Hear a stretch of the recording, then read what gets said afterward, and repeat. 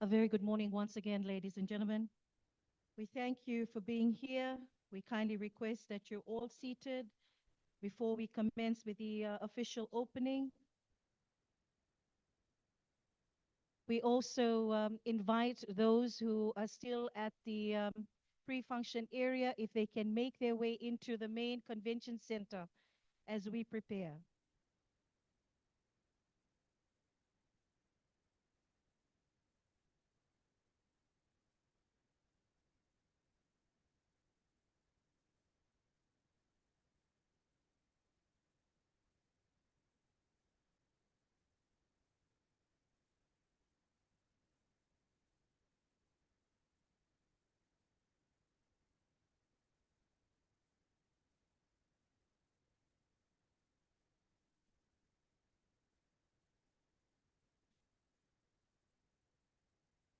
Again, a very warm welcome. Please, ladies and gentlemen, we're only minutes away, 10 minutes away from the scheduled commencement of the official opening ceremony. At this time, we kindly invite you to please make your way to your seats. We also have a few housekeeping mentions as to assist us with our preparations.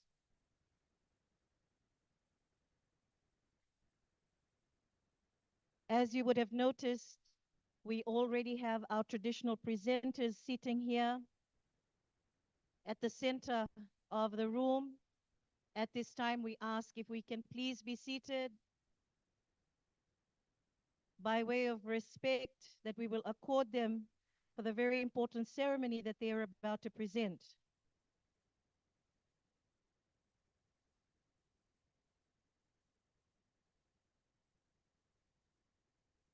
As part of our housekeeping, we kindly also request, ladies and gentlemen, if you can ensure that all your mobile devices or mobile phones, kindly activate silent or vibrate mode at this time.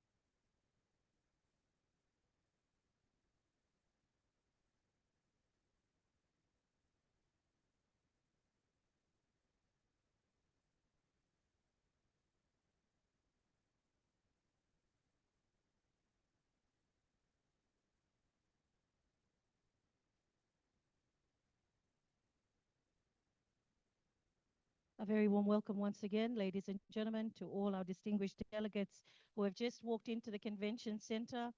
We ask you to please take your seats as we prepare for the official opening ceremony. A quick overview of our program this morning for the opening ceremony. We will welcome our honored guests, the FAO Director-General and the Honorable Prime Minister of Fiji.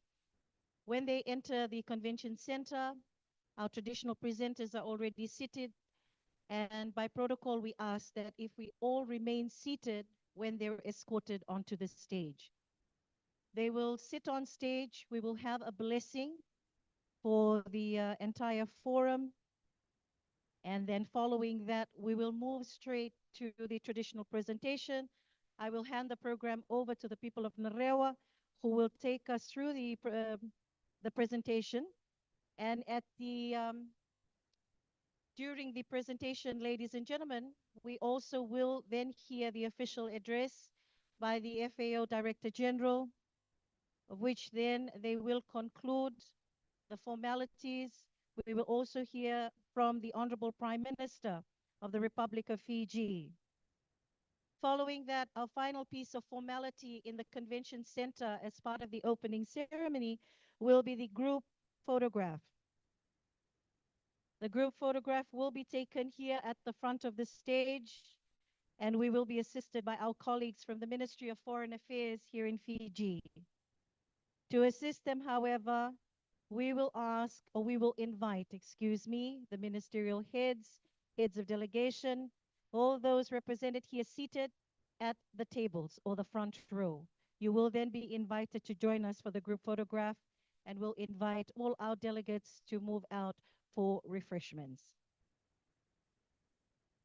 Again, a very warm welcome. We kindly request to ensure that your mobile devices have been activated to silent or vibrate mode.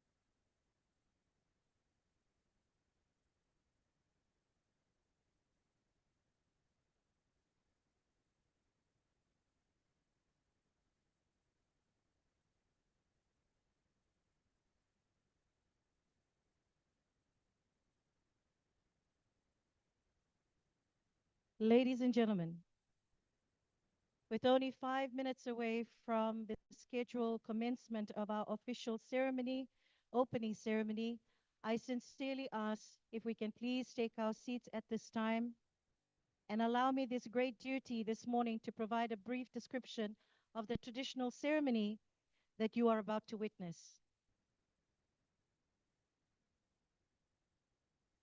Please, ladies and gentlemen, if I can have your attention, I kindly remind you to switch your mobile devices to silent or vibrate mode.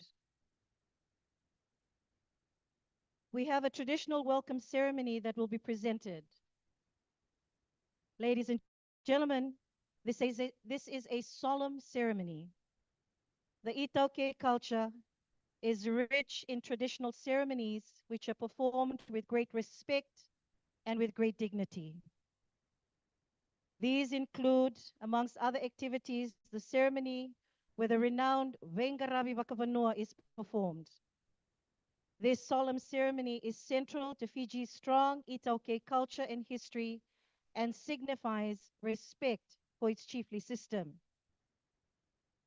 During the ceremony, we request that everyone is seated and there will be no movement for the duration of the entire presentation as a symbol of respect to the presenters. The ceremony this morning will be presented by the people of Narewa village, Navono Vatulevu. We are truly honored to have them. The traditional ceremony is performed during the visit of heads of state, heads of government, other designated VIPs, and official functions of government. The chief guest is assigned a spokesperson or Matanivanoa. The first part of the ceremony is the Ngalngalovi. A tambua is presented to the chief guest with words of assurance that a visitor is welcome. The guest accepts the tambua, then hands it to the Matanivanoa, who expresses gratitude and returns the compliments offered. The next item will be the Vakamamada. This consists of a presentation of mats by women folk, and these items are presented along with another tambua, following which the Matanivanoa will make a formal speech of acceptance. We will then have the formal presentation of a Yangona plant. This is the Sevu Sevu. The Matanivanor will formally receive this presentation. Following that will be the Yangona Wakaturanga, which is the heart of the official ceremonies of welcome. A tano is placed in front of the honored guest as at a respectful distance, with the sao extended towards a position of honor. A group of the presenters will be seated around the tanoa. The yangona is presented, and the chief guest is hence served the first drink. We'll also have the Wasani Yangona Wakaturanga, which comprises of the mangiti, or the food that you see before you, that have been baked in the lovo. On behalf of the chief guest, the Matani Vanua accepts the offering in the same way as the Sevu Sevu was presented. The next procession is the Vosa Wakaturanga, where the guest of honor addresses the assembly, and following this will be the traditional vote of thanks called the Olivanivosa. Following that, we will then hear the keynote address from the Honorable Prime Minister of the Republic of Fiji. This will then conclude our formalities this morning. During the presentation, we appreciate your kind cooperation and respect for the presenters. Please remain seated throughout the ceremony. Again, ladies and gentlemen, we appreciate your kind cooperation in adhering to our traditional protocols for our ceremony this morning. With that, to all our distinguished guests who have just entered, we thank you once again. A kind request, if you can ensure that your mobile devices have been activated to silent or vibrate mode at this time. Also, upon the entrance of our honored guests, we will remain seated as a sign of respect. Following the blessing of the ceremony, the program will be handed to our traditional presenters to begin. Thank you, ladies and gentlemen, for your attention, and I appreciate your cooperation. We patiently await now the arrival of our honored guests.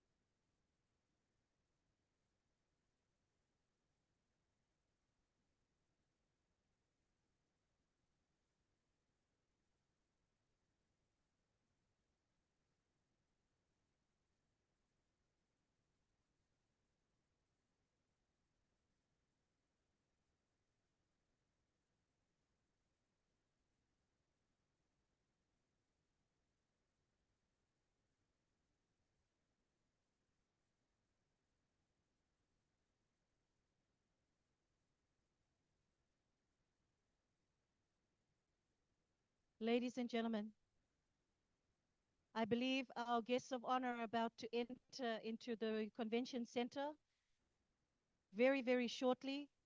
We ask if we'd all be seated, please, at this time. Please, if you can take your seats. When they make their way in, we will remain seated, we will have the blessing, and we will proceed with the traditional presentation. A kind reminder to ensure that your mobile phones have been switched to silent or vibrate mode.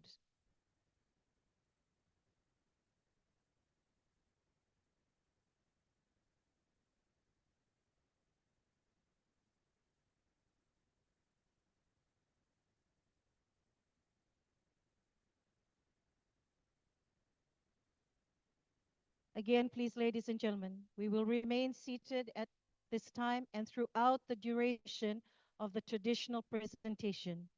We ask, please, for your kind cooperation, and we appreciate your respect to those who are presenting on behalf of the people of Fiji.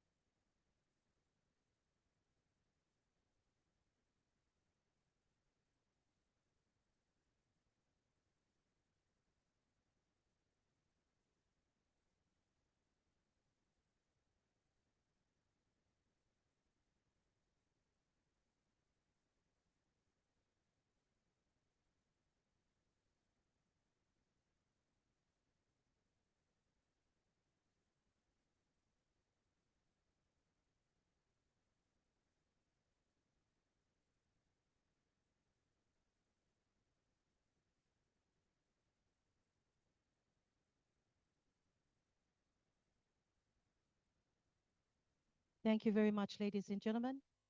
Our guests are about to enter. We ask that you all remain seated. Following the entrance, we will have the blessing and proceed with the traditional presentation.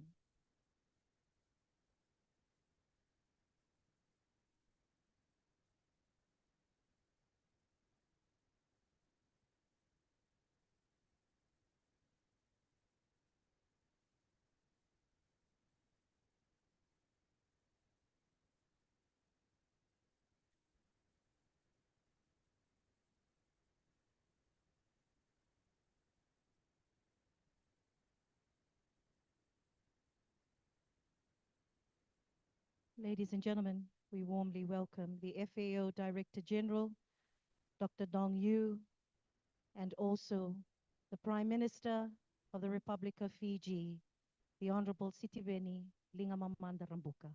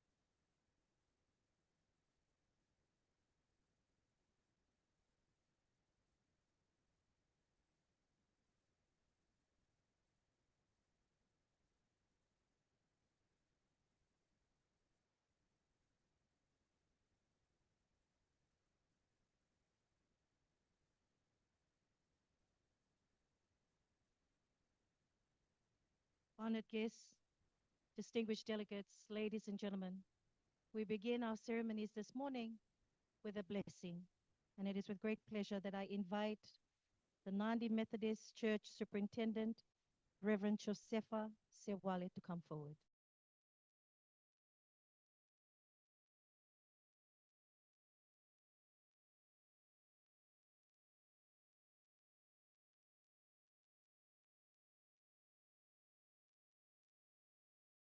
Let us pray. Dear Lord, we acknowledge your presence in our midst as we submit and dedicate this forum into your hands, O Lord, O thee. Amen. Psalms 24, verse 1 to 2. The earth is the Lord's and everything in it,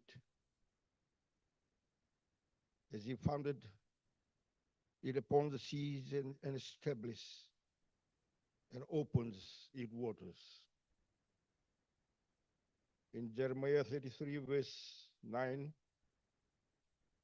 then this city or land or region will bring down the renown and joy and praise and honor before all nations on earth, that hear of all the good things that I do for it, and they will awe and marvel and will tremble as the abundance, prosperity, and peace I provide for it.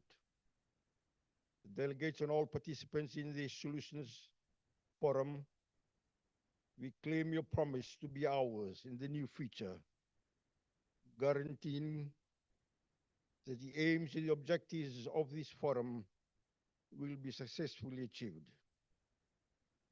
Let us pray. Lord, we come to thee and ask for your wisdom and power and the clarity of mind to discern your will in this get-together. We are the chosen ones from various related countries, the Pacific Small Islands Developing State Forum, and for solutions that will be occupied in our discussions this morning. We are the chosen ones from related countries and fields to discuss how we constantly provide, store, and secure our biological resources to address our population needs at a long time, on a long time value, at affordable price. May we establish the work of our hands upon your grace.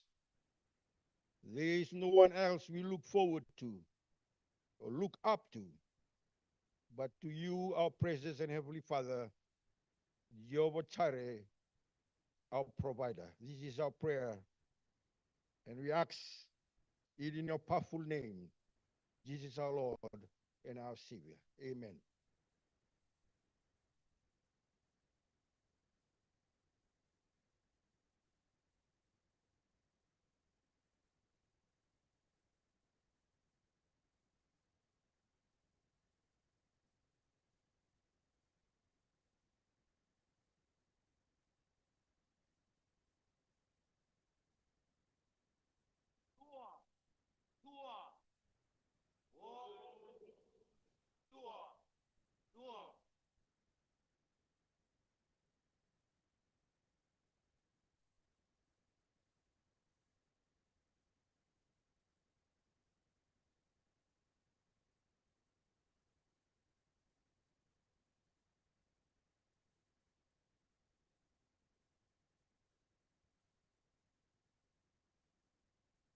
Sa vamomori goto.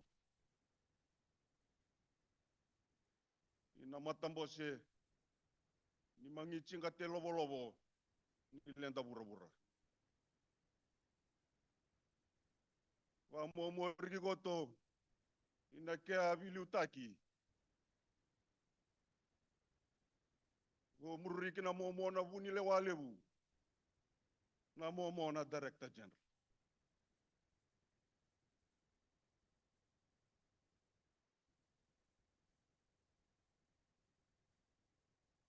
Salame iko variki. Inandanu indena rau. Inandalini vanona vatulevu.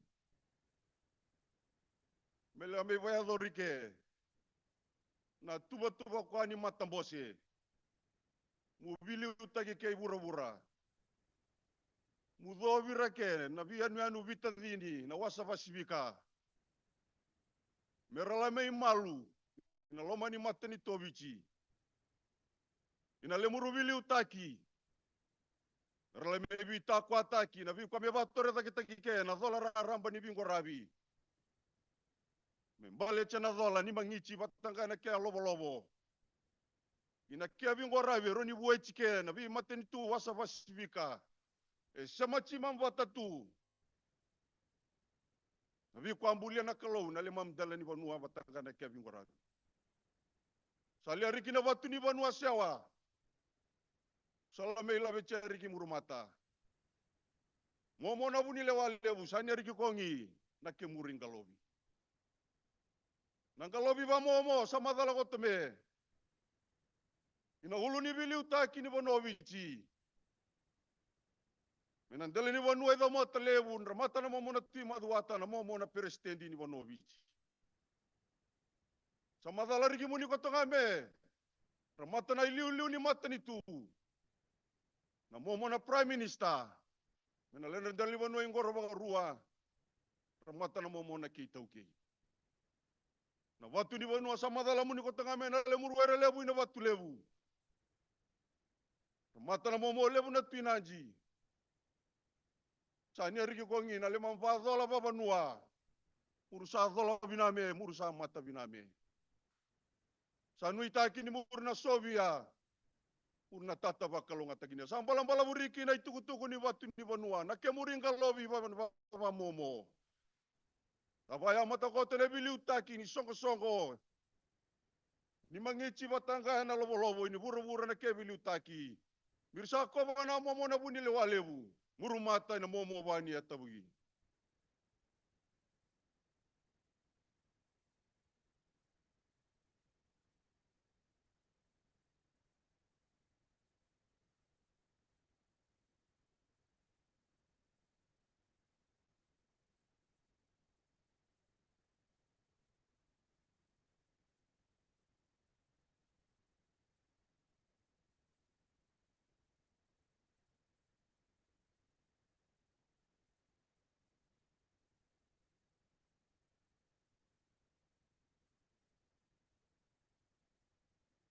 Lai kwalia na wachuni vanua.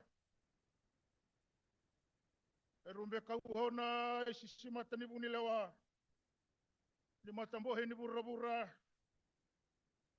Inandau ni seise ni lobo. Lame banjina jina dola intena rau. Ila nasikini hinga holo makina na kalou. Melame bataki lakila taki kena yalo ni hema ni vanua. Melame ngwarabi kena daga ni viva toro daga taki na wasa pasifika. Lame ngwarabi mendonu makina na lenjibisi na hinga ni kuwa. Rongo bina na tata ni kela maingalobi. Kawai taki na ihulu ni daga na ihulu ni bingwarabi. Zambe kotomo na ulu ni bilu taki ni lenju vanua.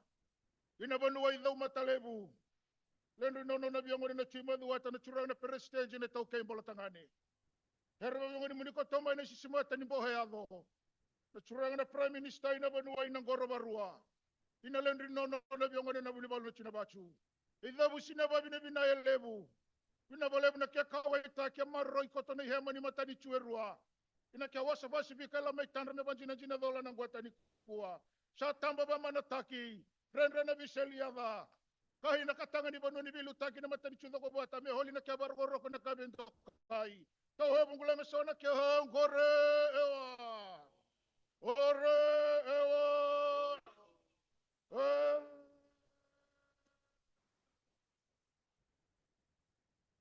Atani.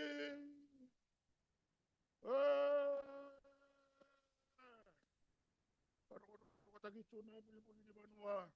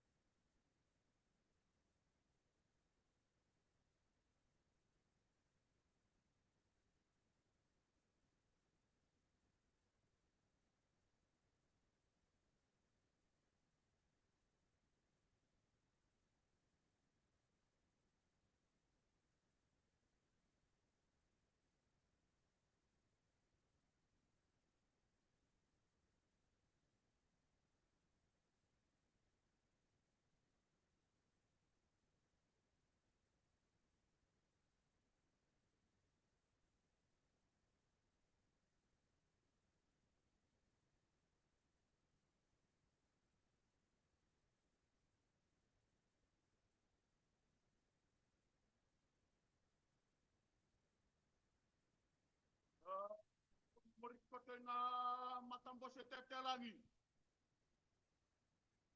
Mangitsing ka telobo-lobo na lenta bura-bura. Misako ba na kya bunilewa inararanisin nga binani kuwa. Gila may ilabi na matutampo ni Vanua. Mete batake nile na yaw sa tumbu mata ina singa binani kuwa. Mesake mu iba mama koto. Nabukuni lemu sabura. Nabulangin tokai. Ni matambo se tetelangi tegere lenta bura-bura ni mangiti ka telobo-lobo inararanisin singa binani kuwa. Salian rabatu ni Vanua koto na berele bola tangane. Salian rainono na momo na tima duata ina singa binani kuwa.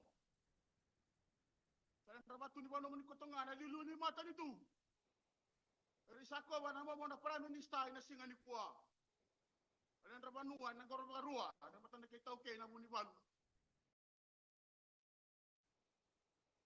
Singa binani kuwa. Salian ra patu di Vanua koto ngana berele na batule na momole na tinansi. Sabiso na matanitu abici, sabiso na berele na batulebu. Inabuku di tabimbiri, milame gorabia. Ina singa binani kuwa. Sambalam-balawan itu tuku ni batu di Vanua. Lebatake ni kemu iba mamada. Ina singa binani kuwa. Katutu diari kinga baleke. Iya bu kian rausa ke rango. Ina matambo se tetelangi ni mangiti ka tetelangi na mo bana tamungi.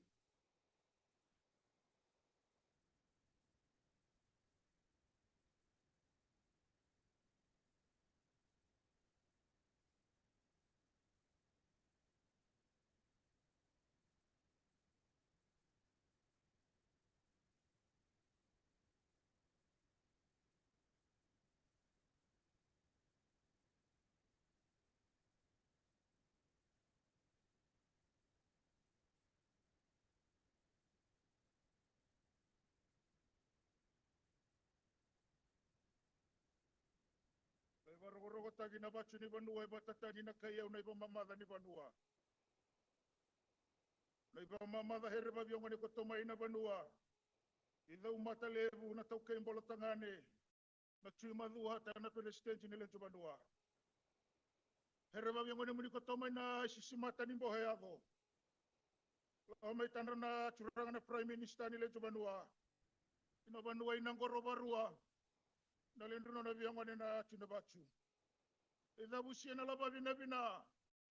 Nabunilewa ni matambohe. Ni mangisinin daw lobo-lobo na bura-bura. Ni raw nila may pamamataki at kaway taki. Inabuko ni hila na yato-yatong balabu. Elamay kaya nabida na hinga o si melamay guarabi na itabi melamay bayadol na taki. Nakiada kay chuba-chuba ko na basibika na hinga ni kuwa. Tatamba ba manataki. Kere muni hondarulima. Meba nga bulin meba semuni na baroko na bintokai. Tauhe bungulang asawa na kihang kore ewa. Kore ewa.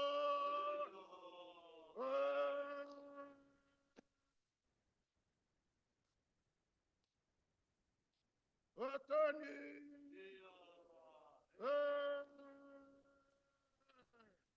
Walebu.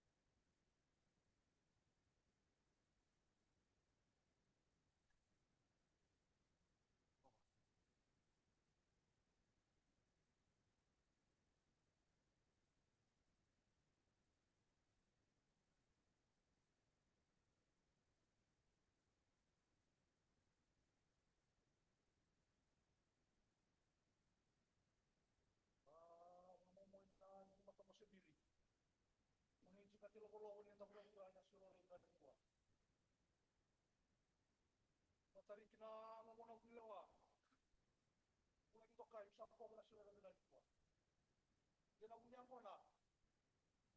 kona na mamona prestige dentro Vanua dentro Vanua toma tele kuna matara mamona tumadua na kunya kona ona prime minister na lilu ni matari tu Ranjali Vanua matara mamona kunibal na kunya kona kuninga na mamona kuna tuiraj na sura na kwa Sani kwa nini nale mke muli matakarao. Sio ni Vanua. Na bukule mura mena sio nani kwa. Ngora bina ma possibili. Malaysia. Kya maro ina udo len Vanua. Sare swali nero bota ni punya ngona. Timuru matakarao reki ho no mo. Dala ke tu ku kabale ke. Raya mo no sa kirongo. Ina mo ibe akon bengi.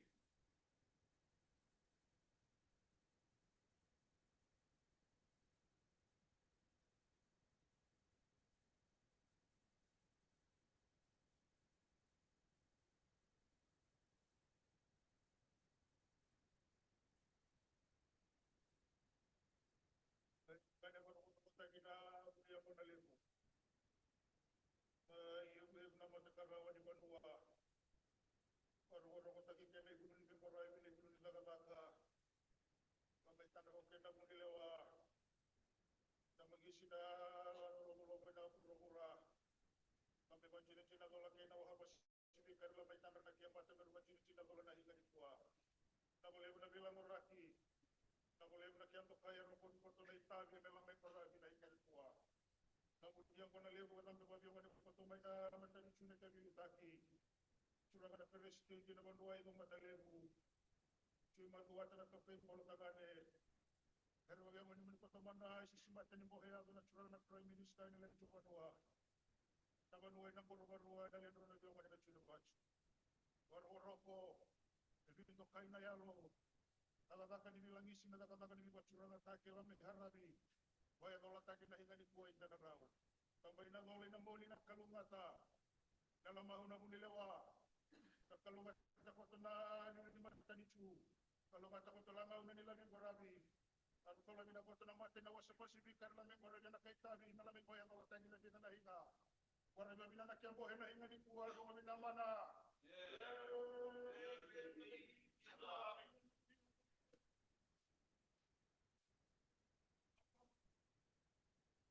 Sadang tak kau memang saya nak bawa ini itu baik. Kau berpikir sana kira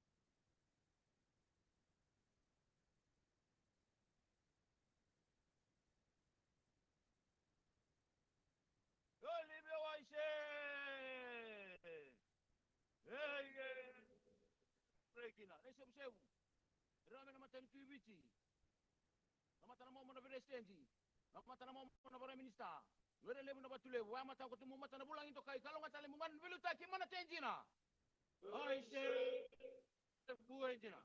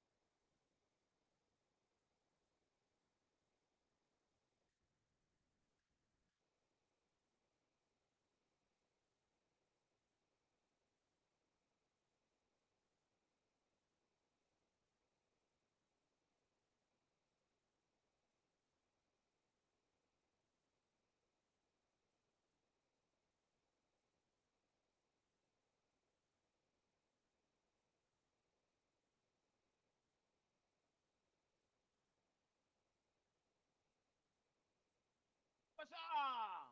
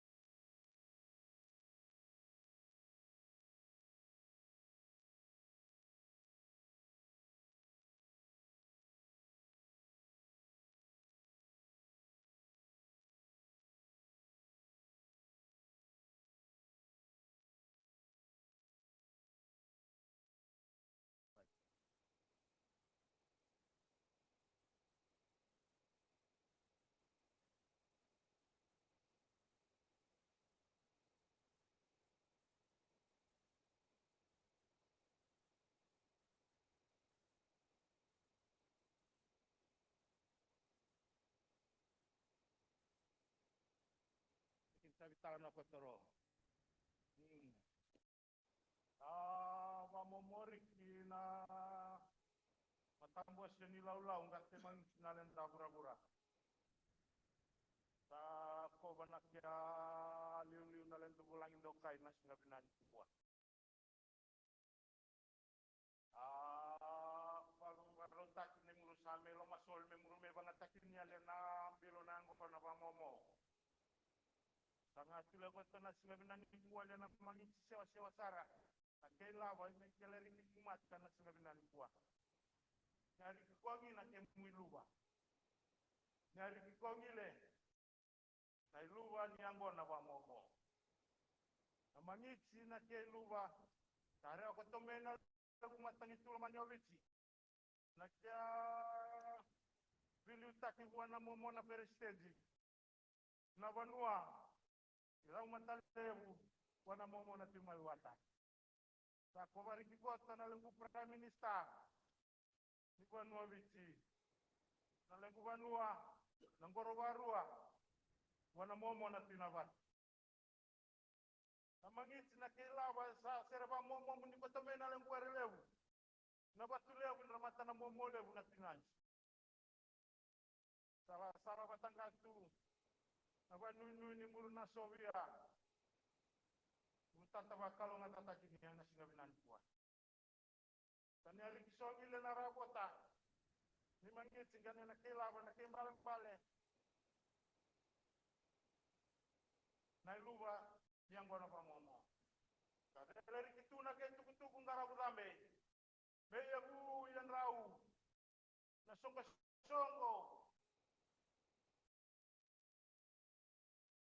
Lau kanya na mangit sinalan da pura-pura na momo ya tangi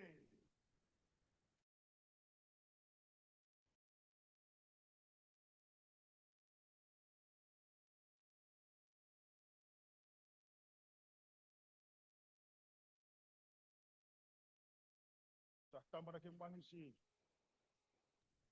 lai yang ada baru watagin da mangisi lebu na kailaba liwahin yang kona babi yang wande lama intaro koto na ke bono ne bingkorabi nang kota ni kuah na mangisi na kia ilaba here babi yang wande koto mai na mata di chule bu na ke bilutaki na curang na prestige na bono wa mata lebu na lendru nono hau baki na curang na cuma duata na toke bola tangani here babi yang wande muni koto mai na isisi mata hon imbo yalo lama tanra hon na curang na prime minister jile juga nuolo mai no visi here babi yang wande koto mai na bono wa na ngorobarua inalendo na hoba kina vyongo na rachuna bachu maringa busia na babina bina elevu ni rewande lambe kawaita kina ihulu ni daga ni ihulu ni vingkorabi lambe vaya dola takina na lengu yatanga ni Vanua na yalo ni loloma vai to mataki kele kilasi kena Vanua visi na kachini kava na mbo Vanua na lenju Vanua mela mengandele vya kena yalo ni kawai na yalo ni bibaro gorogotaki lamentaro kena kia mangisile na kailaba ne wahini yang kona babi yang wane me konta kia lambi bayang ataki na rewao mambilo nang kona na hinga di kuwa itambay na dole na moli na kalunga na lea mahuna bunilewa nandao lobo-lobi na mangisine lenju bura-bura na dolang kwa koto na lili ni matani chule buchuna labi ngau na bina kalunga ta koto na ambo hinga bida laming kwa rabin tena rau ini ako to na kaya kalo chiwa me tao mo chumana Jira, iya na mangisi na kailaba. Naiwahendi ang wana babi ang wane. Tambah rewa hau pamana tagi rewa muni ho. Kere muni hamandaru lima. Me pangapuli me pasya muni nalentar kubaroko na lentar kubintokai. Tawe pong pulang sana kya hau. Gore ewa. Gore ewa.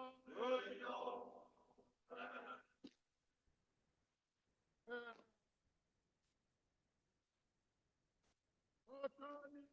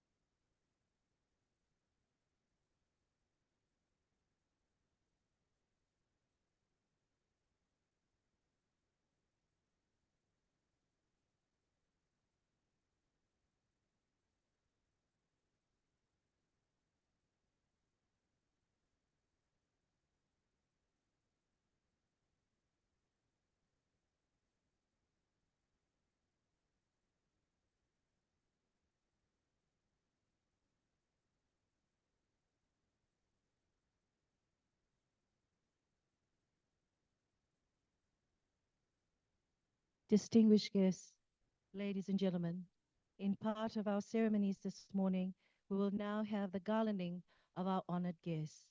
I invite the ladies responsible to please come forward to do the honors.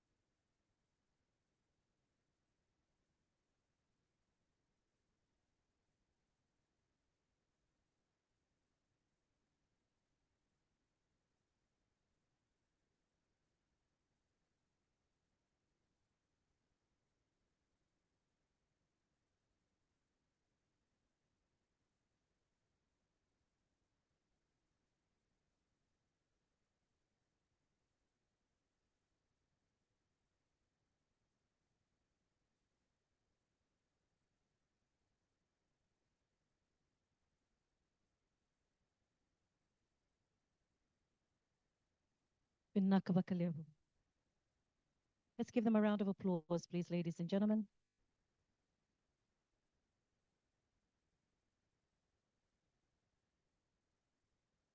I wish to begin by firstly acknowledging our spiritual and our traditional leaders, the Vanua Nadi, Werelevo Inabatulevu, Namomo Natui Nandi.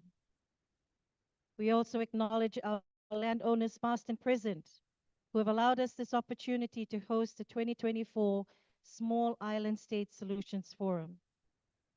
Our guest of honor, the FAO Director-General Dr. Dongyu, the Prime Minister of the Republic of Fiji, the Honorable Sitiveni Rabuka, Honorable Ministers and government representatives, members of the Diplomatic Corps, Your Excellencies, heads of institutions, industry leaders, development partners, representatives of civil society organizations, distinguished delegates, and media representatives, Nisam Buluvinaka.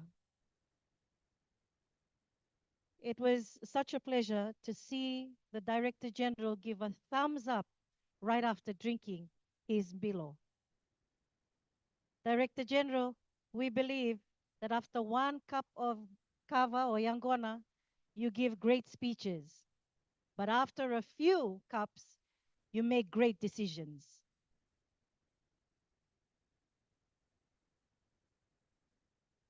Ladies and gentlemen, it is a great pleasure and great honor that I invite now the FAO Director General, Dr. Dongyu, to deliver his official remarks.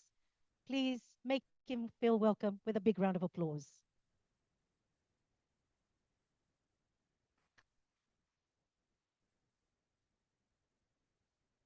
Thank you very much.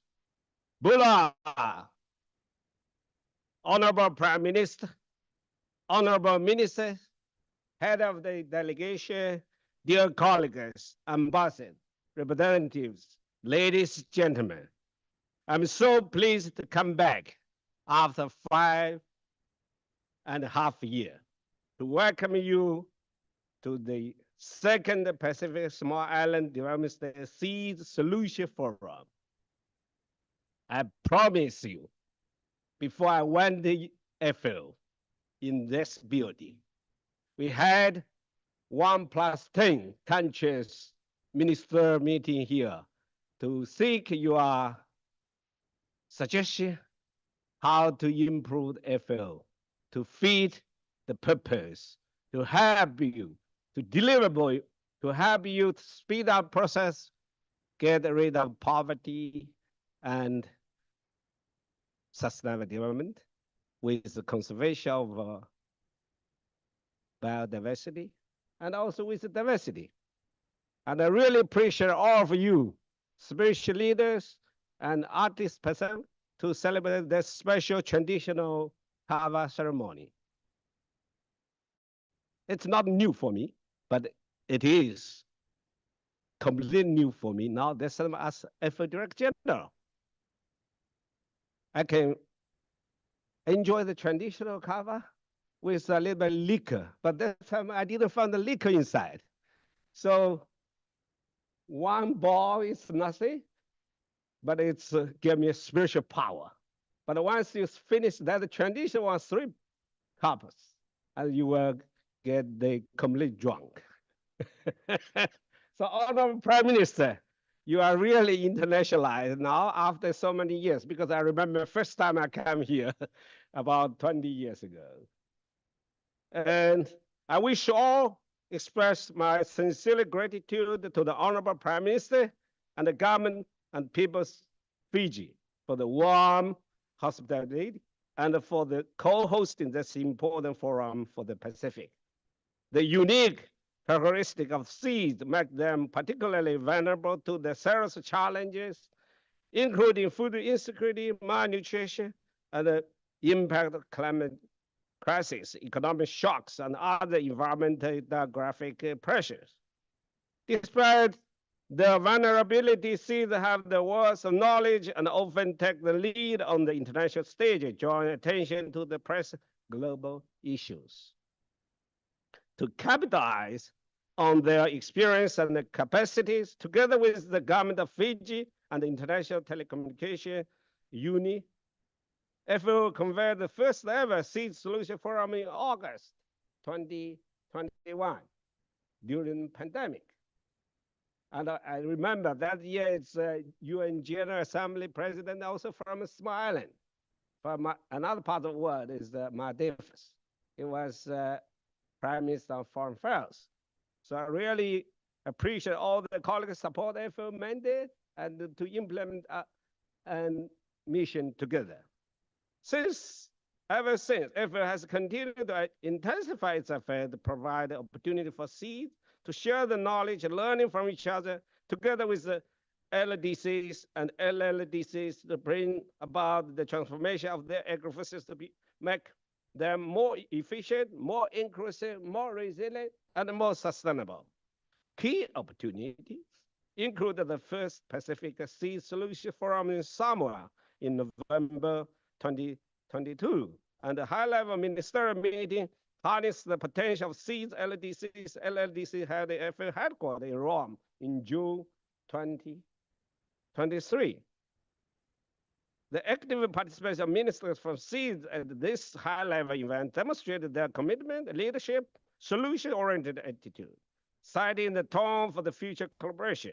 Moreover, the call for action issued by SIDS LDCs in June 2023 for establishment of informal ministerial network with technical support from FAO represents an opportunity to continuously share know-how and support the development of an integrated and tailored approach with global and local solutions that are evidence-based and take into account trade-offs.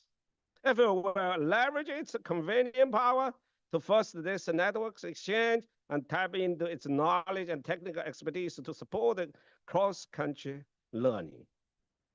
Ladies and gentlemen, well, the SIDS account for less than 1% of global population. They manage 19% of the world exclusive economic zones and contribute to 2% of world annual marine catch, making them an invaluable source of nutrition and an important contribution to their economics.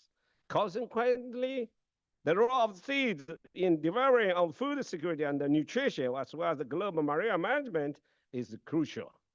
Recognizing the important role of the aquatic food system for the sustainable development of the Pacific SIDS, as well as other SIDS, FAO have placed them at the core of the FAO Blue Transformation Vision, which is anchored in the 3 measurable climate resilient objectives, namely, 1, the sustainable expansion and intensification of aquaculture, 2, ensuring effective management of all fish resources, and 3, the development upgrading of aquatic food value chains.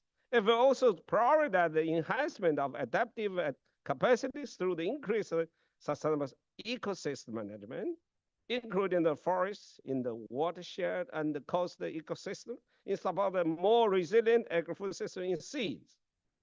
Addressing malnutrition in all its forms affecting Pacific seeds, from undernutrition to obesity and non-communicated disease, is fundamental, as these countries have some of the highest rates globally.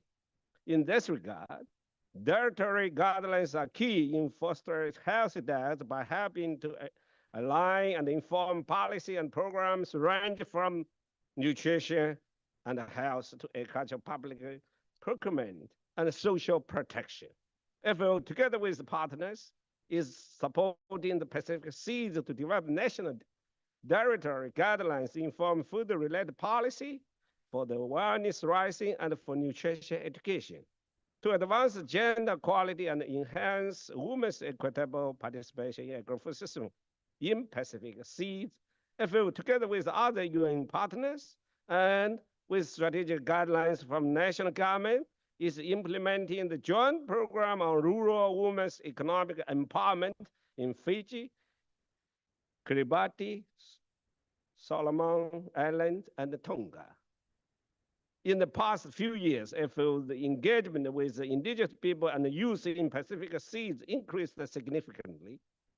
In 2023, 20 indigenous youth from the Pacific region representing 10 indigenous peoples participated at the second session of the Global Indigenous Youth Forum, co-organized by FAO. FAO is also supporting data collection and statistics related to agri-food systems and SDGs in Pacific Seeds for effective and informed decision-making. Using key geospatial data, FAO hand-in-hand geospatial platform support the formulation of the policy for efficient land use and access to financing for farmers and local producers. Through the Global Soil Partnership, FAO stands ready to support the Pacific Seed in tackling soil degradation and erosion, as well as through the development of soil information system with updated data, strengthening analytical capacity, and improving legislative frameworks. Ladies and gentlemen, as part of FAO ongoing efforts to support the countries to prevent food loss and waste, we supported the development and a methodology to measure food waste with the focus on seed, with its full rollout planned shortly. Thus, data collection efforts as food loss and waste should, however, be complemented by, among others, investment in infrastructure and technology, in adoption of the innovative agri-food process and the circular bioeconomy practice to increase availability, accessibility, and for the affordability of local produce. The timely dissemination of food security-related information is the key to foster early warning, trigger evidence-based and timely interventions. FAO Virtual Learning Center using digital approach to support the capacity development in the region. Training professionals through the online courses covering key topics such as One Health, farmer biosecurity, animal nutrition, and animal breeding, among others. We cannot deliver on the agri-food systems transformation without increased and targeted investment. In this regard, the first ever, so the FAO China South Cooperation Trust Fund, FAO contributing to the digitalization of agri-food sector and the development of specific product value chain and the reduction of the food loss and waste in the fishery sector in seeds, included in the Pacific. During the recent FAO Regional Minister Conference for Asia and the Pacific, I committed to support FAO members in the Pacific to develop the Pacific Seeds Investment Program, which seeks to transform agri-food system to improve food security and access to the healthy diets, support economic growth, build resilience, and look forward to the report on the study of the implementation. Dear friend, we have come a long way together to learning from each other, to focus on solutions, both existing and new ones, to address the challenges and achieve the food security for all. Our efforts to accelerate the agri-food system transformation in seeds for the four betters: better production, better nutrition, a better environment, a better life, reflect the FAO commitment to walk the talk, deliver on the ambitious goals set out in the 2050 Blue Pacific Continent Strategy, Antigua and Barbados Agenda for SIDS, and the 2030 Agenda for Sustainable Development. Let us continue to work together to ensure enjoy the taro. Taro is one of my favorite food. When I was a child, we produced a lot of taros in my hometown, Hunan, and actually taro originated from south part of China and India. So when I saw the taro, it's a feel at home.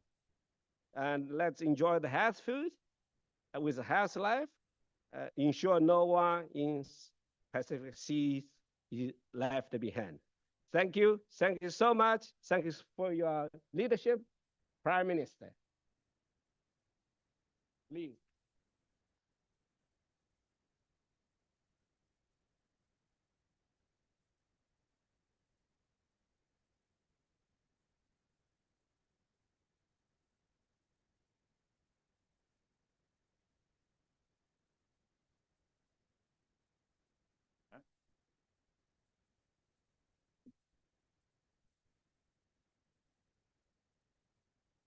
Thank you very much for that lively introduction, Director General.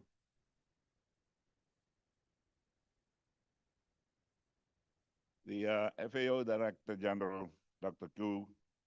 Dongyu, the co-host of this forum. Pacific and non-Pacific government ministers, the Honorable Watimi Realu, the Minister for Agriculture for Fiji, representatives and the chiefs of the Vanuatu of Nadi, Nitigana Mobolebu na Tinandi, Inabatulebu, na nomuni Tio Baturanga, Ker na nomuni Turanga, na nomuni Laurbo, nomuni Lingani Wau, ni Boitavitiga na Matanikua na Kena. Wedori na ibu ni bikin baki baturanga ba Vanua, ver na bulang ni Vanuaviti, bulang ni nomini Vanua, the mai songo tioki na nikua.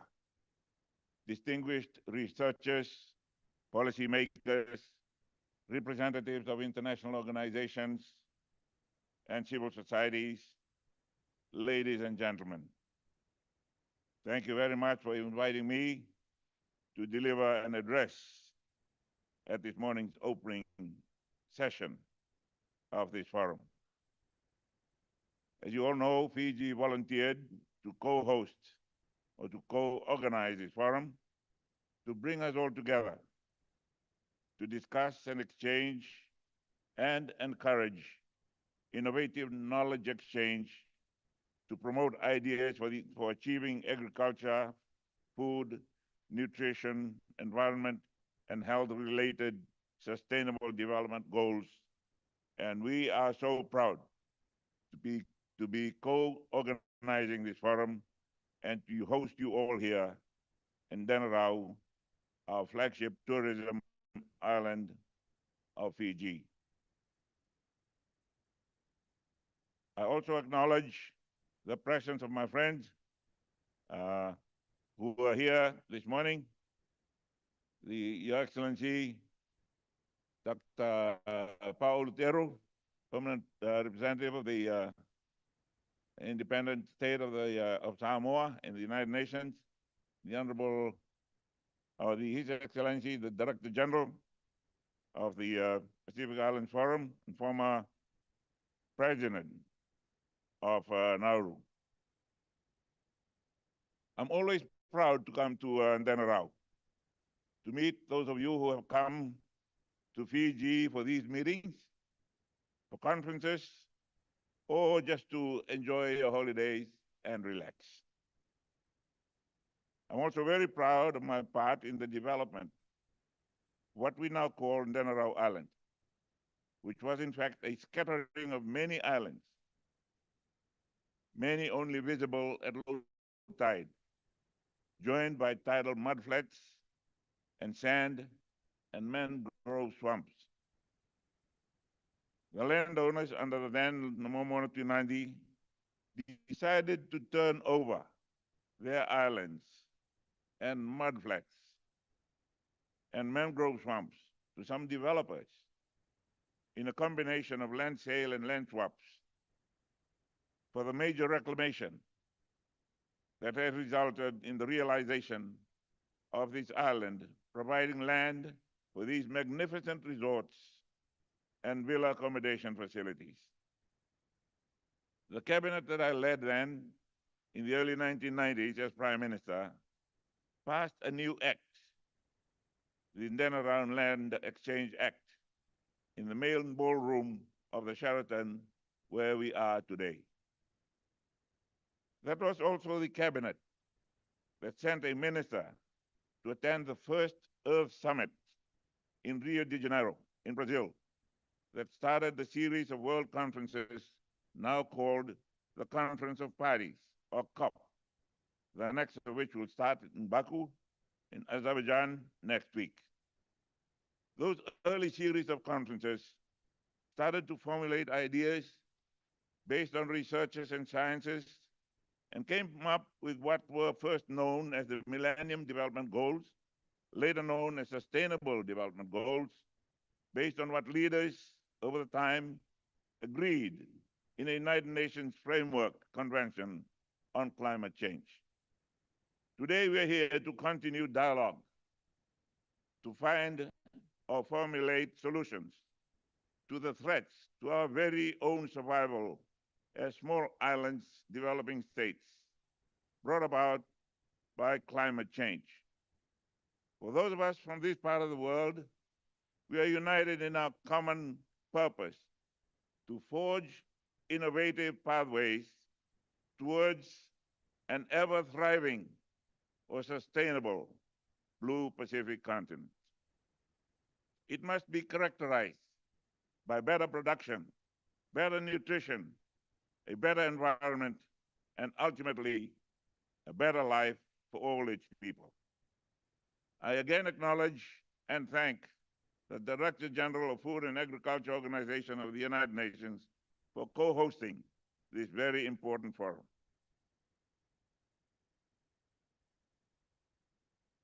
We're so pleased that you have all come to be with us today. And we hope that you will take time out while you're here to not only attend the forum, but also to see what else we have available for you in Fiji.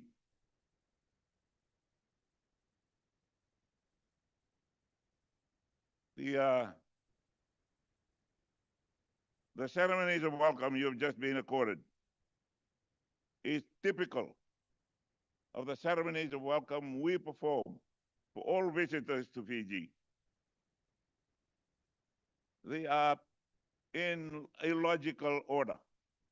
The first presentation of a whale's tooth that was received by your herald is a Ngalongalobi. Ngalo means to swim.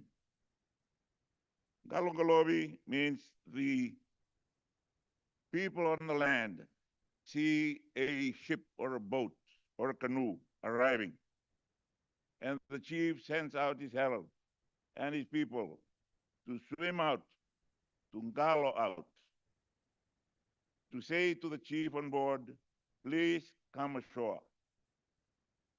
So they present the Ngalongalobi, and they come ashore. Then they didn't have jetties, so they had to get off their canoes and boats and wade onto shore. And they would come up with their feet wet, maybe even their clothes wet. They would be presented mats or clothes as Ivakamamada to dry up and to replace the wet clothes you're in. Once you're comfortable, they present the kava, which you drink to make you feel at home. And after that, when you're feeling good, they bring out the food. That is the sequence of the ceremonies that we have passed, we have performed for you this morning. It shows that we welcome you, all of you, and we hope that your forum will have great results for us, because our very own survival in these small islands in the Pacific depend on how well we anticipate the future and plan for that future. Today we're here to continue dialogue to find or formulate solutions to those threats that threaten our own survival as small island development states, dangers that are brought about by climate change. For those of us in this part of the world, we are united in our common purpose to forge innovative pathways towards the ever thriving and sustainable Blue Pacific. I believe we can leverage our collective strengths and traditional wisdoms that enabled our forefathers to sail thousands of miles without navigational aids, except for the sun and the stars and the moon, and the currents and the winds, to go from wherever they started off and reach these islands they now call home. And these very islands are now threatened. We can dovetail that old wisdom to the inventions, the sciences, and the technologies of today to pave a way for sustainable development in our region. Papua New Guinea, a close neighbor, had a friend. I'm sure most of you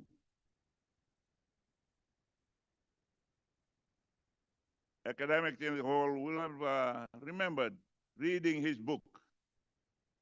His name is Jared Diamond, and his friend from Papua New Guinea was Yali. I think he's probably alive still. He's a politician. Yali asked Jared, my friend, why is it that you white men always have better tools, better toys, always have more cargo? Jared sat there for a while and thought, that's not always true. Put a white man and one like you, Yali, into the middle of the bush, and you would come out healthy and well, because you will find food in the bush. Well, I will not be able to find food in that bush. I'll probably die of starvation and exposure. So those old wisdoms, together with the wisdoms and sciences of today, can find workable, practical solutions for our future.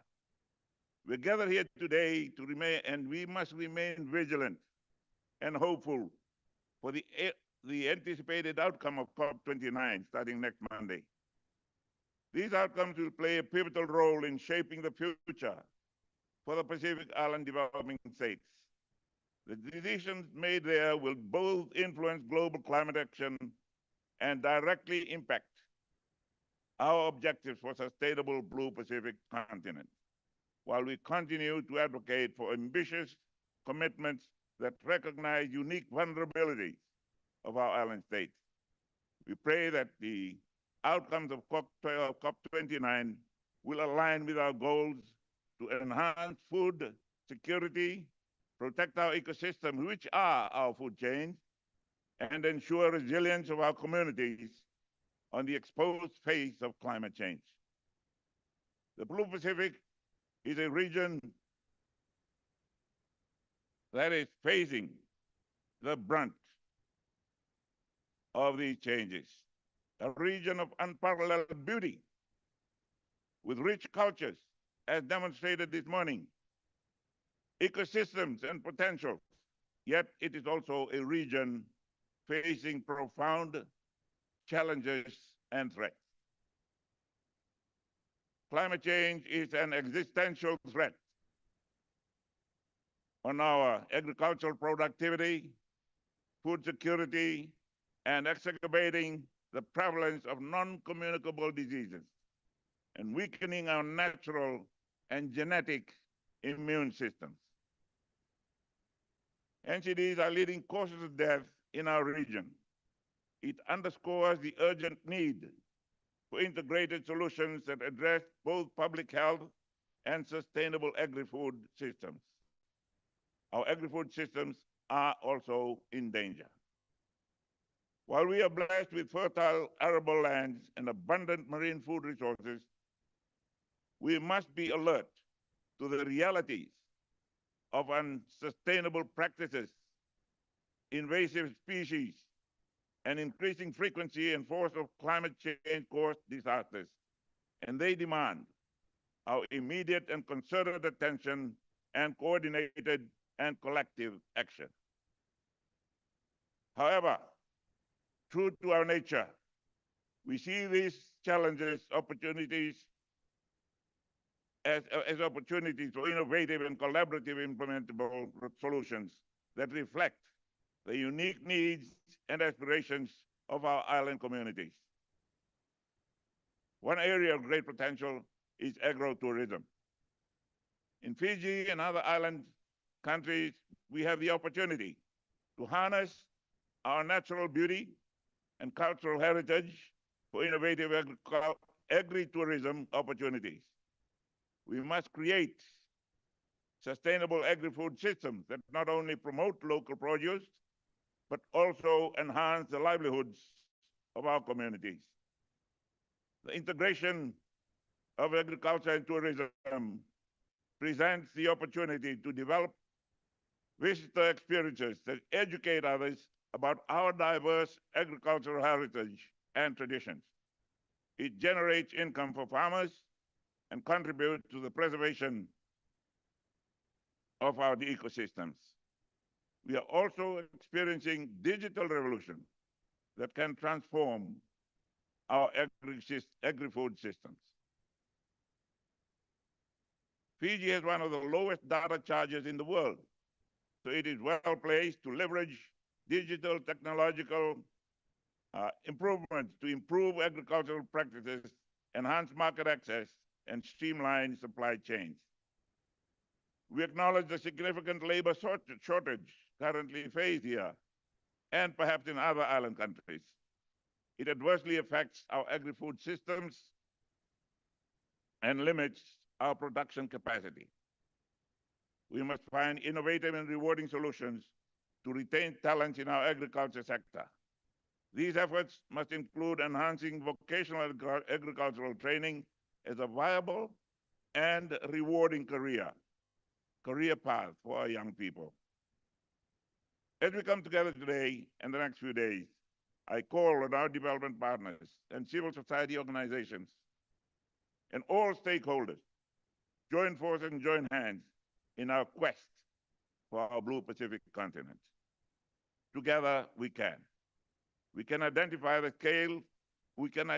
and scale innovative solutions for resilient production that empower our communities and enhance our food security. We must prioritize initiatives that enhance agricultural productivity while protecting our fragile ecosystems. We must, 1, promote sustainable land and water management, 2, integrate traditional knowledge with modern techniques and sciences, and 3, invest in research and development to build resilient livestock systems. Let us innovatively harness the power of technologies and sciences with our traditional knowledges and the natural land attributes to improve our food security, food safety, healthy nutrition, and reduce post-harvest losses. Let's not forget to address the root cause of NCDs. Your deliberation this morning, ladies and gentlemen, and tomorrow and the following day, on promotion of healthier diets, improving access to healthy, nutritious food, and ensuring sovereignty for our people are very, very important. We must remember to empower the women and the youth who play very critical roles in our agri-food system. Gender equality and consciousness and youth engagement are essential for fostering inclusive and resilient, harmonious societies. By providing access to resources, education, decision-making platforms, we unlock the platform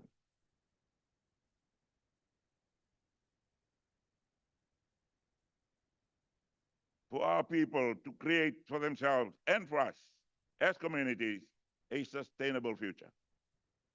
As we embark on this common journey, let us share our success stories and learn from one another.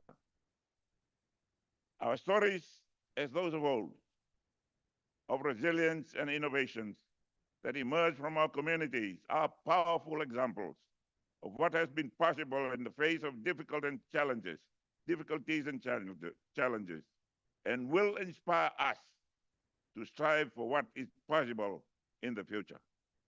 In closing, I urge each of you to engage with boldness, creativity, and a spirit of collaboration as we seek solutions for the Blue Pacific continent. Remember the story of these islands and mudflats and sand and mangrove swamp that made way for this iconic tourism hub of the Pacific. Now, available to you all. Now, I look forward to the outcome of your deliberations, and I apologize that I will not be able to be with you at dinner tonight because I'm heavily involved, like the people of the United States of America, in overseeing the transition between two presidents here in Fiji. May God bless you all. And for those visiting us for the first time, please take time out to see as much of Fiji as you can.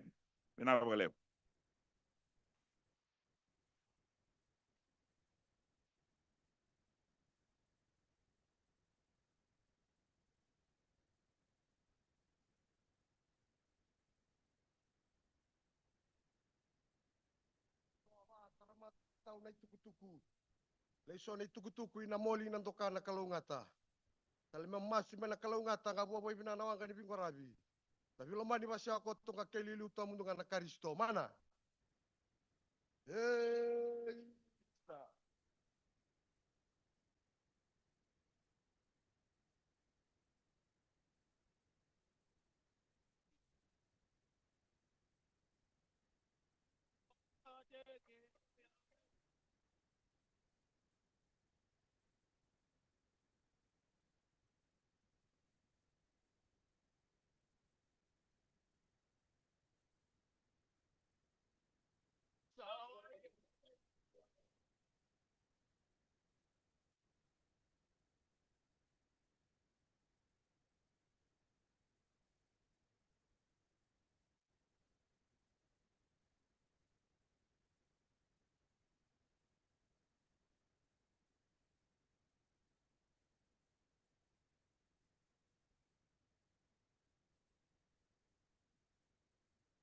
Ladies and gentlemen, distinguished guests, this marks the conclusion of the traditional presentation and also our opening ceremony this morning. Can I ask that we give the people of Narewa a big round of applause?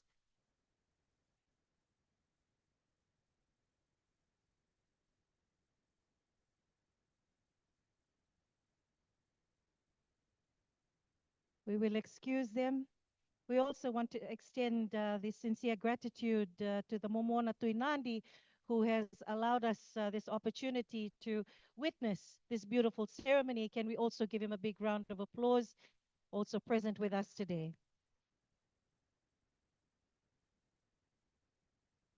With that, ladies and gentlemen, I thank you sincerely for your attention and your cooperation and adhering to all our protocols.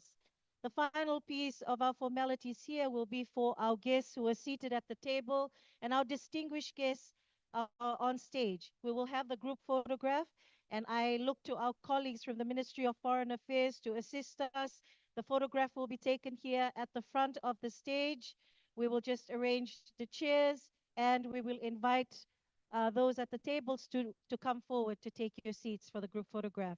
To all our other distinguished delegates, we take this time to to enjoy some refreshments at the pre-function area just outside the main convention center. If you reach the beachfront of the Sheraton Resort, you've gone too far. You will need to come back this side.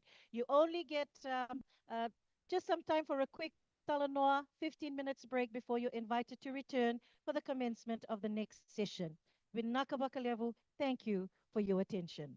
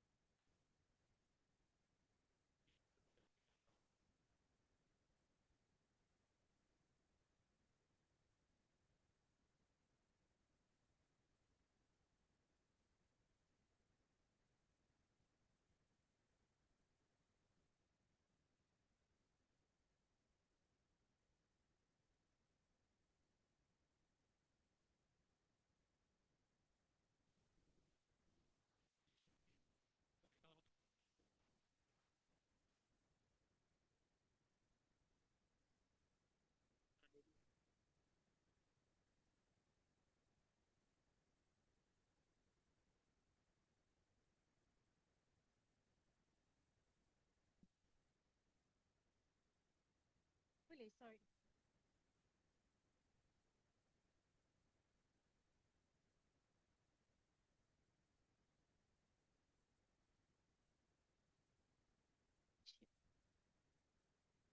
Thank you very much for your patience. I kindly invite the honorable ministers and heads of delegation and those who are seated at the table, please, if you can come forward.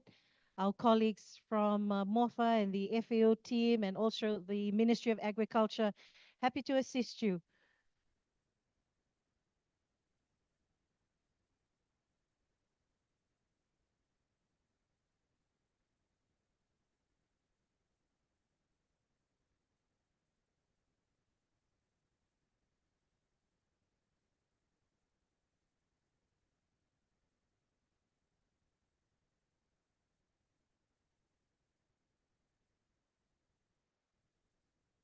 A kind request again.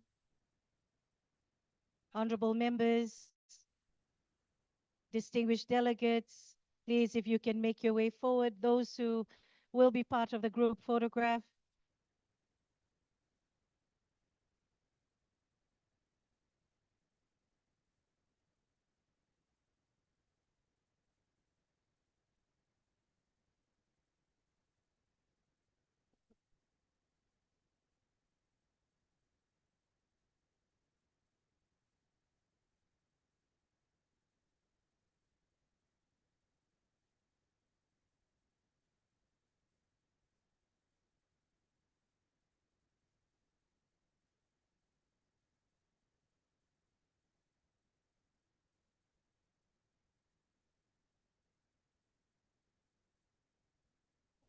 Everybody.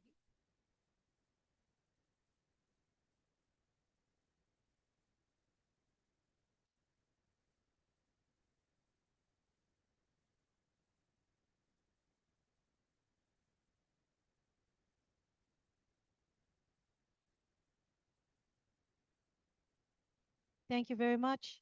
Those who are being ushered to come up on the stage, there's stairs on both sides of the stage, so you can come up those stairs. And there will be some who will be requested to stand in the front. Thank you for your cooperation.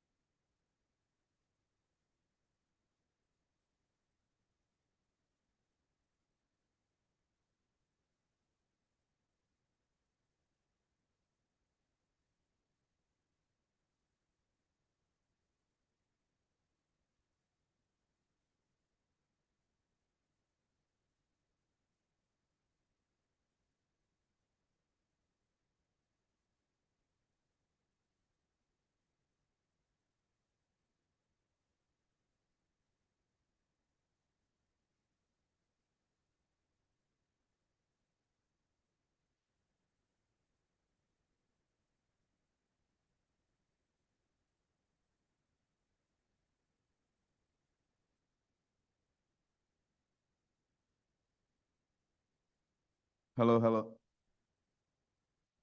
Protocol officers, if you can remind the participants who come in, we are about to start, please.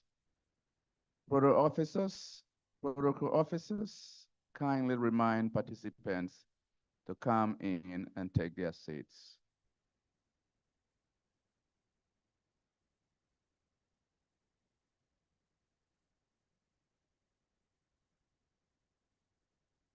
Protocol officers, kindly remind participants to come inside.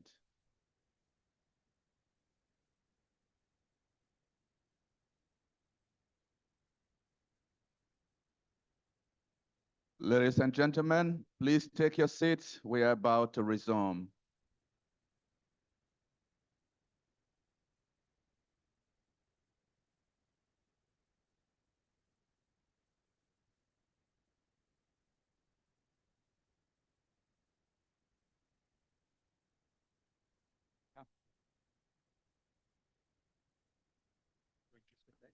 Yeah. Who will introduce the video? I will do that. Okay.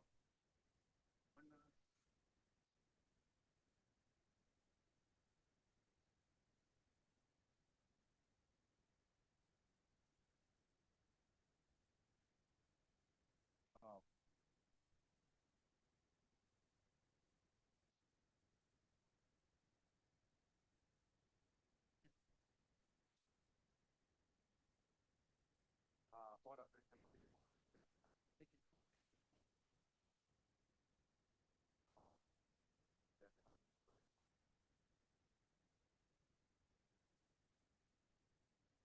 All right, so find it on the finger on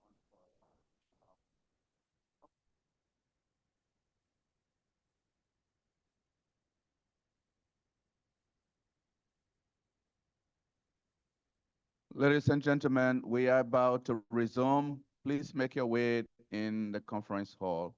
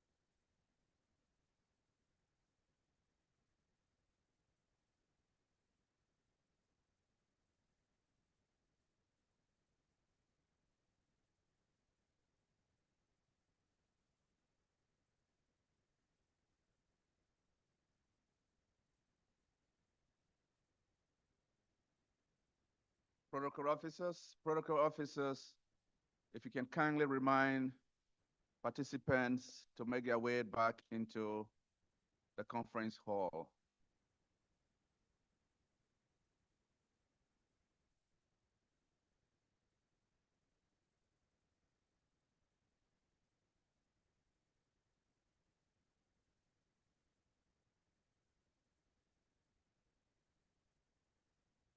Protocol officers, if you can kindly remind participants to make their way back into the conference hall.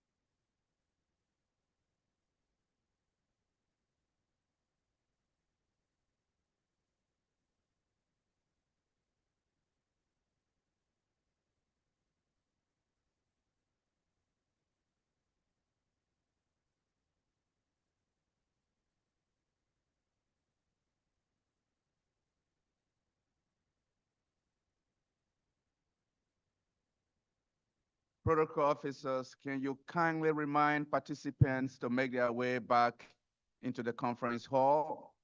We will be starting momentarily.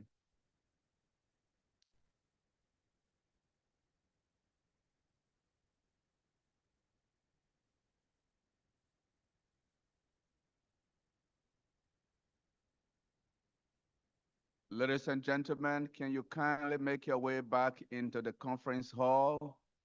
We will resume momentarily.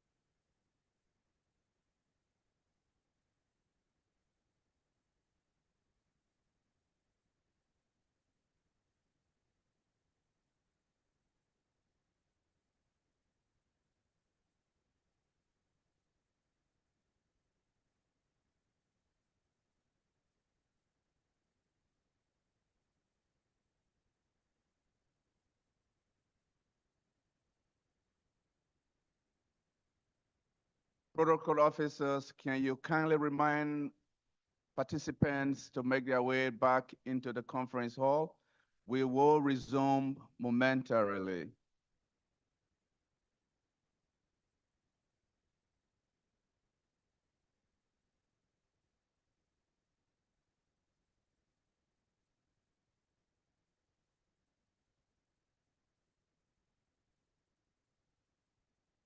All right, ladies and gentlemen, can you kindly have seats? Can you kindly be seated?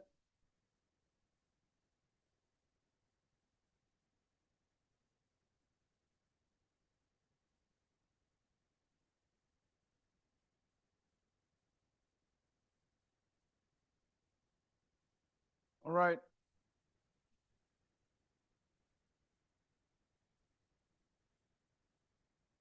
Bola, my name is Joseph Nyeman. I am the FAO Food and Nutrition Officer for the Pacific Islands. I'm your MC and your humble servant for this forum. You will all recall that this is a solutions forum. So if you have challenges while you are here, please ask me and I will share the solutions from the PM and the Director General to give you happiness while you enjoy Fiji time. It shouldn't be very difficult for you to find me because I'm the tallest man in this hall. But I'm not alone. I'm here with a very strong team, thanks to the generosity of the government of Fiji. Throughout the forum, you will see the colleagues dressed in black and white. They are all here to support you. We have chosen not to print the program as a contributing measure to building the Blue Pacific continent. If you need a copy of the program, please go to the team or you can go online. Colleagues, can you put the barcode online that participants can scan? It's okay, so the barcode is online. If you need the program, please scan the barcode and you will have the very latest version. We do not have hard copies available. Washrooms are directly outside in the hallway. We will now return to the next section of the forum, and we will begin by listening to the insights of a few leaders. I'm therefore inviting to the stage His Excellency Latero Fatu Manava Opulu III, Dr. Paalo. He's the ambassador and permanent representative of Samoa to the UN. At the same time, he's chair of the Association of Small Island Developing States. His Excellency, you can come and take a seat.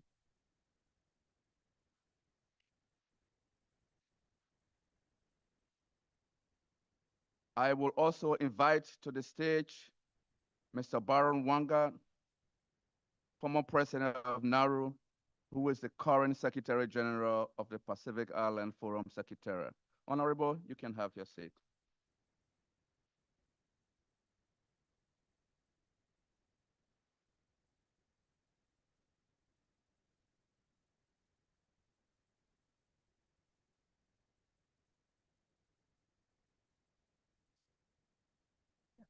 Yeah, anywhere. Yeah, just sit close to one another. Yeah, good, yes. Yeah.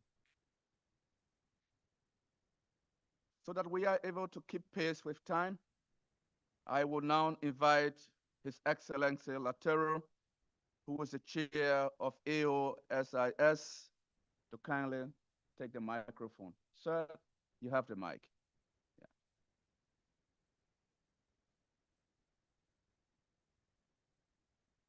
Thank you very much.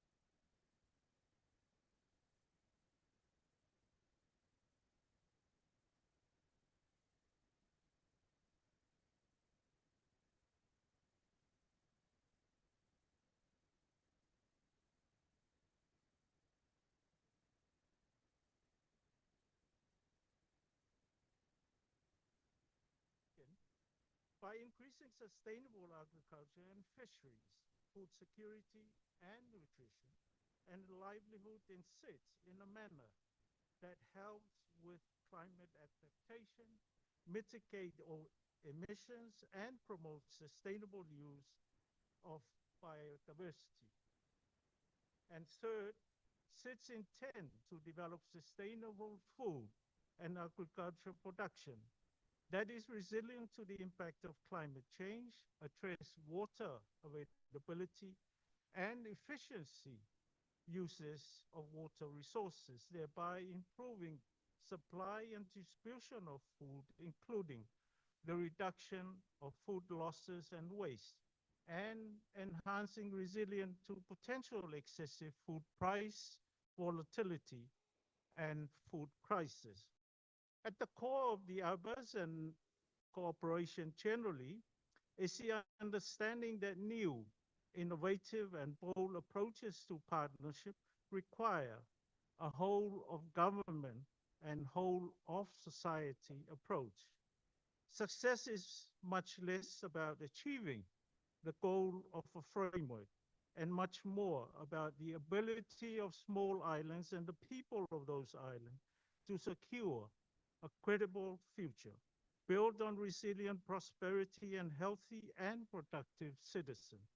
The goal is to translate the high-level goals of ABAS into the tangible solution being developed and promoted by FAO across our Blue Pacific. The world has changed, and so must we, but in a sustainable manner.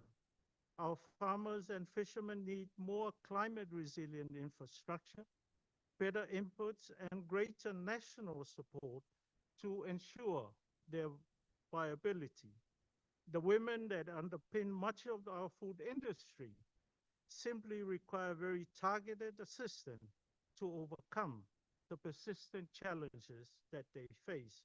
In conclusion, the food system approach is much more than improved agriculture or better diets. It takes an overarching methodology that links sufficiency, fairness, and sustainability with people and our planet at the center. It is the North Star of our small island development state. It is humanity in a calamitous world. Whawhitai te lava.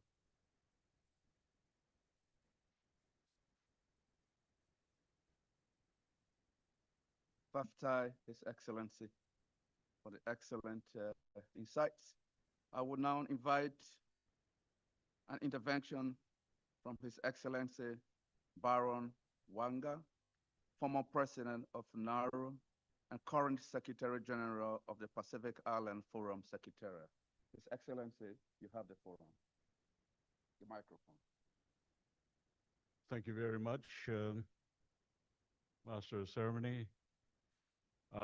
Excellencies, distinguished guests, ladies and gentlemen, e kamawiromo, a very good morning to you all. Our future must not be left to chance. The 2050 strategy for the Blue Pacific continent and its implementation plan offers a clear path forward, enabling us to safeguard our values and fulfill the hopes and aspirations of our Pacific peoples. Through this strategy, we recognize that our choices today will impact future generations, guiding us towards a resilient Pacific where all peoples can thrive. For the Pacific, this means limiting global temperature rise to 1.5 degrees Celsius, facing the multidimensional effects of sea level rise and our need to build resilience.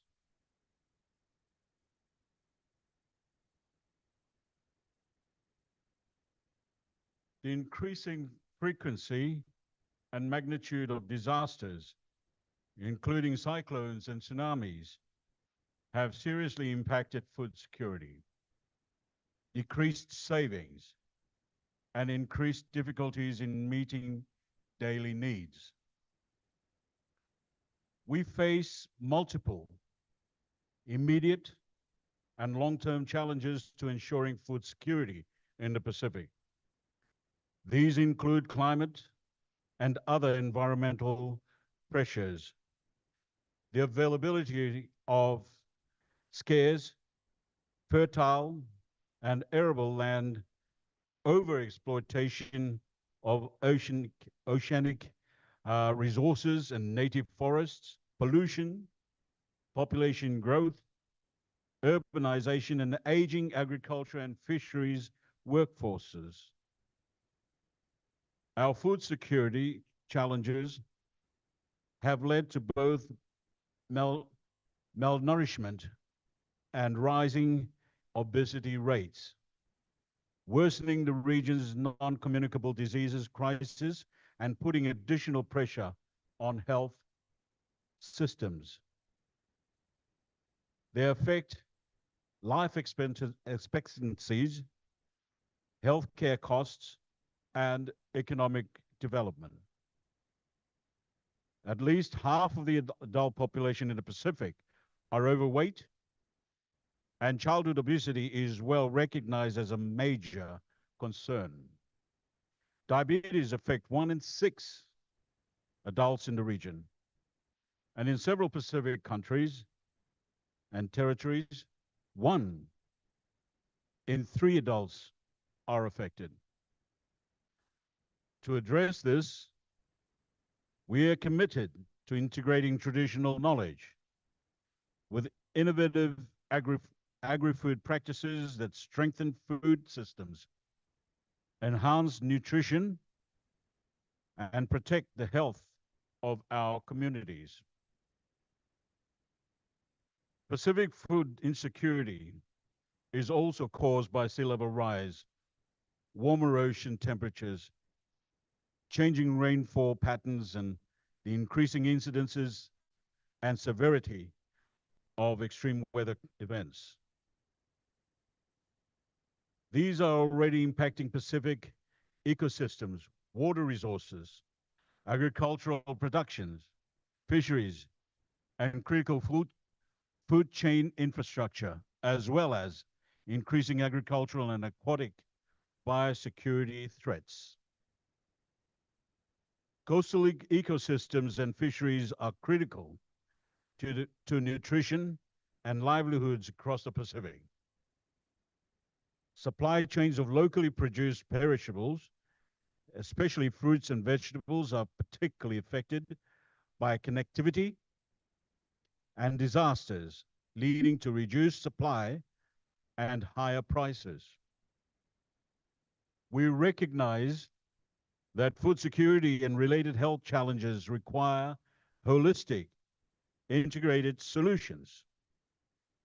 As we continue to develop a resilient food system that can withstand climate impacts and disasters, we call on our partners to support these efforts in alignment with our Pacific values and pathways outlined in the 2050 strategy. By working together, we can foster inclusive, community-centered approaches that ensure food security for all peoples, all Pacific peoples. Excellencies, today we call for partnership that are not only creative but transformative. Alliances that are founded on mutual respect for Pacific leadership and an understanding of our unique challenges.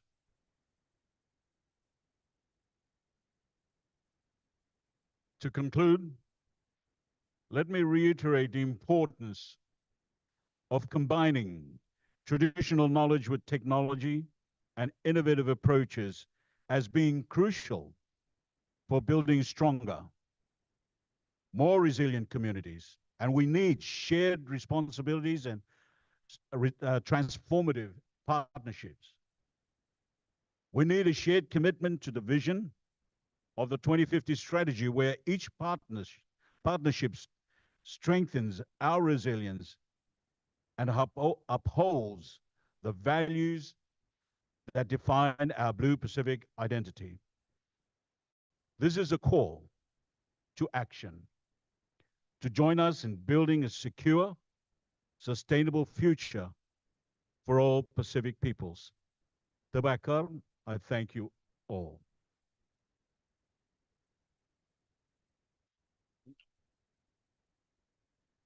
Thank you, His Excellency. Ladies and gentlemen, our next intervention will come from Ms. Rabab Fatiman, the United Nations Under-Secretary General and High Representative for the least developed countries, landlocked developing countries, and small island developing states. Ms. Fatiman is based in New York, and because of the time difference constraints, she has decided to make her intervention via a pre-recorded video statement. I would now ask the colleagues. Excellencies, distinguished colleagues, Bula. I thank FAO for its leadership in convening the 2024 SIDS Solutions Forum and for inviting me to share a few thoughts. This forum comes at a pivotal moment for the Pacific and for SIDS globally. During his visit to the Pacific in August, the United Nations Secretary-General issued a sobering reminder of the existential threat climate change poses to the region.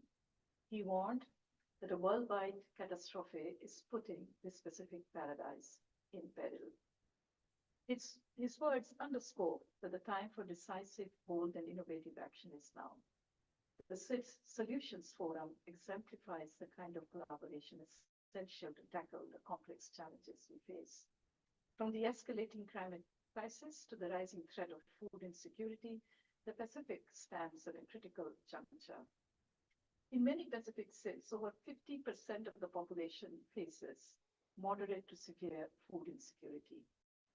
And non-communicable diseases such as diabetes and heart disease driven by poor nutrition are on the rise. Moreover, dependence on food imports reaching up to 80% in some countries exposes them to global market disruptions, further compounding their vulnerabilities.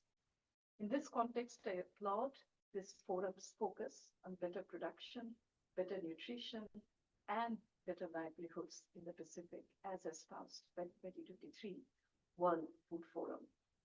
Allow me, distinguished colleagues, to share a few specific thoughts in this regard. First, the Pacific's acute vulnerability to climate change demands enhanced investment in climate-adaptive agriculture. Supporting local innovations that strengthen food systems against climate shocks while also reducing carbon emissions is critical. Inspiring examples such as the hot air dryer for food processing developed in the Solomon Islands, or Fiji's Maikana app, a nutrition education tool now adopted in Tonga, highlight the ingenuity that is there in the Pacific communities. Our goal must be to scale these solutions across the region. Secondly, digital transformation is no longer an option. It is a necessity. This forum must spark greater investment in digital agriculture, including mobile phone-based extension services for farmers and digital payment solutions, which have already revolutionized agri-food systems in other regions. Bridging the digital divide is crucial to enabling Pacific communities to fully harness new technologies and ensure fair access to markets and resources. Third is the need to foster deeper partnerships for agri-food systems.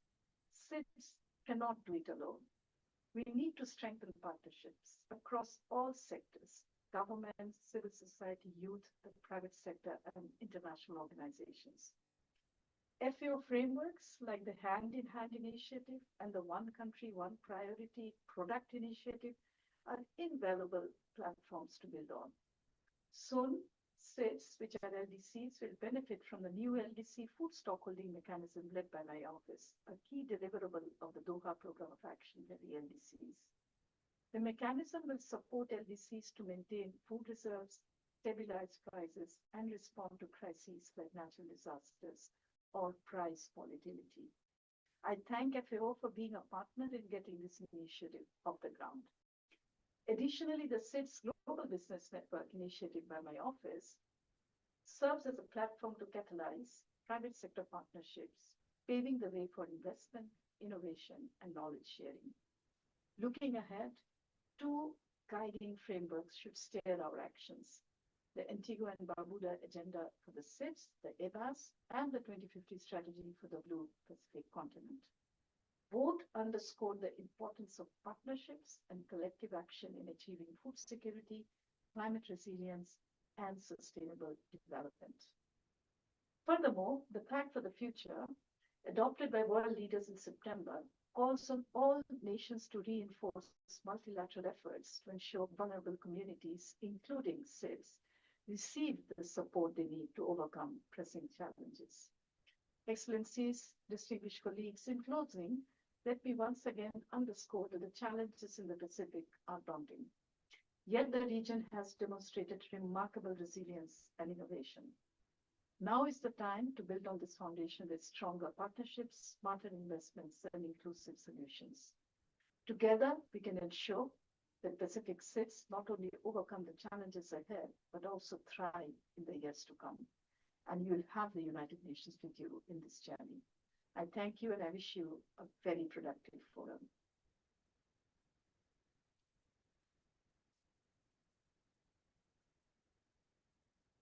Ladies and gentlemen, I was thinking that you were only clapping for Ms. Fatima. Can I ask you to clap for everybody here?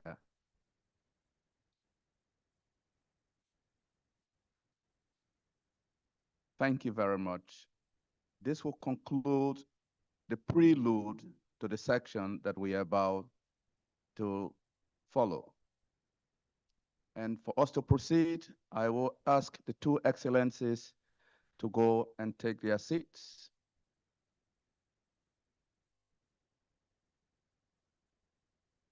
Okay.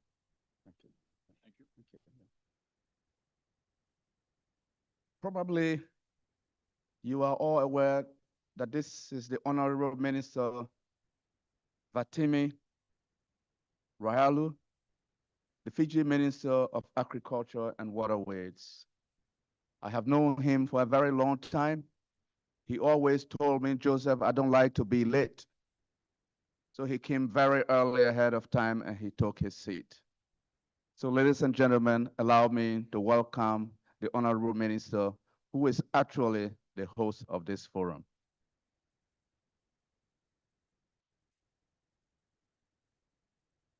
Now I'm going to welcome and invite the other panelists for this section who will join the Honorable Minister.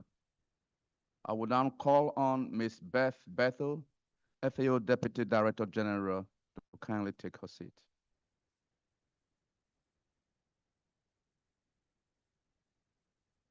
I will also invite Mr. John Jane Kim, the FAO Regional Representative for Asia and the Pacific and Assistant Director General, to take his seat.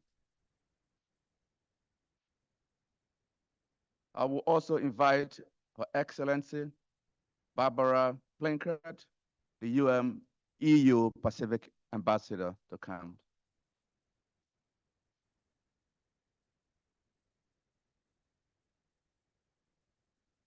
And then I will invite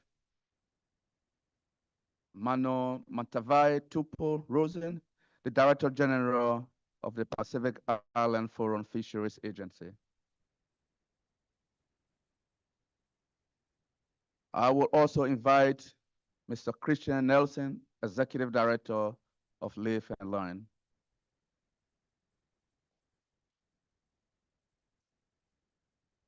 And finally, I will invite Dr. Vili Lessit, Senior Research Fellow, Academic Chair, Drought and Innovation Research Advisory Committee, University of Melbourne.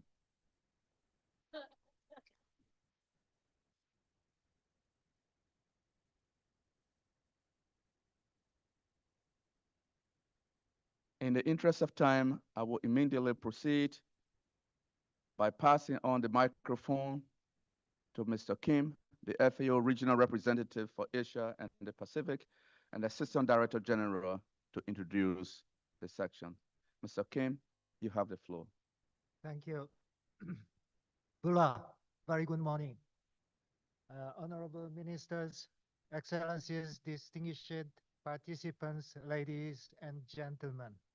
It is great pleasure for me to join this session and to welcome all of you on this very important topic, which is partnerships for the Blue Pacific continent's agri-food system transformation over the next 1 hour and 45 minutes. We will explore pathways towards building more efficient, resilient, sustainable, and inclusive agri-food systems in the Pacific region. Please allow me to begin by sharing a local reflection from the Pacific, which is we are all in the same canoe. If we are to move forward, we must all paddle together in the Pacific, in the Pacific way, whether navigating in the ocean or we are navigating in the complexity of transforming agri-food systems in the Pacific seas. It requires collective efforts and partnerships. They are key to success. In the context of achieving sustainable development goals, this means that no single country, organization, or sector can do it alone.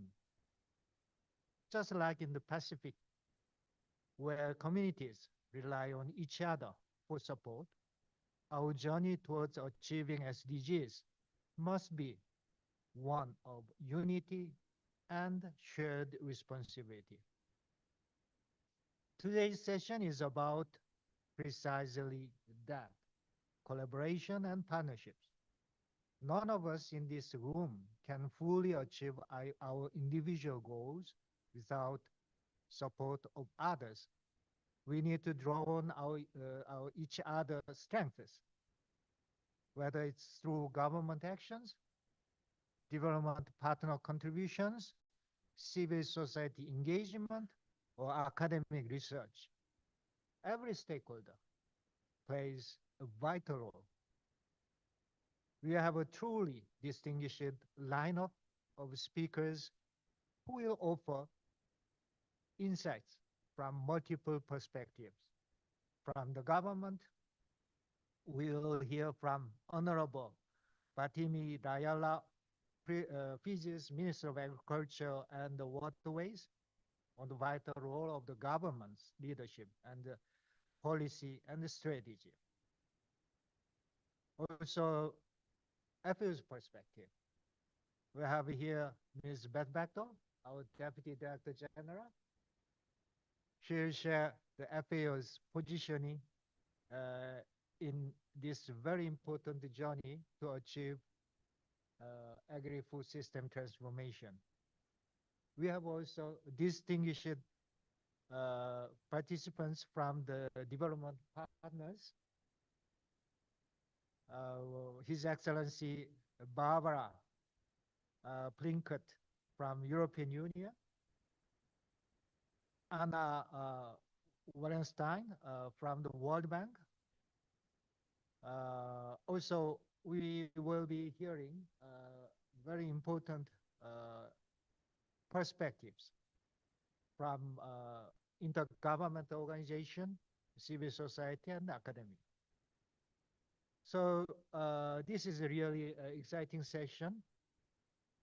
The diverse range of perspectives from the distinguished panelists would set the stage for what promises to be the rich and fruitful outcome from this session. Their contributions will have shaped not only the future of agri-food systems, but also the partnerships that are essential for the transformation. I encourage all of you to engage actively in the discussions and ask questions, reflect on how we can strengthen our collective efforts. Today's dialogue is not just about identifying solutions, but about forging partnerships that will turn those solutions into action. So without further ado, I would like to first invite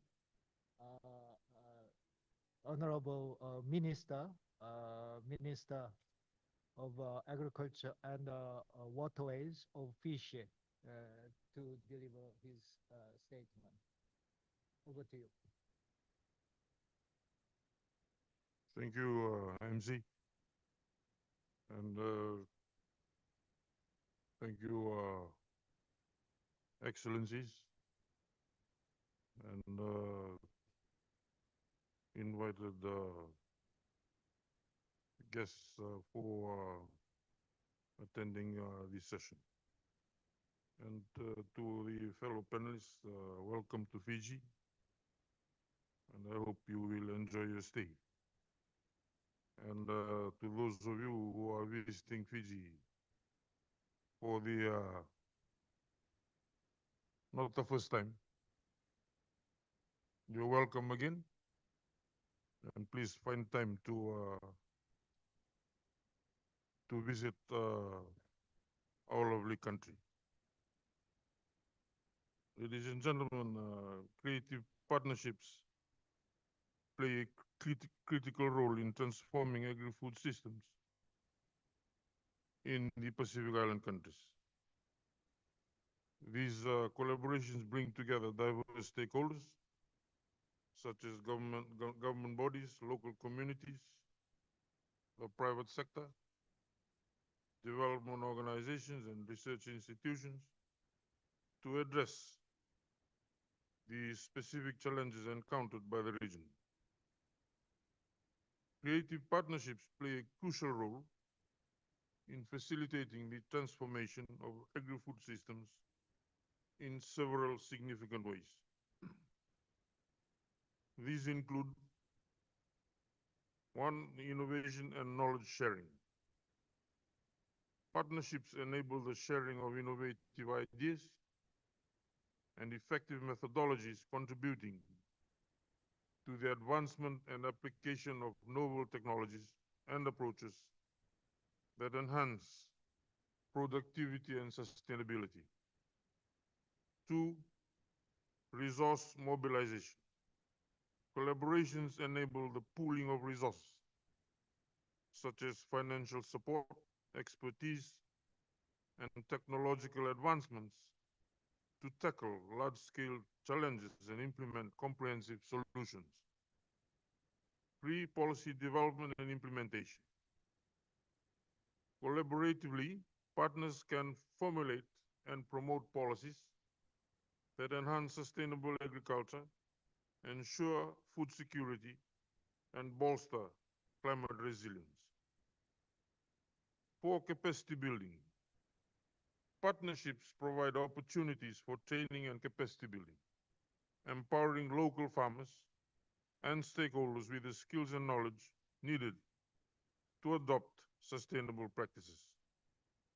Five, resilience building. Collaborative initiatives enhance resilience to climate change, natural disasters, and market fluctuations by fostering diverse food resource systems and strengthening local value chains. Six, community engagement.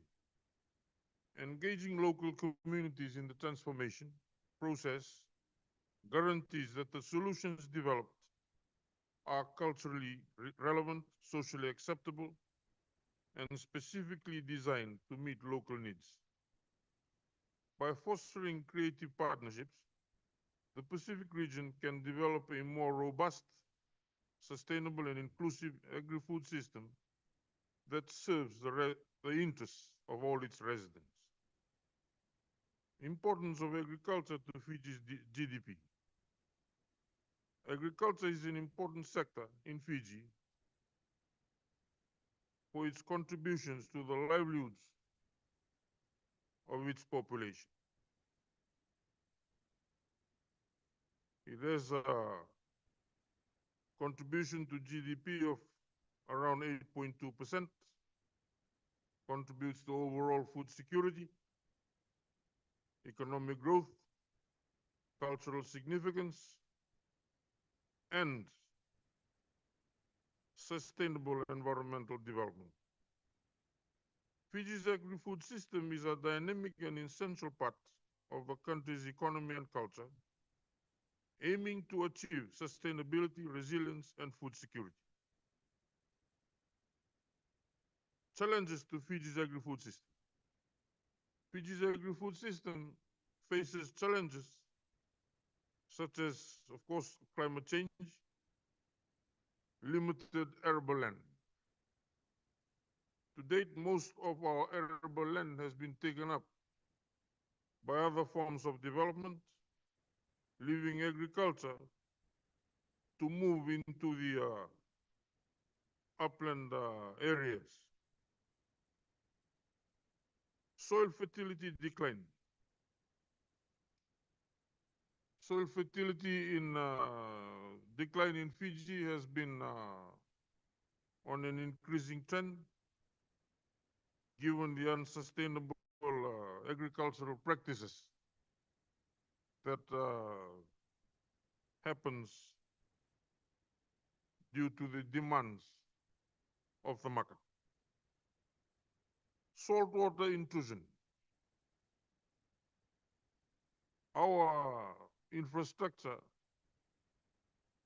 that was put up close to 50 years ago is starting to fall apart. And I'm thankful that we have a group of engineers and under our waterways department that is currently working on new designs. As you know, those infrastructure that were put up more than 50 years ago, it was good at that time.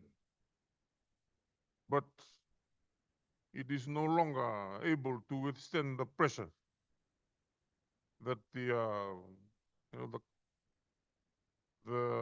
current rainfall and flooding and the enormity of the volume of rain and water that bombards these old infrastructure. So most of the infrastructure has started giving up. And the new designs that we envision to have designs that will be able to withstand the kind of volume of water or the volume of floods that we are currently experiencing. As you know, climate change has brought about a very strange phenomenon where the volume of rain and the volume of water that is received is more within a very short period of time. So in Fiji, we are also having freak floods, which can be quite devastating, particularly for the low-lying areas, because all the water rushes down from the highlands and causes enormous damage. Pests and diseases, as you know, we are vulnerable to pests and diseases, given that Fiji is like a hub for the South Pacific. So we have vessels coming in and out. We have, which makes us vulnerable to pests and diseases. market access,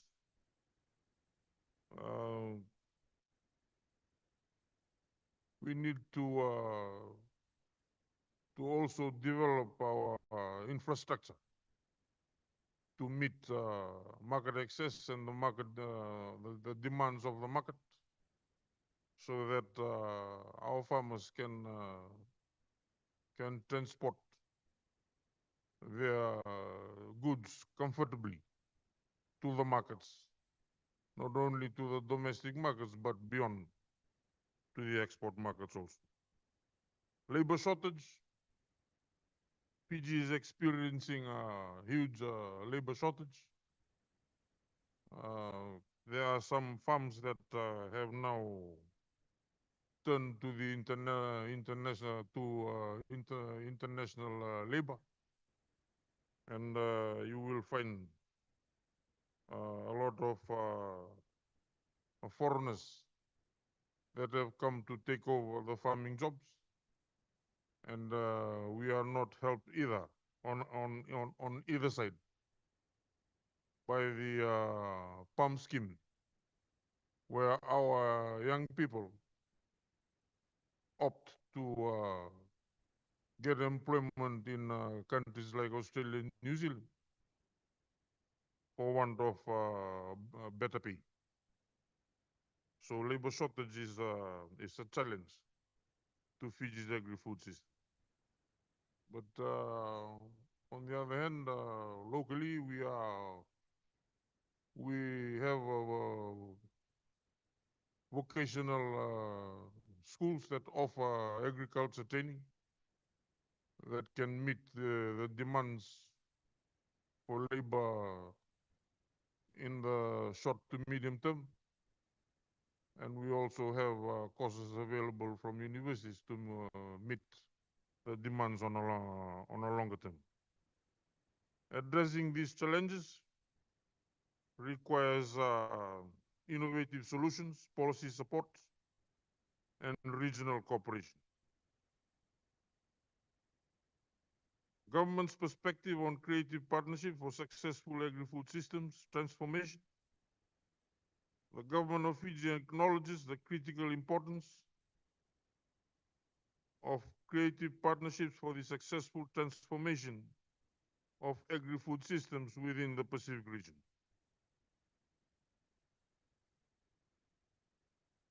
Some of the key insights. One is multi-stakeholder collaboration. Government emphasizes the necessity for cooperation among all stakeholders in food systems, highlighting the essential contributions of blue foods within the blue economy framework, the significance of green foods and the role of digital technology and e-agriculture as instruments for transformation. Inclusivity. Government emphasizes the importance of including women and youth as essential participants and leaders within the food system structures. Government, through the Ministry of Agriculture and Waterways, has developed gender in agriculture and youth in agriculture policies to support this initiative. This strategy guarantees that the solutions developed are both culturally relevant and socially acceptable. Traditional knowledge. Fiji values the integration of traditional knowledge with modern practices to create sustainable and resilient agri-food systems. I think this was alluded to by our Prime Minister this morning, where he mentioned the wisdom that our old folks have. If we can just go back in time and try to relearn this knowledge that has been there for generations and has proved and tested over time that they can be resilient. And what other time do we need it but now? reduction of food waste. Government through the Ministry of Agriculture is looking at ways to reduce food waste from farm value chains through improved harvesting, processing, and storage technologies, as well as to increase the use of byproducts through value adding. Investment and support. Government advocates for increased investment aimed at enhancing the understanding and analysis of local food systems. This initiative seeks assistance from international partners, including the EU and the FAO, to execute projects that enhance domestic food production and consumption. I'm glad that I'm sitting among both the EU and FAO. So I'm a very lucky man. Strategic planning. The Ministry of Agriculture and Waterways has developed a 5-year strategic development plan focusing on climate smart agriculture, crop and livestock diversification, capacity building, policy support, and improved service delivery. This 5-year SDP is aligned with the National Development Plan of Government and the UN Sustainable Development Goals.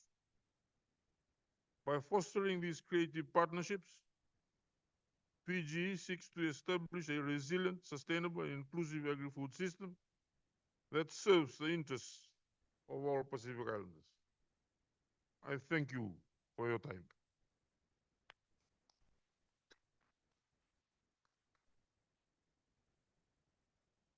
Thank you very much, Honorable Minister Batimi Rayalu, for your insightful statements. Honorable Minister clearly identified the critical elements necessary for transformation of agri-food system. Also, he shared with us what would be the specific challenges, particularly for Pacific, to transform this agri-food system. Also, he shared his insights regarding the policy direction, how we move forward to accelerate the transformation of the agri-food systems. Now, we would like to invite Ms.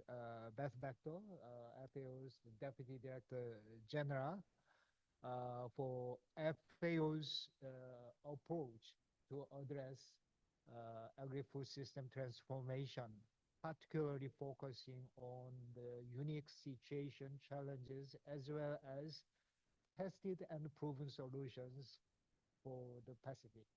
That's over to you. Right. Thank you so much, JJ. Honorable Minister Rayalu, it's nice to be with you again, and honorable ministers from across this region, and certainly to our distinguished colleagues, other representatives from so many critical partner organizations to FAO. It's really an honor and a pleasure to be sharing this stage, this podium with you, and to be here representing FAO from our headquarters in Rome to support our colleagues here who have put such a, I think, tremendous forum together with the coordination, certainly, Minister, from you and the Prime Minister and others of your colleagues as well. We are here today, I believe, because we recognize that there is no longer the luxury to work in isolation.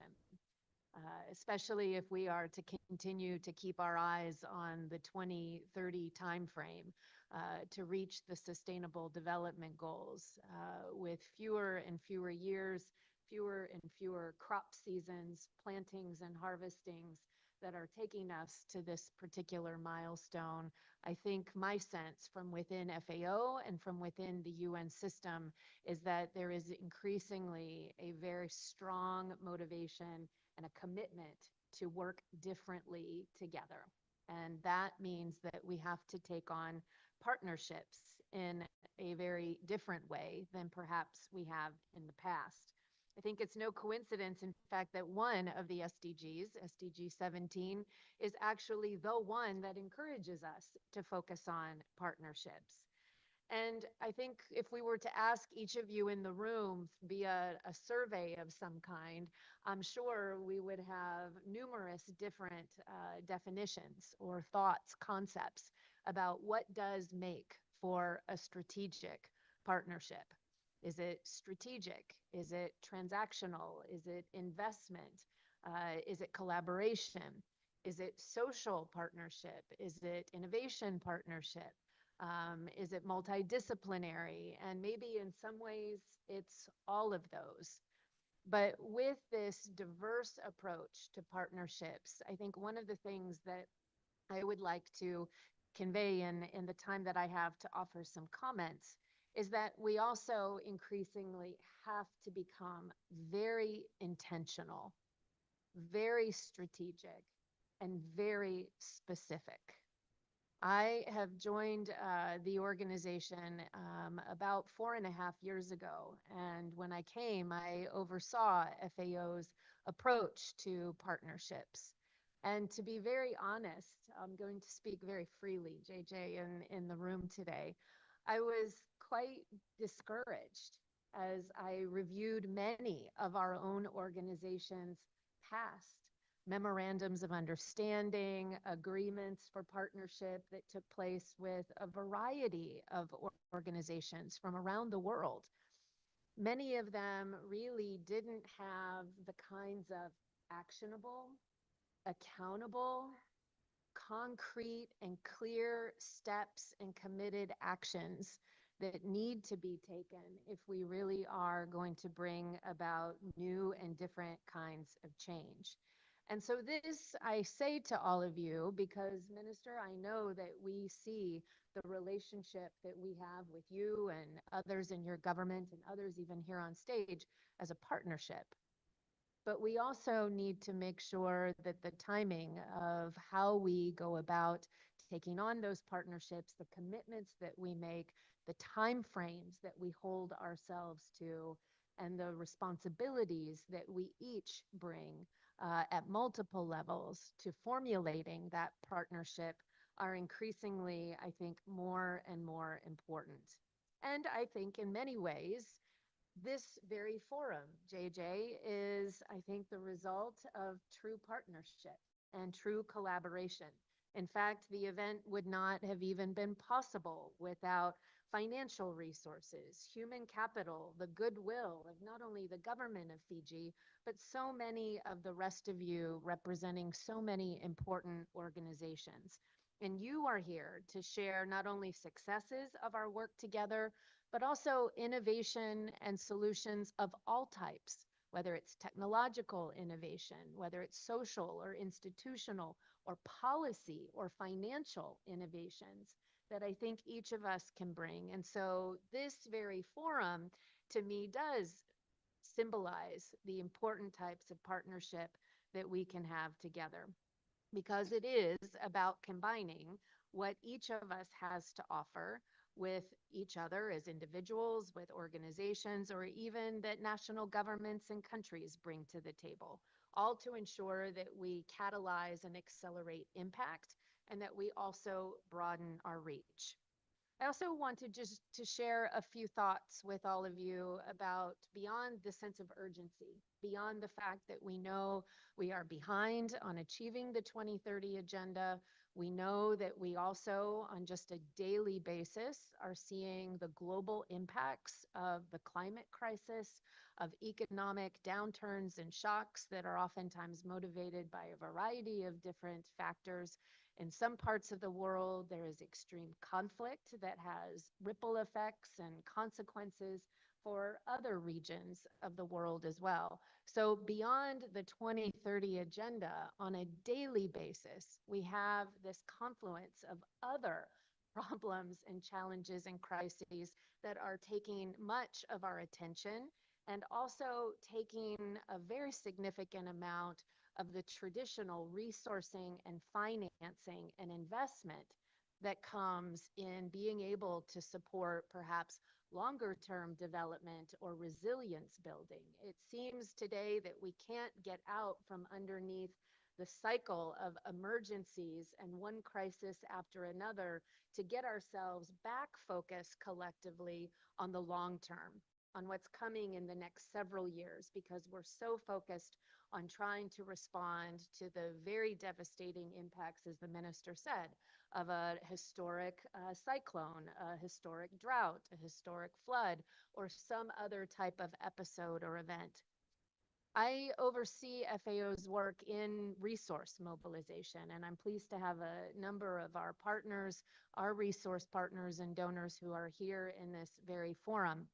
And I would just say, for many of us in the UN system, the resource mobilization, investment, financing landscape is becoming increasingly difficult. Many of the traditional bilateral member donors are experiencing at the national level their own political changes, different perspectives on key agendas that need to be motivated because of a national government's constituency or competing interests, competing programs. And so that requires for an organization like FAO that depends on a very modest and historically very flat regular program budget, when we find opportunities to work with the minister, with others of you who are here, we have to also take on the very important role of identifying and mobilizing resources from other partners in order to support those very localized and uniquely identified priorities. And so we are taking a very important approach, a different approach than FAO has perhaps taken in years past, where you had a much more reliable, a much more sustainable, known set of financing flows. We now are becoming a very trusted partner and implementing partner to many of the vertical financing mechanisms. The Director General, I think the Prime Minister, others have mentioned today, the GEF, the GCF, the Adaptation Fund, but even outside of climate, there are also now special funds, a global pandemic fund that focuses on One Health at all levels, from soil and plant health all the way to animal and human health. And these are important resources and important spaces in which we all need to, I think, more creatively and in a more connected, in a partnering approach, try to find ways that we can better mobilize maybe the unique sets of resources that are needed. For FAO, we're very proud of the work that is already underway, the partnerships that we do have here in the region. We have close partnerships with the Council of Regional Organization, or CROP, and other agencies of the Pacific, such as the Pacific Community, SPC, and also the Forum Fisheries Agency, FFA. These are partnerships that ensure that we share and benefit from the regional and the local expertise and connections that are being made here. And I think that's another very important aspect of thinking about the connectedness of our partnerships. For us in FAO, certainly at a strategic level, those of us in Rome can commit as much of our goodwill, some resources, and our strategic focus. But for our organization, it takes the collective support from our technical divisions. It takes the relationships from our teams who are here based locally, whether it's in our sub-regional or in some places in a country office. But then it's the inclusion of the local communities, the local NGOs, the local resource partners, and many others to make sure that we ultimately, I think, bring these partnerships to a successful conclusion. Finally, I would just like to share that, especially here very locally, we are doing some really important work with our UN partners. And it's great to see two of our UN resident coordinators from Samoa and Fiji both here as well. There is a tremendous amount of work underway, as the minister has talked about, transformation of agri-food systems. This is an area where, with FAO and EFOD and WFP and many others, we are really trying our best to help governments in developing and supporting the implementation of national agri-food systems transformation pathways. These are where we work together to not only try to structure the set of appropriate actions that should be taken for a sustainable agri-food system in this country, but then to also collectively work on what are the right policies, what are the right innovations, what are the right resources, what are the right investments that are needed to ultimately achieve that. And I think the minister very clearly laid out so many of the important priorities that are here for food systems transformation in Fiji. So maybe just to conclude, let me share that I think in many ways, we need to prioritize different mindsets, different ways of thinking. We each have to sort of move outside and beyond some of our traditional structures, our traditional ways of problem solving. And we have to recognize that we each bring a different skill set, a different perspective, a different lens to how these partnerships can be taken on board. It will not be easy. It will not be straightforward. It will not be a linear process in many cases. Oftentimes we identify and begin to structure a partnership only to realize that unexpected events, other competing priorities, changes in people, changes in political administrations, changes in the dynamics around us or financing flows will also come to confront us. But it is, I think, very encouraging and so positive to have, at least for now a second time, this type of very candid, very engaging, very honest discussion, Minister, about how we come together to form these partnerships to be as impactful and as forward-looking and as results-oriented as we possibly can. And I hope that for all of you here, you take these comments from FAO quite seriously, because we want to be a better, maybe even a slightly different partner than we've been in the past. And we know we have a very important role to play in helping so many of you here. Thank you.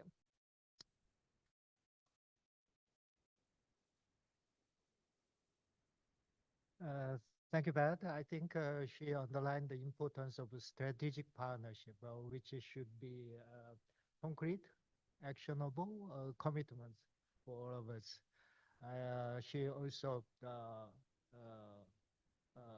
reassured our FAO's strong commitment to work together with partners from donors, from regional intergovernmental agencies, governments, as well as UN agencies, to bring results and impacts to transform agri-food systems. So now let me invite Her Excellency Barbara Plinkett, EU Pacific Ambassador, for the perspective of the development partners. So floor is yours. Thank you very much.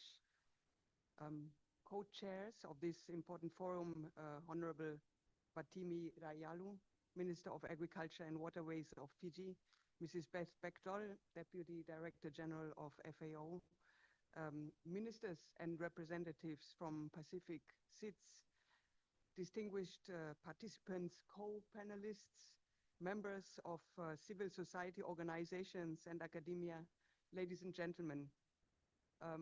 It's really a great pleasure to have the opportunity to join you all in this pivotal forum today and to briefly share the views from the European Union. Finding solutions to the pressing challenges of our food systems has never been so urgent.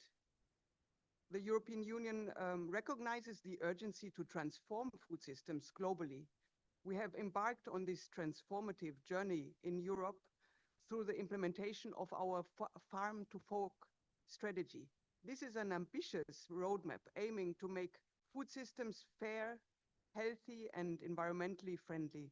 Central to this strategy are targets and actions to reduce pesticides, enhance organic farming, and foster sustainable food production, all contributing to the health of the people and the planet.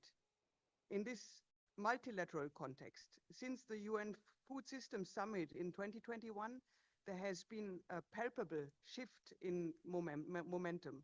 The EU has been at the vanguard, providing substantial support to countries worldwide to implement their national pathways for food systems transformations. These efforts are crucial for achieving the Sustainable Development Goals and combating food insecurity. When addressing food systems here in the Pacific, we must acknowledge the diversity of challenges each country faces. For instance, while some nations grapple with food insecurity and undernutrition exacerbated by the impact of climate change, which we've heard many times already in the morning here today, others confront the rising tide of obesity and non-communicable diseases. The devastating effects of climate change are strongly felt when it comes to agricultural production in the Pacific. And in fact, the agriculture sector is one of the most critical sectors affected by climate-related disasters. So enhancing the resilience of local systems must be a high priority. In addition, SIDS in general, but also here in the Pacific, have experienced a nutrition transition over the past several decades. Locally grown traditional foods are gradually being replaced by imported, predominantly calorie-dense, processed and ultra-processed foods. As a result, obesity related non-communicable diseases have become a serious challenge, as we've also heard from many speakers in the course of the morning. So confronting these issues necessitates a multifaceted approach. We've heard a lot about the challenges already in the morning from the various speakers, but what needs to be done and what can be done? I think we've heard some solutions, some possible solutions from the Honorable Minister just now. It's firstly necessary to boost local food production through environmentally friendly and climate resilient farming systems and to support sustainable fisheries. It's also imperative to make healthier foods more affordable, accessible, and competitive against less nutritious imports. So very practical actions to achieve this could include, and now I'm giving some examples that might be difficult, but I think we all need to consider them. One could be taxing unhealthy food imports, banning the marketing of such foods to children, mandating front-of-pack nutrition labeling, embedding nutrition education in schools, and promoting locally healthy food in public canteens and so on. In short, strong food systems governance structures need to be developed, not only here in the Pacific, but also in the European Union. I think some of these possible solutions are still work in progress, also where we are in the European Union. But the European Union is steadfast in supporting Pacific countries on their journey towards sustainable and resilient food systems in partnership with several international organizations, also with civil society organizations, and of course with the governments of the Pacific. For example, through a 10 million euro regional project on sustainable transformation of domestic agri-food systems implemented together with FAO in partnership. We are enhancing domestic food supply capacities in Fiji, in Samoa, and in Solomon Islands. We have also provided budget support in Fiji, Vanuatu, and Tuvalu to strengthen the agriculture sector. Substantial support will be provided through a new project to be launched next year to the French territories to develop sustainable, resilient, and diversified local food production value chains. We also support local entrepreneurship and the development of local business, which is so important in boosting local production.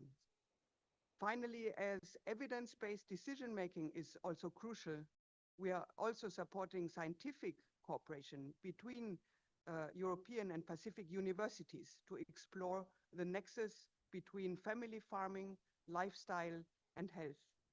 Just let me conclude by saying that supporting the transition toward sustainable agri-food systems and fisheries will remain a priority for the European Union in the Pacific. We're committed to continuous collaboration and support for those embarking on this transformative journey towards better production, nutrition, environment, and life. So thank you very much, and looking forward to this discussion. Thank you.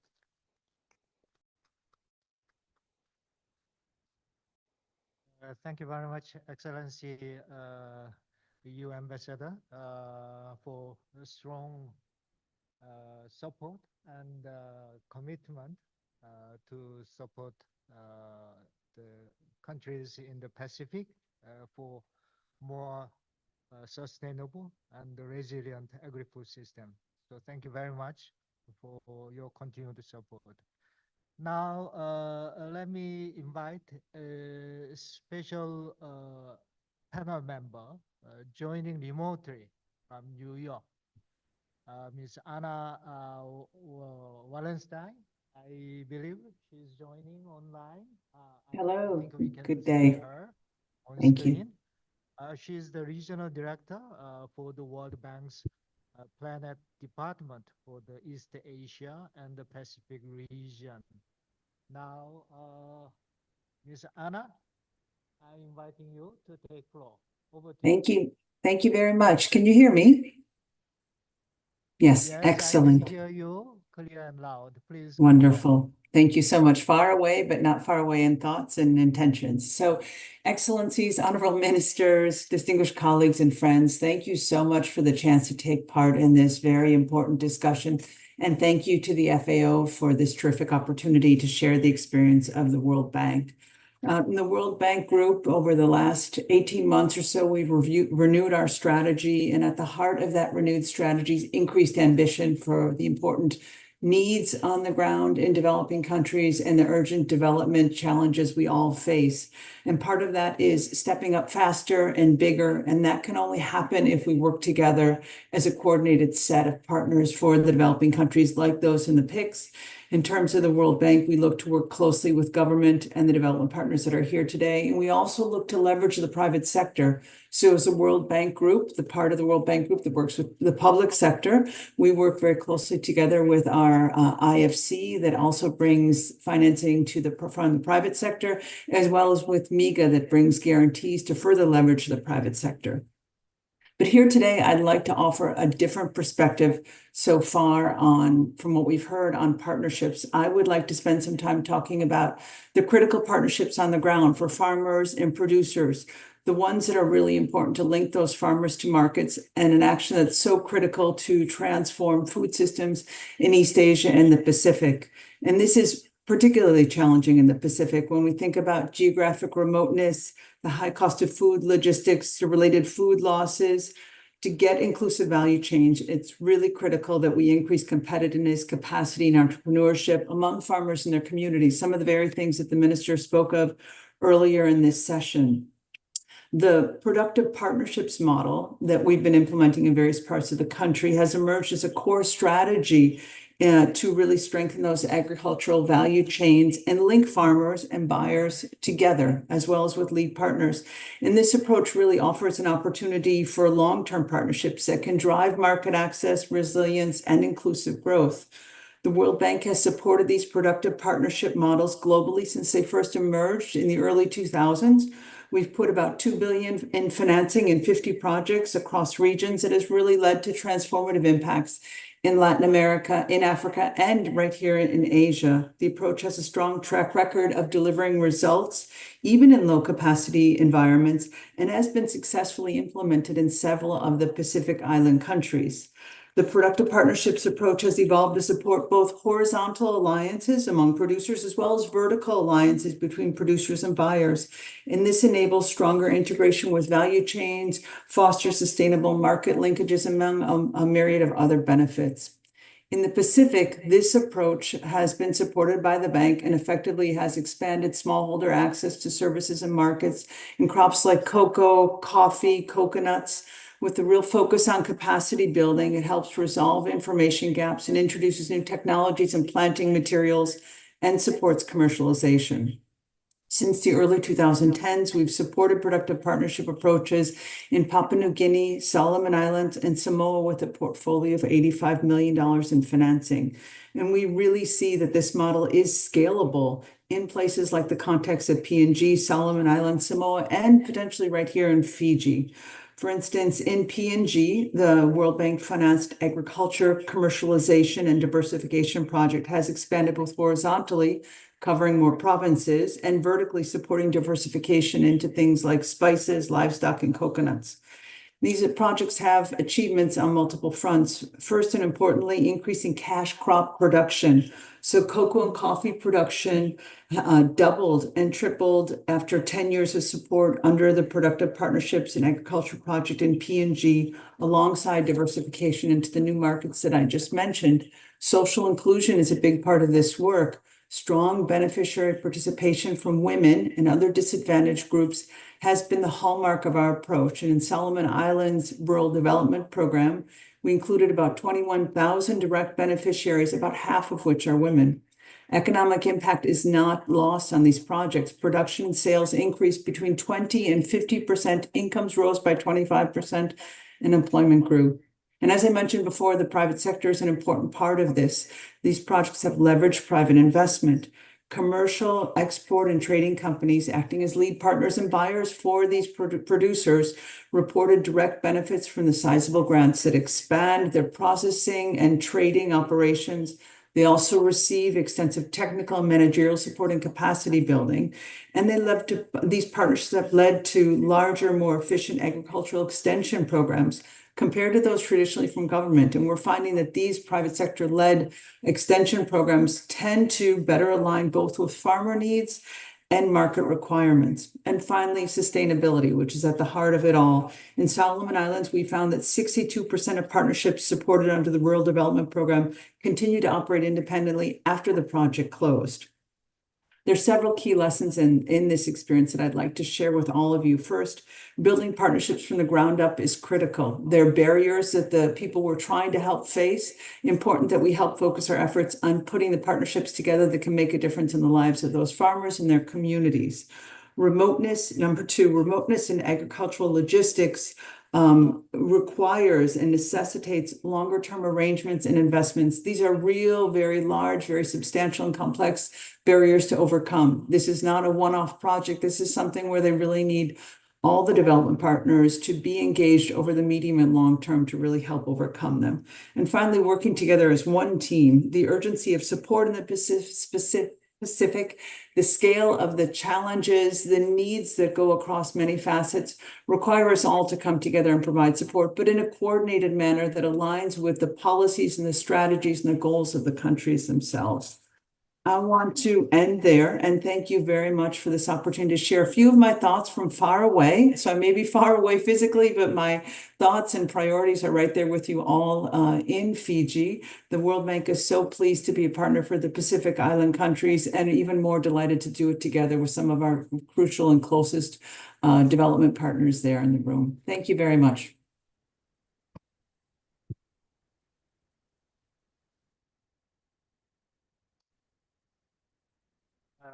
Thank you very much, Ms.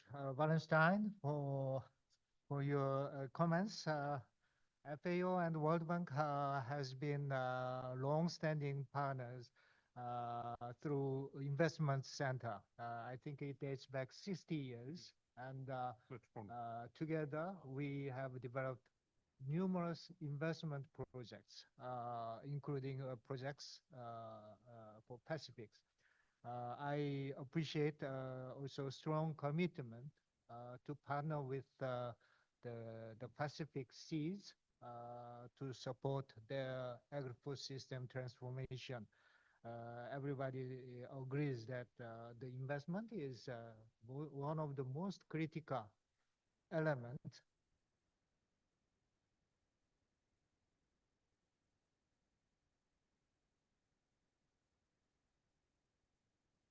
Let me thank you again, Ms. Wallenstein, for joining this forum at very late evening, I believe.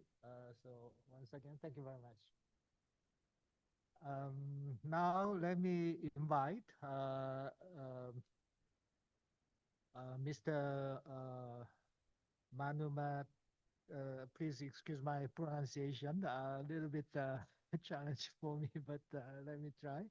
Mr. Manu Matavani, Tapu Rusen, Director General, Pacific Island Forum Fisheries Agency, for the perspective of intergovernmental organization.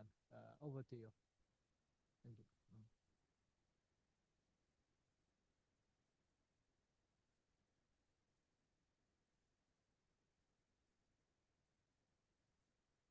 Tapu pe moe fio e tai ha mai. Wata whakatap ke te mo tolka toa mo mea hen he bongbongin. Your Excellencies, Honorable Ministers, esteemed colleagues, valued partners and friends.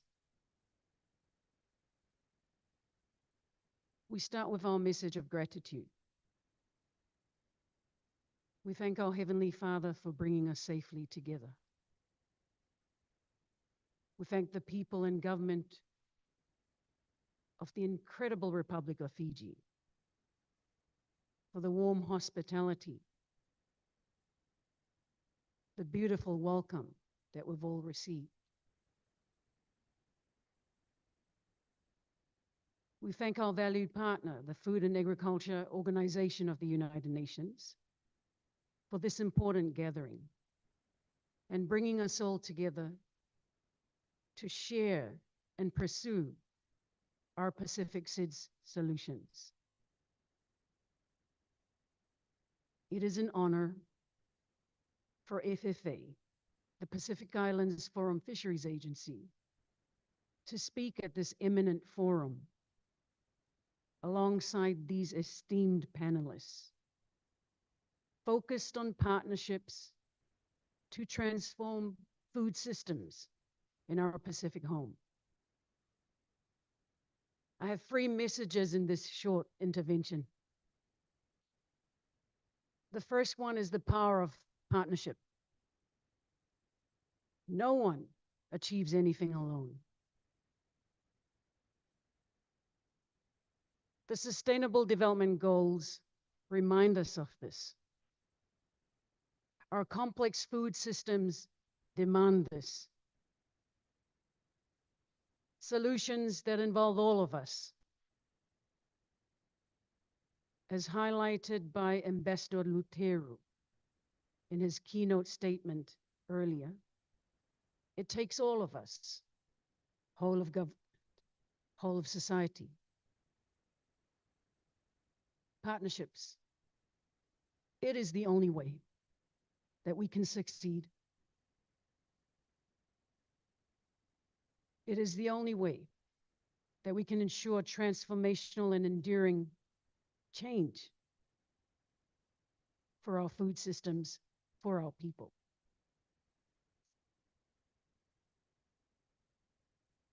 The second part of this message is to put us in our Pacific context. Our Pacific home is 96% ocean. So any discussion on food systems must embrace our aquatic food system and its significance to our Pacific people. Our partnership and our solidarity in our Pacific home has consistently defined our success. Our solidarity is our tested solution of success. And it is no surprise because it is our Pacific way.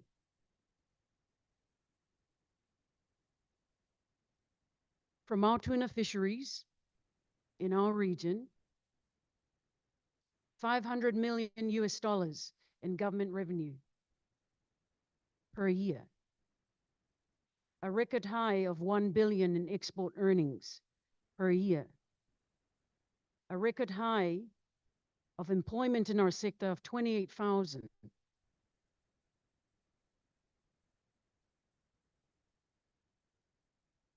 There are examples, so many, of small-scale projects that help our people. In a province in Solomon Islands, the work of the community on a project on smoked tuna, selling locally and looking to upscale to sell abroad. Tuna jerky in the beautiful island of Niue. Financial literacy training for fisheries observers and their spouses in Solomon Islands. But it is never just about the money.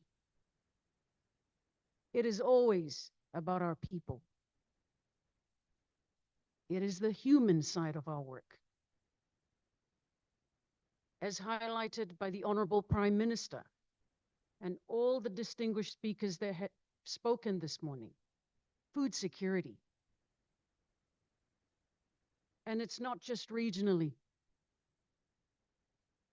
We supply a third of the world's tuna from our 17 members here in the Pacific.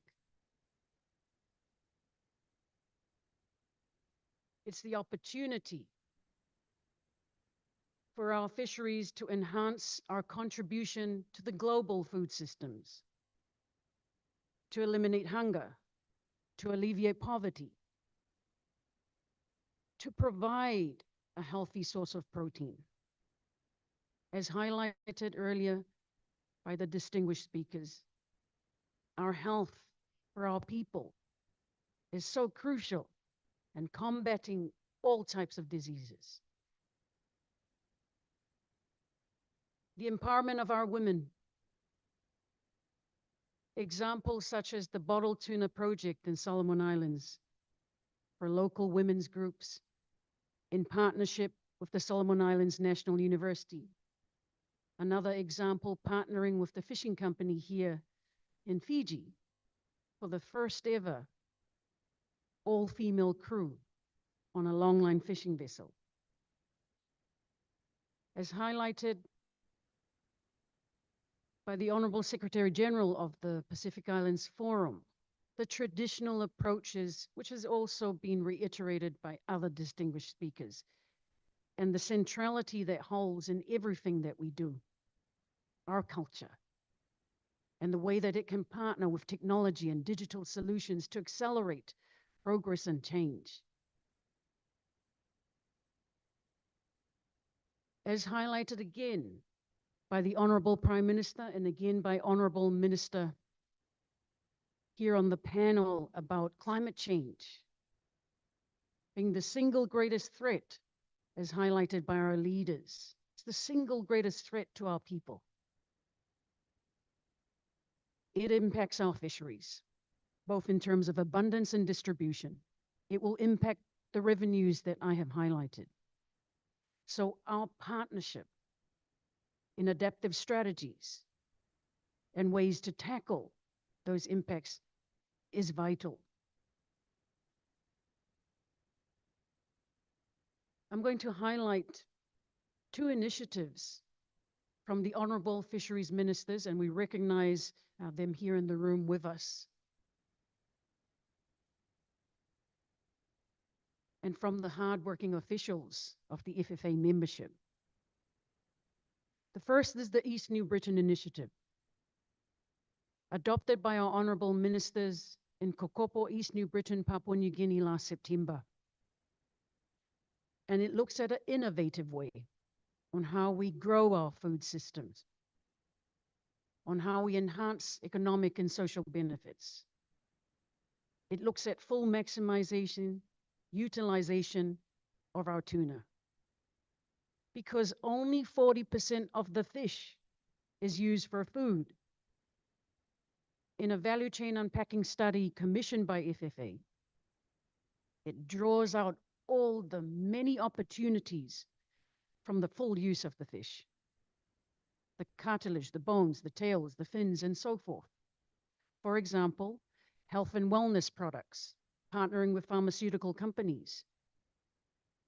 And it is so possible. And I'll give you an example why. The leadership of the Marshall Islands, partnering directly with Walmart, the second largest employer in the United States, to sell their tuna directly, their tin tuna, to the shelves of Walmart.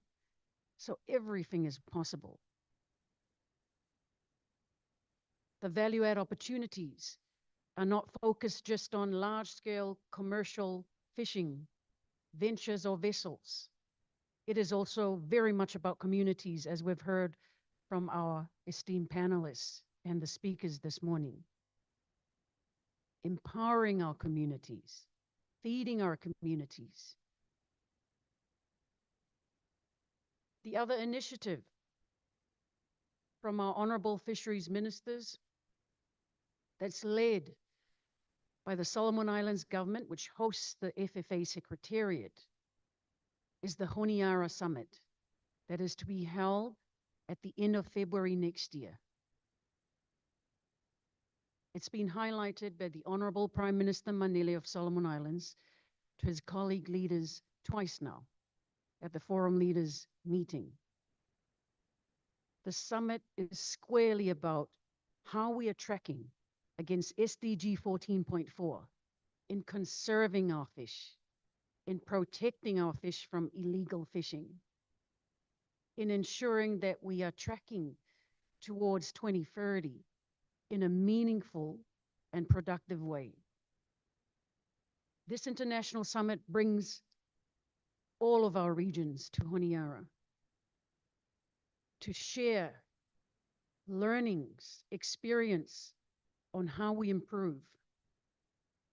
We welcome all partners and all regional representatives to this meeting. The last message is all about our 2050 strategy, as highlighted by the Pacific Islands Forum Secretary General. Our leaders' vision for a resilient Pacific of peace, harmony, security, social inclusion, and prosperity to ensure our people live free, healthy, and productive lives. We rally behind this vision. We love this vision because it's all about our people. And all the types of practical solutions that you've heard from the distinguished speakers, we embrace those, be it through innovative projects, knowledge sharing, resource mobilization. Pursuing this vision grounded in our faith, our culture, and our solidarity. Against the backdrop of what's happening globally, we firmly believe that our Pacific way of partnership stands as a beacon of hope for transformational food systems and many, many more initiatives.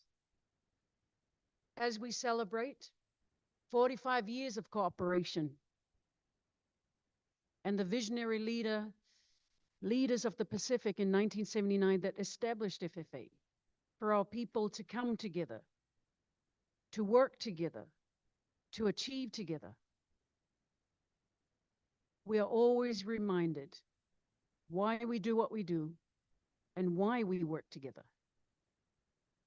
Our people, our fisheries, our future.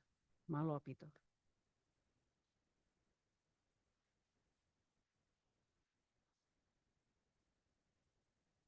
Thank you very much, Director General of FFA, for very important comments the significant share, contribution of fish and fishery products to agri-food system. And also, I thank you for sharing a very important initiative, couple of initiatives you are working for. Actually, FAO is also working on reducing food loss and waste in fish and fishery products in the region. We are implementing a couple of projects together with partners. This is also a very important part of improving our agri-food systems. Let me now invite Mr. Christian Nielsen, Executive Director of Live and Learn. Floor is yours, Mr. Christian Nielsen.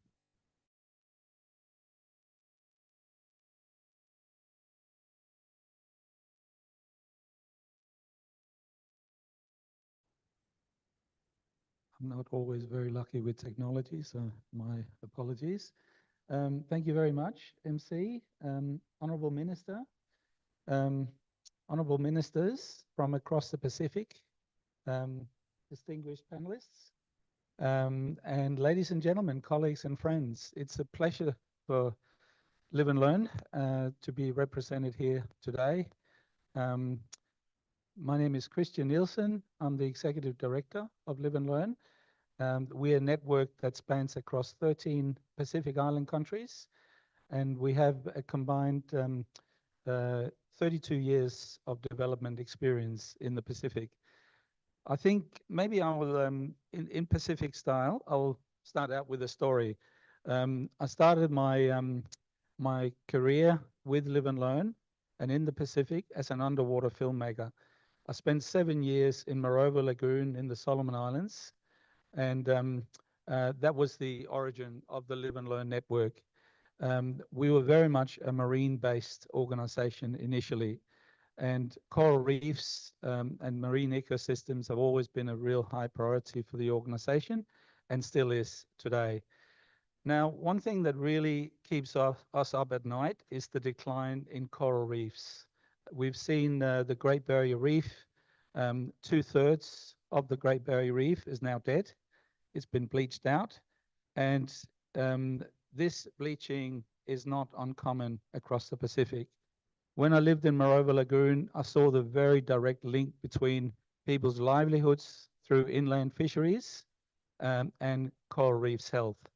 The scary thing that really concerns us is that if the science is correct and we're going above 2 degrees pre-industrial levels, that would mean that 90% of coral reefs would die out across the Pacific, and that will reduce productive fisheries with up to 50%.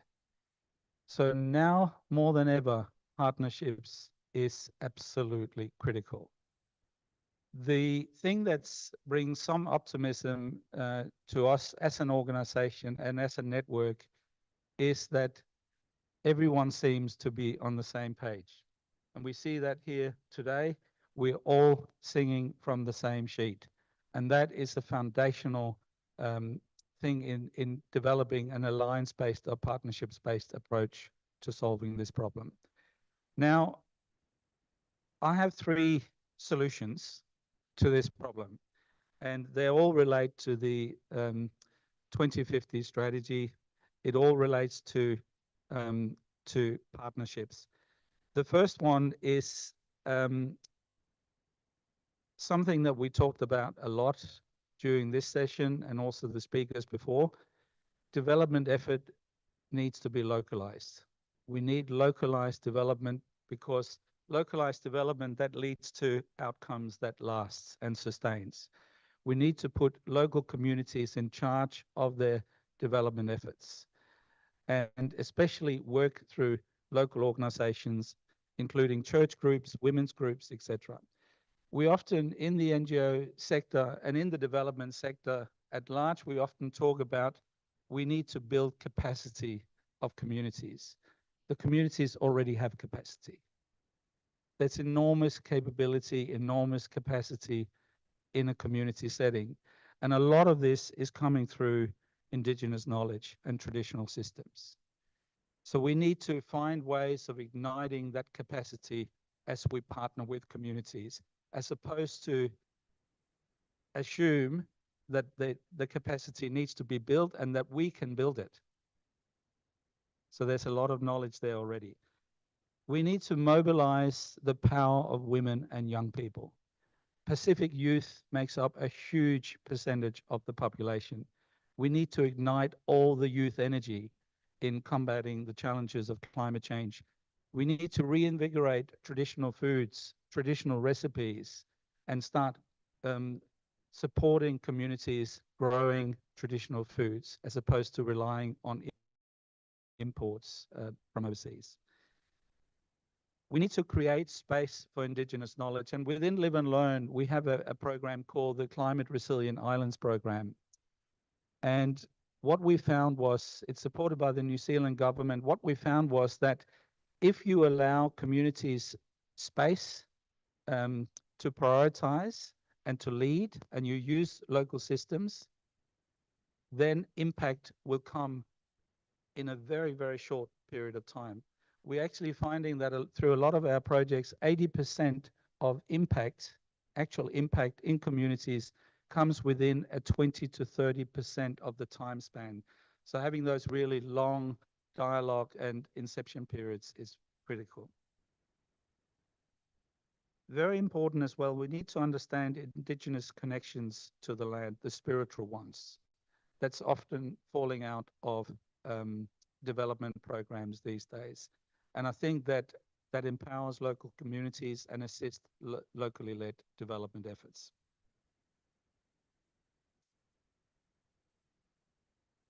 Another finding is equitable collaboration. I went to FAO in Rome recently during summer, and I met with a very inspiring gentleman, John, who was involved with the Indigenous Knowledge Program, and we discussed a lot about climate finance, which has become such a big topic in development discussions these days, and how little climate financing is actually flowing into communities. I think the sector is very good at working at a horizontal level. We need more vertical relationships where through NGOs, church groups, or even the donors directly can actually channel climate finance into communities. Out of all global climate finance, only 1% goes to Indigenous groups. Only 1% of all global finance to climate change. Yet Indigenous people, they're custodians of around about 30% of forests and both non-terrestrial and terrestrial ecosystems. So there's a big inequality there. Now, the third thing is a bit controversial. We have to be fearless in our approach. We have to approach this with immense fearlessness, because if we are going to act with urgency and ambition, we cannot afford to be risk averse. And that is one of the things that are, from our perspective, holding real large-scale action on climate change programs back at the moment, is the risk aversity that exists within the sector. We are petrified of making mistakes, and we have to overcome that fear and acknowledge that it's not always we're going to succeed, but when we don't, let's learn from it and keep going. We cannot be risk averse. So in concluding my remarks, we acknowledging that the survival of communities in the Pacific depends on the health of ecosystems. The best innovation that we can take as an international community and also regional community, the best innovation we can take is to protect nature, protect our natural resources. And if we can commit to that and support communities in leading the management of these resources, we can combat climate change in the Pacific. Thank you.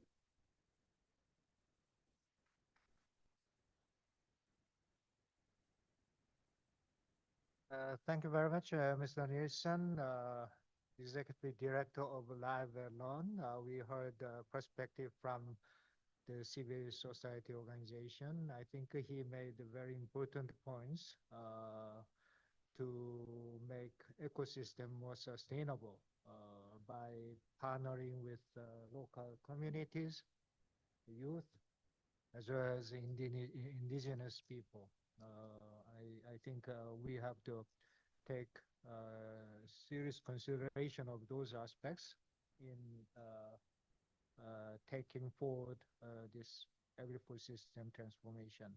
Now, let me invite Mr. William Lessi, I hope I pronounced correctly, Senior Research Fellow and Academic Lead and Chair, Drought and Innovation Research Advisory Committee. I think it will be very interesting to hear the perspective of academia and the research institution. The floor is yours. Testing, okay, I can hear myself, so it's good. Thank you very much, Chair. Malosoi fu maua male langi ma, honorable ministers, excellencies, Pula Vinaka and Talo Falava. Tickets. First, I would like to thank the government of Fiji and the organizers for giving a voice to academia to share some thinking about working together to find solutions to our complex problems as well. And it is an honor for me to sit here amongst these esteemed panelists. Great learnings, and I totally agree with everything that has been shared. I'm happy to hear that you're working really well with universities, and it's an honor to share with you all as well.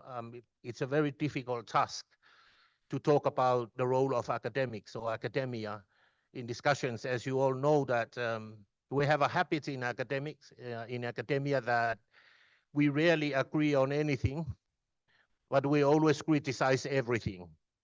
It's a blessing as well as an opportunity for us in the academic world. But I promise that I will not criticize all of you. And I think it's very important to focus on that, on solutions, as we all understand a lot of challenges and problems, and we do have a lot of problems at hand, but we find inspiration when we continue to work with each other and we continue to support each other. So first, I would like to thank the governments and regional organizations, especially the governments, for facilitating the researchers and trusting the researchers and working with universities in very, I should use the word, endurable partnerships, because I know that universities and researchers sometimes do not follow protocols, or we fall off the ethical considerations that you expect of us. But thank you very much. We really, really appreciate your continuous support and the partnership in working with universities. There are very, very good stories. I am not going to tell all the different stories. I'm a storyteller as well, but I can tell you all those stories during lunch.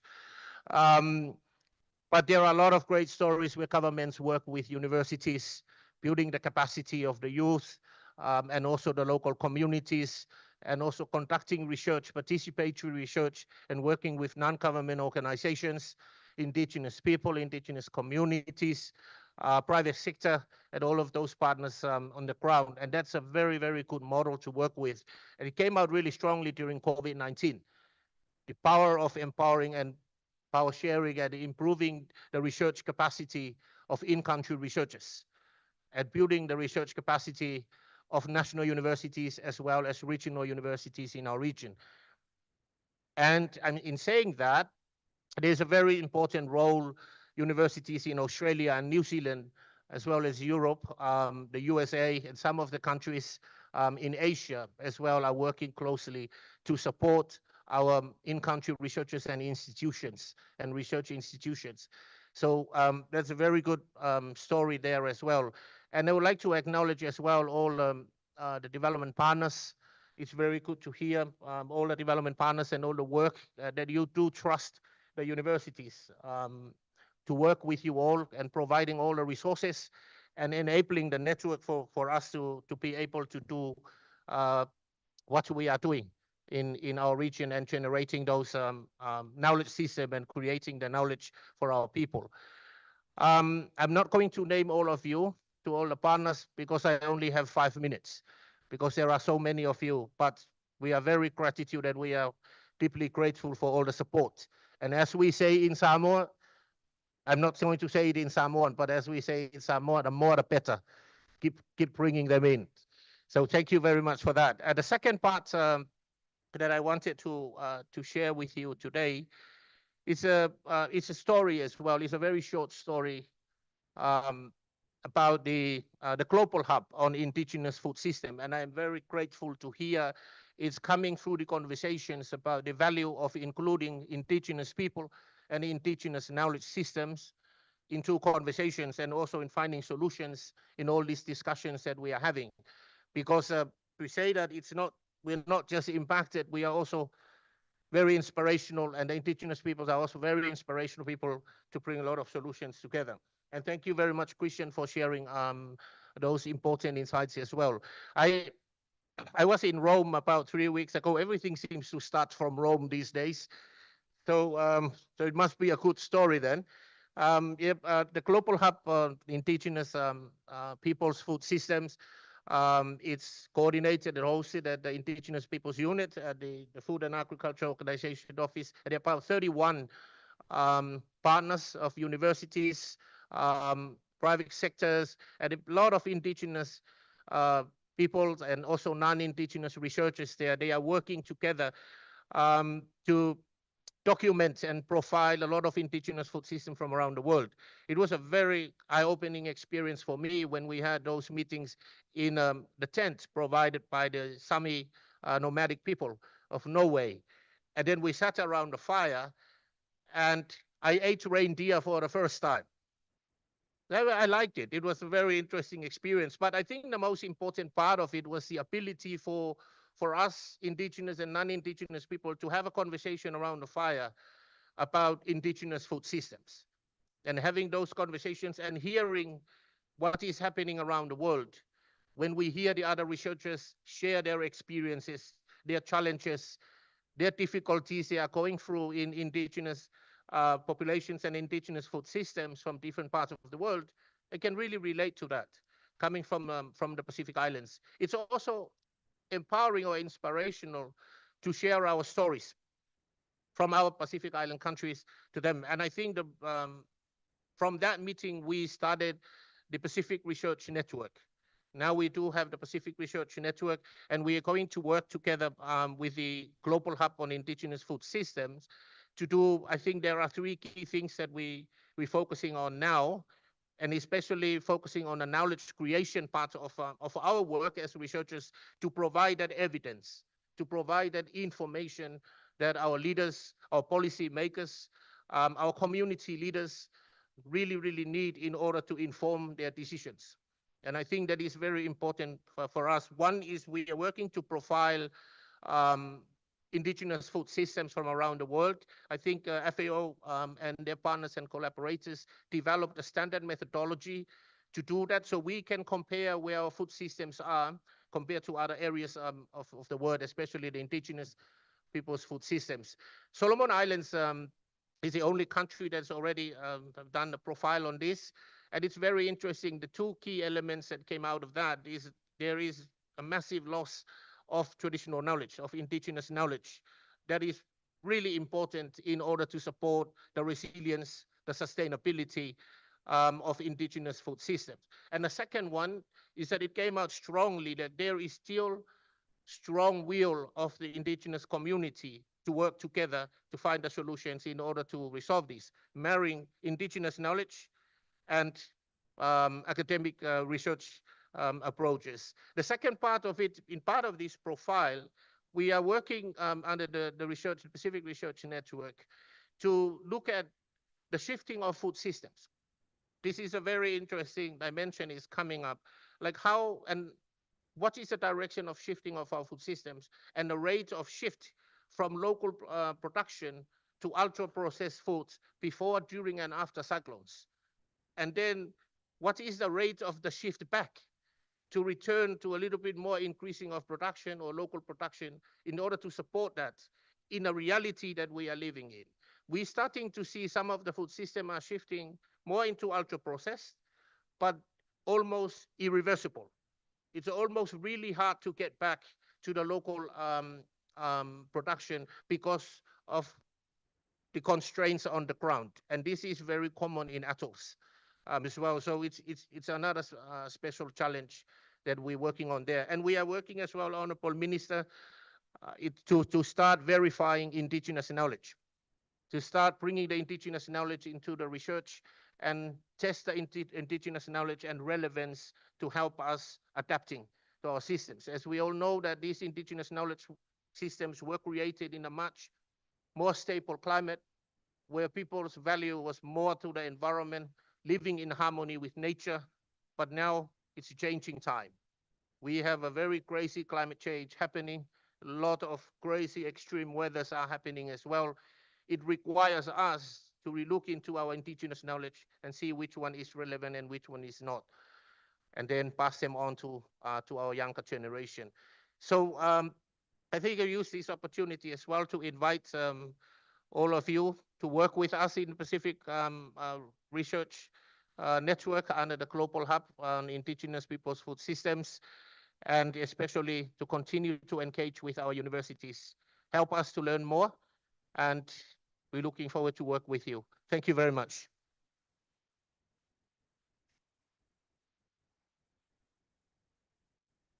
Thank you, Mr. Lacey, for your comments. I think always, the work by research institution on data, information, analysis, pretty important for evidence-based decision-making and policy setting. So we always appreciate not only your criticism, but as well as your important contribution.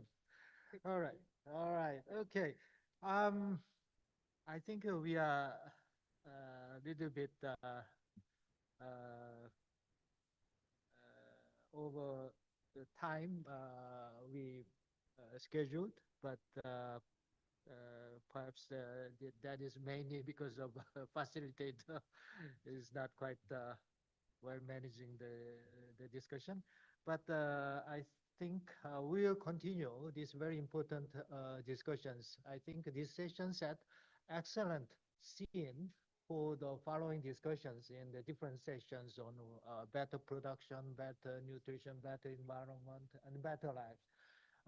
So perhaps for the sake of time management, we may not have the discussions from the floor, but rather we wrap up this session because we have another very important the session right after this. But let me try to quickly wrap up these very important discussions.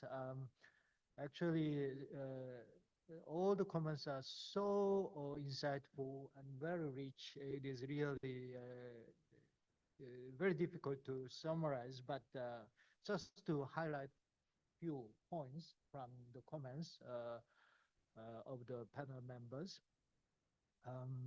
First, the panel members have identified the critical requirements for sustainable agri-food systems, and they shared various perspective insights regarding the policy directions and practical solutions. So we very much appreciate all your comments.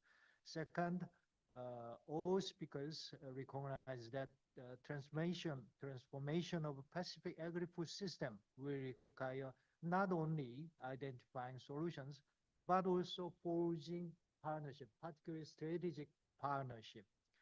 And this effective partnership will require new approaches that are concrete, actionable, and committed.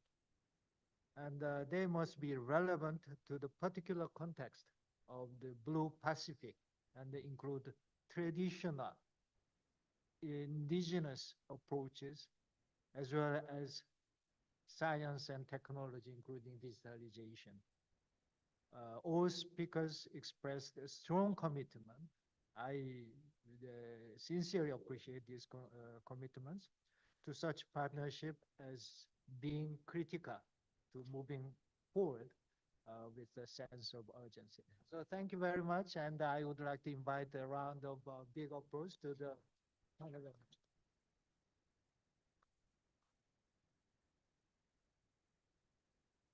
Thank you very much, JJ, and thanks to the distinguished panelists. Can I now ask you to go and take your seats? Yeah. Thank you, everybody. We are almost about to conclude. I made a deal with the panelists. They asked me if they could speak a bit longer. And I said, what would be the price? And they said, we will ask the FFA DG to offer tuna. So ladies and gentlemen, you see in the corner there, the tuna is there. That was a very good deal. They just brought it from the ocean. I will tell you quickly when the tuna will be there, will be ready. But before we start, there is an important section, which is the signing of memorandum of understandings. There will be two, one to be signed between FAO and the Pacific community, and another one to be signed between FAO and FFA. So what I will do, ladies and gentlemen, I will invite the ministers to remain in their seat and the FAO Director-General to remain in his seat, and he will observe the first signing between FAO and SPC. So for that signing, I will invite the FAO Sub-Regional Coordinator for the Pacific Islands, Ms. Zhang Jun Yao. She has been designated to be the signing on behalf of the FAO Director-General. Ms. Yao, can you kindly come and take your seat? And I will also invite, on behalf of SPC, Ms. Florence. She's the Deputy Director for the Land and Resource Development Division. Yes, Madam. Excellent. May I also invite the photographer?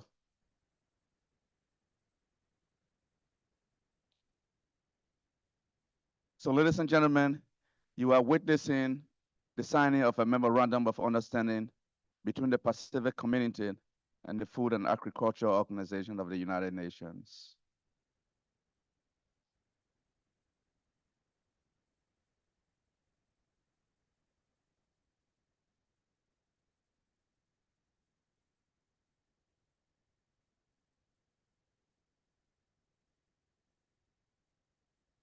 Thank you. Ladies and gentlemen, I now have the pleasure to invite Dr. Chu Duyon, the FAO Director General, to come to the stage. And I will also invite the FFA Director General to come and have seats.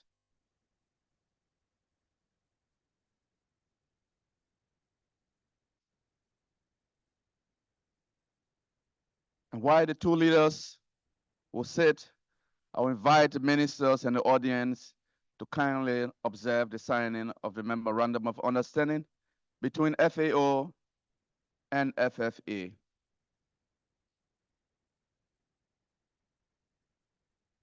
Many of you will recognize that our Director General always he created the term Agri-food Systems.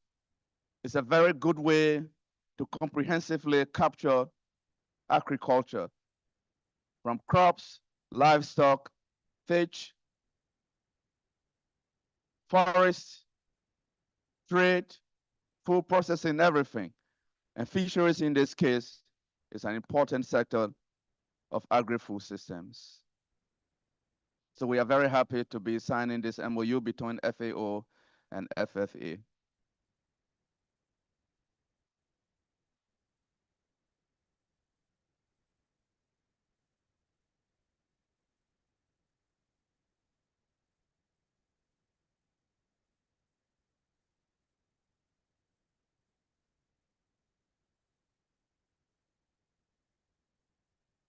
All right, ladies and gentlemen, I should let you know today marks the 45th anniversary of FFA.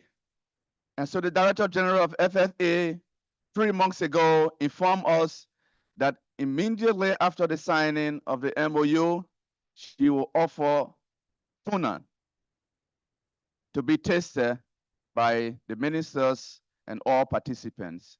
So ladies and gentlemen, I pass it on to the Director General of FFA if you want to say a few words before the audience can taste the tuna. You have the floor.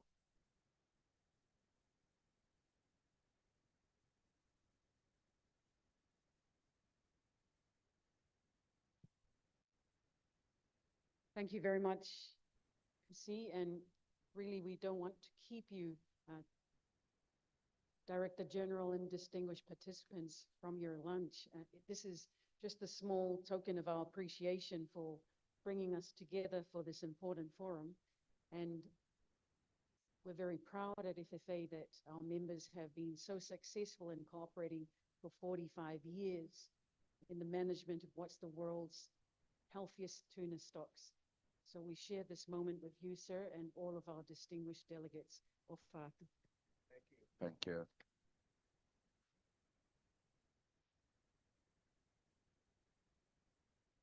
All right, so Madam Director General, the floor is yours. If you want to invite the Director General, how the process will unfold.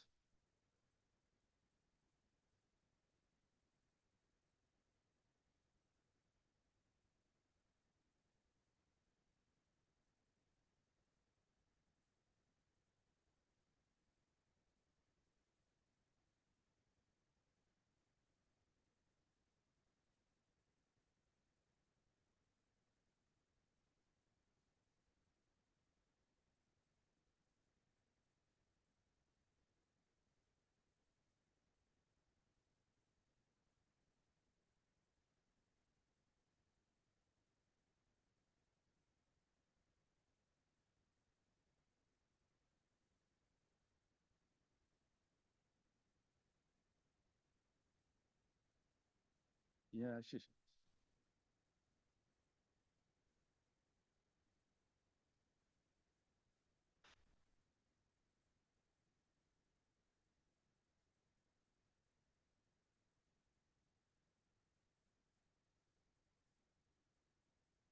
point, and then they can transfer the voice to an output. Come. Yeah, you are out there.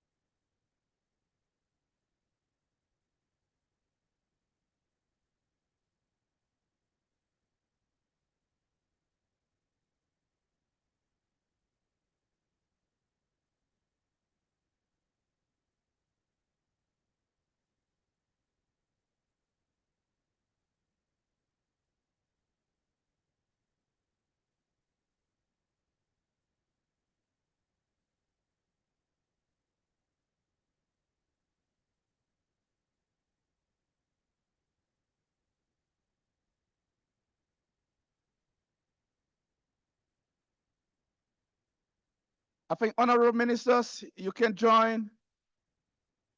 You can come and taste the tuna, please. Everybody, if you want to have a taste.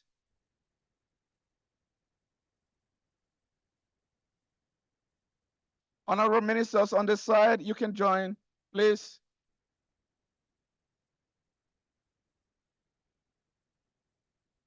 And of course, all the other colleagues on this roll, you can join to taste.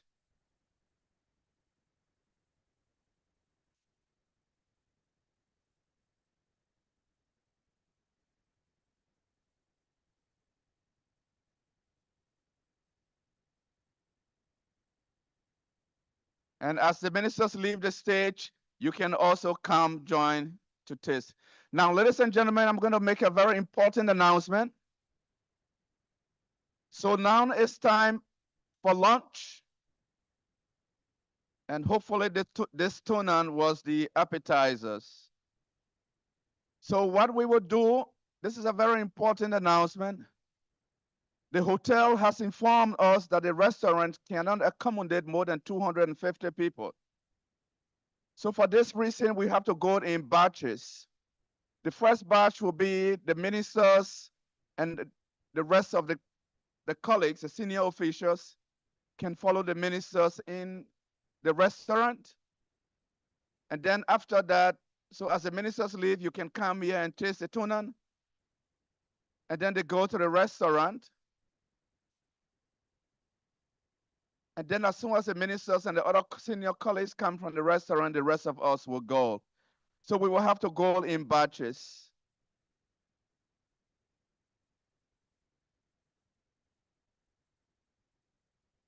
When are we supposed to be back?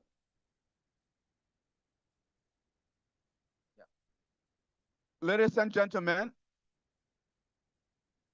please let me also inform you about the next section.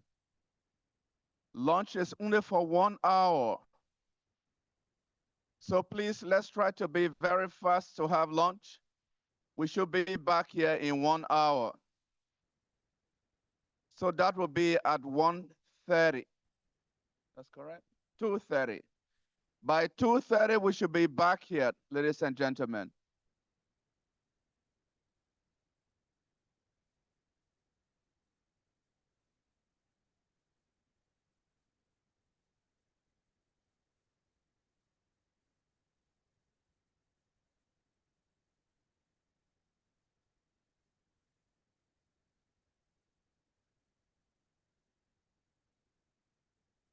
So it's lunchtime, you can walk, and I think the restaurant will let you know when the room is full. So please go out for lunch.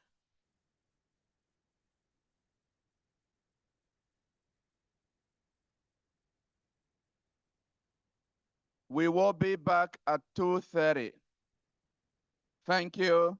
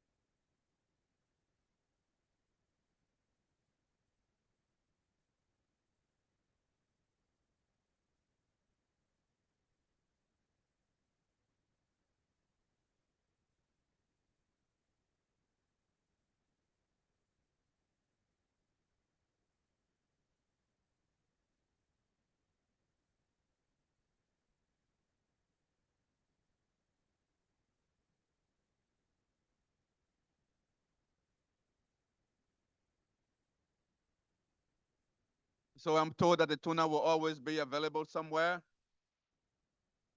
It will be at the launch area.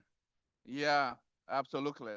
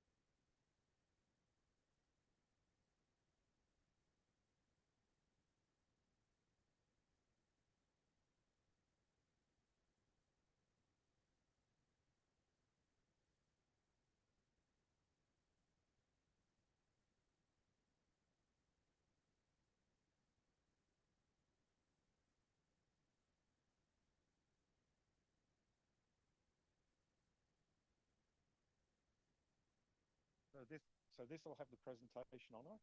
This one will have his presentation or her presentation with their notes page. So if they put in the notes, that Yeah, some of I think nobody is bringing notes because they have the reading talking point here. yeah. If you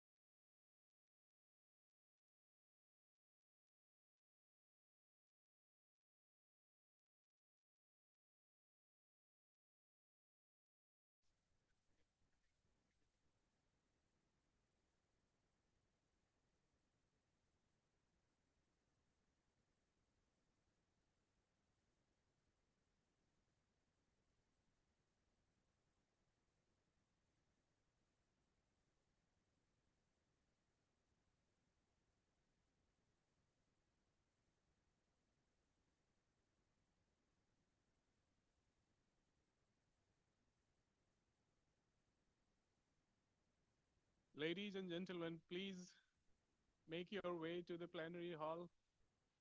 We are going to resume shortly.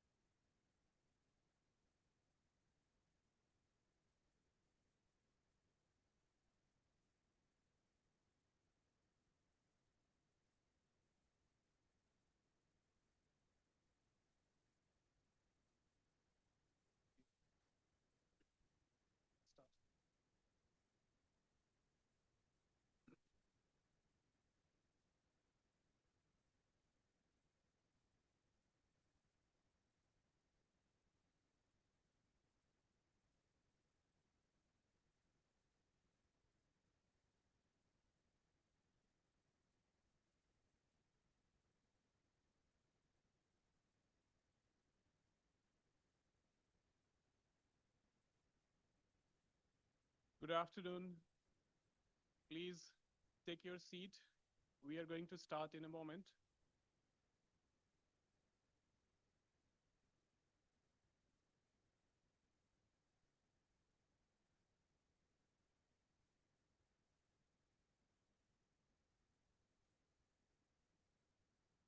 Honorable Ministers, Excellencies, ladies and gentlemen, welcome to this very important session on catalyzing agri-food system through hand-in-hand initiative. Now, I invite Ms. Beth Bechdol, DDG FAO, to take the seat on the stage and chair the session. Ma'am, the floor is over to you.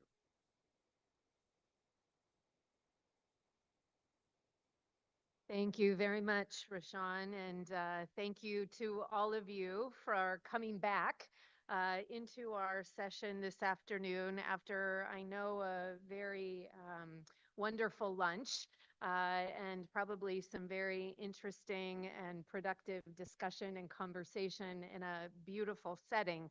But we do have, I think, a very important set of discussions and exchanges on the hand-in-hand initiative and how this particular very important piece of work from FAO, really, as the slide behind me, I think, refers to, has the opportunity to catalyze Pacific governments to accelerate their agri-food system transformation. I want to just say that, again, I'm looking forward to being with you to chair the various parts of this session, and I look forward to engaging in good discussions. I hope we see and hear a number of insightful ideas and obviously also bring a number of very fruitful outcomes from today's gathering. This session is divided into three very distinct parts. The first will be a country level hand-in-hand investment plan presentation session that will be delivered by the respective ministers and their representatives. In the second session, we will listen to colleagues from FAO present on the investment program for Pacific SIDS that has, as I mentioned, been designed by FAO in coordination with many of you. And the third session will be focused, or the third part, on reflections from our development partners with a view to fostering the agri-food system transformation in the Pacific. So again, thank you all for being here. And before we move to our speakers, let's get started by looking at a Pacific hand-in-hand video that I think will give us a very good grounding for the rest of our session. Please, the video.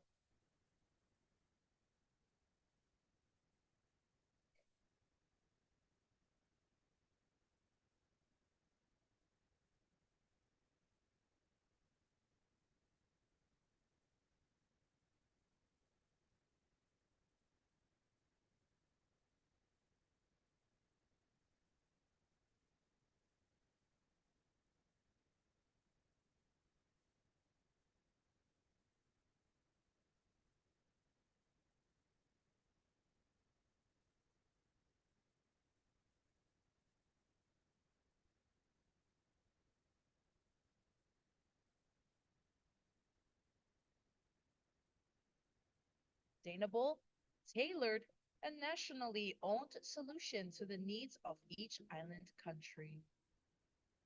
The Hand-in-Hand initiative prioritizes countries and territories where poverty and hunger are highest, national capacities are limited, or operational difficulties are greatest due to natural or human-made crises. The initiative supports the implementation of nationally led, ambitious programs to accelerate agri-food systems transformations by eradicating poverty, SDG 1, ending hunger and malnutrition, SDG 2, and reducing inequalities, SDG 10. As a small island development state, Samoa faces unique challenges in the mainstreaming of sustainable agriculture productions and transitioning from subsistence to commercial farming.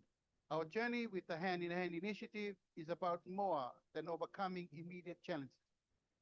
It is about sustainable resilience and prosperous future for our nation. FAO supported Solomon Islands and Vanuatu to mobilize resources to address their investment plans and build the capacity for economic and financial analysis for bankable concept notes development. These people-centric investments would improve the income of more than 52,865 households, leading to enhancing access to better food and nutrition, thus reducing inequality. To date, the Solomon Islands has presented plans to develop its coconut and poultry sectors. Vanuatu has also presented its investment plans for cocoa, cassava, and taro. Samoa presented its plans for coconut, cocoa, and taro. Tuvalu will present its investment plans in 2025 at the Hand-in-Hand Investment Forum in Rome. Hand-in-Hand investment plan development is an inclusive and nationally owned process that has provided opportunities for national officers to learn about development of bankable proposals or other important commodities. This plant development also highlights the need for enhancing the production of subsistence agriculture. In early 2024, FAO organized a technical exchange mission at the Chinese Academy of Tropical Agricultural Sciences. Senior government officials from the Solomon Islands and Vanuatu learned about technological advancement and met with private sector representatives. The visit laid the foundation for increased cooperation, adoption of technology, and private sector investment. The contribution of FAO has provided with financial resources in procuring seeds, in procuring non-food items like tools, watering cans, and for the government through the Department of Agricultural Development provide technical advice for households continue growing their vegetables, veggies behind their backyard. But at the same time, FAO has also assisted the Ministry of Agriculture of Vanuatu in providing market access to local crops. The Hand-in-Hand initiative is driven by partnership. By joining hands, we can eradicate poverty, end hunger, create a brighter future for all, leaving no one behind. Together, we can safeguard the Pacific's future, one island, one community, one hand in hand.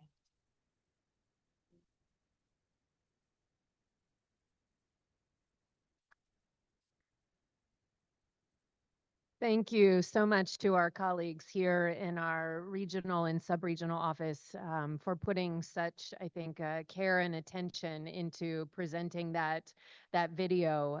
There's so much more that I think we could share with you in terms of details on the hand in hand, but I'm certainly pleased that you actually have probably the preeminent experts on the hand-in-hand initiative, the individual, in fact, who really brought the vision of the hand-in-hand initiative to our organization, has been a tireless champion and advocate for it, not only inside our own organization, but with our members, with our partners, and most importantly, with the national governments and our stakeholders at country level, who we know really will benefit from this collaboration and this partnership.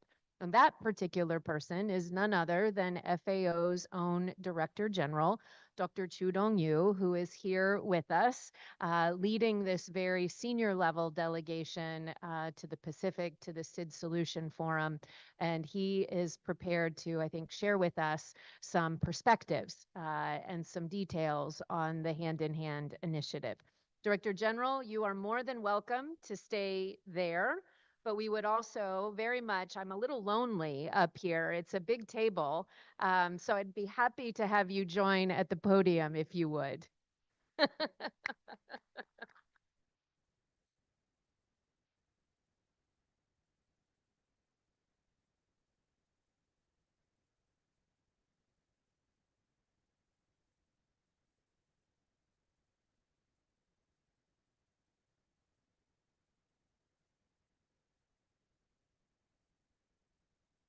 Thank you, Bess, and excellencies, ladies and gentlemen.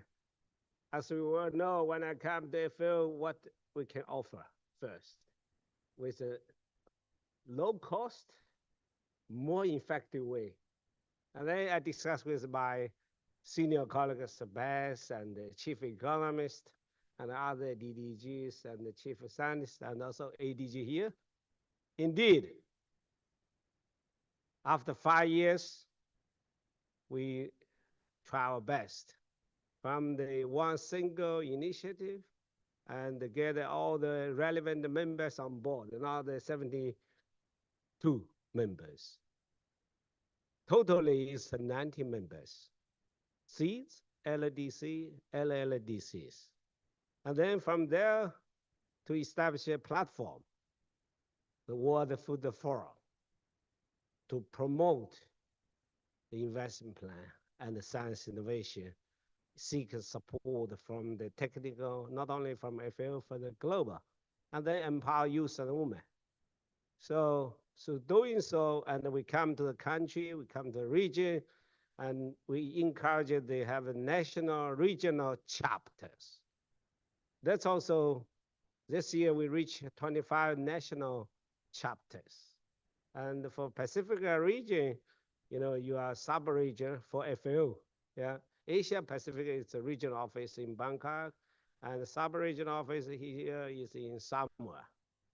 So I started saying that because some of you it's new, but I will give you a little bit systematic speech because it's very important for you to change the way of thinking and to do business differently. And that's also lead to the transformation of Agrifood Systems at the country level, and even for big country at the local level. So dear colleagues, finance and investment are critical for the transformation of Agrifood System in small island development center. Not only for SIDS, for all the members, even for big countries like India or Bangladesh, and others. FAO hand-in-hand initiative launched in 2019, support the government in developing and implementing sustainable Agrifood System investment plans, and also aim to aid the transforming the Agrifood System in support of the SIDS, especially to address the poverty SDG 1 and the combat hunger and malnutrition SDG 2, and reduce the inequality SDG 10. Yeah. And the FAO hand-in-hand initiative is distinctive because through the specific cooperation framework, it brings together FAO's comparative advantage range from the data, analytic, and technical expertise to its convening power to the benefit of the most vulnerable countries. It ensures effective matchmaking with relevant partners, thereby fostering sustainable partnership aimed at address national development priorities. At the heart of the hand-in-hand initiative are country and regional-led investment plans. We know we are from Ministry of Agriculture and Food or Rural Affairs, whatever you call it. We don't have money. Yeah, I was so many years in China also. Yeah, compare other ministers, we are poor, big, and responsibility, but limited resources. Any country in the world, even USDA, those are relatively poor. But what do we have? Comparable advantage, professional, technical, network, and also we can offer the professional de-risking solutions and plans to have other investor potential, no matter public investors and private investors. They can depend on our professional service, and also other international financial institutions like World Bank or regional bank like Asian Development Bank or African Development Bank and others. So that's a way to lead the change based on our own comparable advantage. Over the last 5 years, we have successfully organized a dedicated hand-in-hand session worldwide, as well as 3 hand-in-hand investment fora during the annual World Food Forum hosted at the FAO headquarters. That's why the FAO Investment Center is one of the pillars to support, which provide our members with an important global forum to present their sustainable agri-food investment opportunities and development partners, multilateral development bankers, international finance institutions, and private sector investors. I'm pleased to have seen an increased interest from these potential partners over the past 5 years. Thanks to our collective efforts since 2022, more than $3.8 billion have been committed and in the process of negotiation for agri-food investment in support of the national development priorities. So you can imagine only 3 years, we attract the 3.8 billion investment in the members with the investment plan. You can't get that much money from the donors. Donors come very small money. It's very important, but it's just a stock fund to build up. Today, the initiative is active in the 72 countries around the world with 5 regional initiatives, targeting regions where poverty and hunger are at the highest, including SIDS. with a specific reference to the seeds. 13 countries have joined the initiative, most of which have already presented their investment plan. In addition, 3 of the regional initiatives are either forecast on or will include seeds in the next phase. Several Pacific seeds are implemented hand-in-hand initiative to boost the production of the important crops such as coca, coconut, cassava, taro, and poultry. Papua New Guinea, Samoa, Solomon Island, and Vanuatu have already presented their investment plan, which together amount to the over 100 million US dollars to be gradually implemented over the 10 years period through the innovative and blended finance mechanism and the matchmaking process. If we provide technical support to Solomon Island and Vanuatu to mobilize 10% of their resource gap and provided capacity development on the economic finance analysis, support the preparation of the SUN project. At the last month's hand-in-hand investment forum, Papua New Guinea and Samoa present their investment plan together, have the way of the potential collaboration on specific crops. I'm also pleased to learn that the countries are looking beyond the Pacific and connected with experts worldwide, including in China with the Chinese Academy of Tropical Agricultural Sciences, perspective of DDG. She just visited that academy because perspective of DDG, she's responsible for South Triangle Corporation and also crop, plant production, protection, and land, water, and others. So OER also, Office of Emergency and Rehabilitation. So we think not only investment and also technical support because from member to members. Ladies and gentlemen, through the new reinvigorated program of action set out in the Antigua Barbados agenda for seeds, agreed to at the 4th International Conference of Seeds in May this year, FAO will continue to support seeds in their path toward resilient prosperity. I say after that summit, the FAO is the first organization they implement their conclusion and the declaration based on our own mandate, together with a different region and different countries. So that's the way we have the UN secretary, they have the political agenda and the convening power to support members. And FAO, we should, through our professional expertise, capacity to implement this declaration, we will help the SDGs development. FAO hand-in-hand initiative can provide a key contribution to deliver multiple priority actions under this new 10 years framework, including, among others, building economic resilience, scaling up climate action support, the conservation and the sustainable use of the ocean and its resources, data collection, and analyze and use, and the scaling up of science, technology, and innovation. First time we invite also director of the FAO chief statistic. He come also to support you because this small island state, you need a lot of fundamental,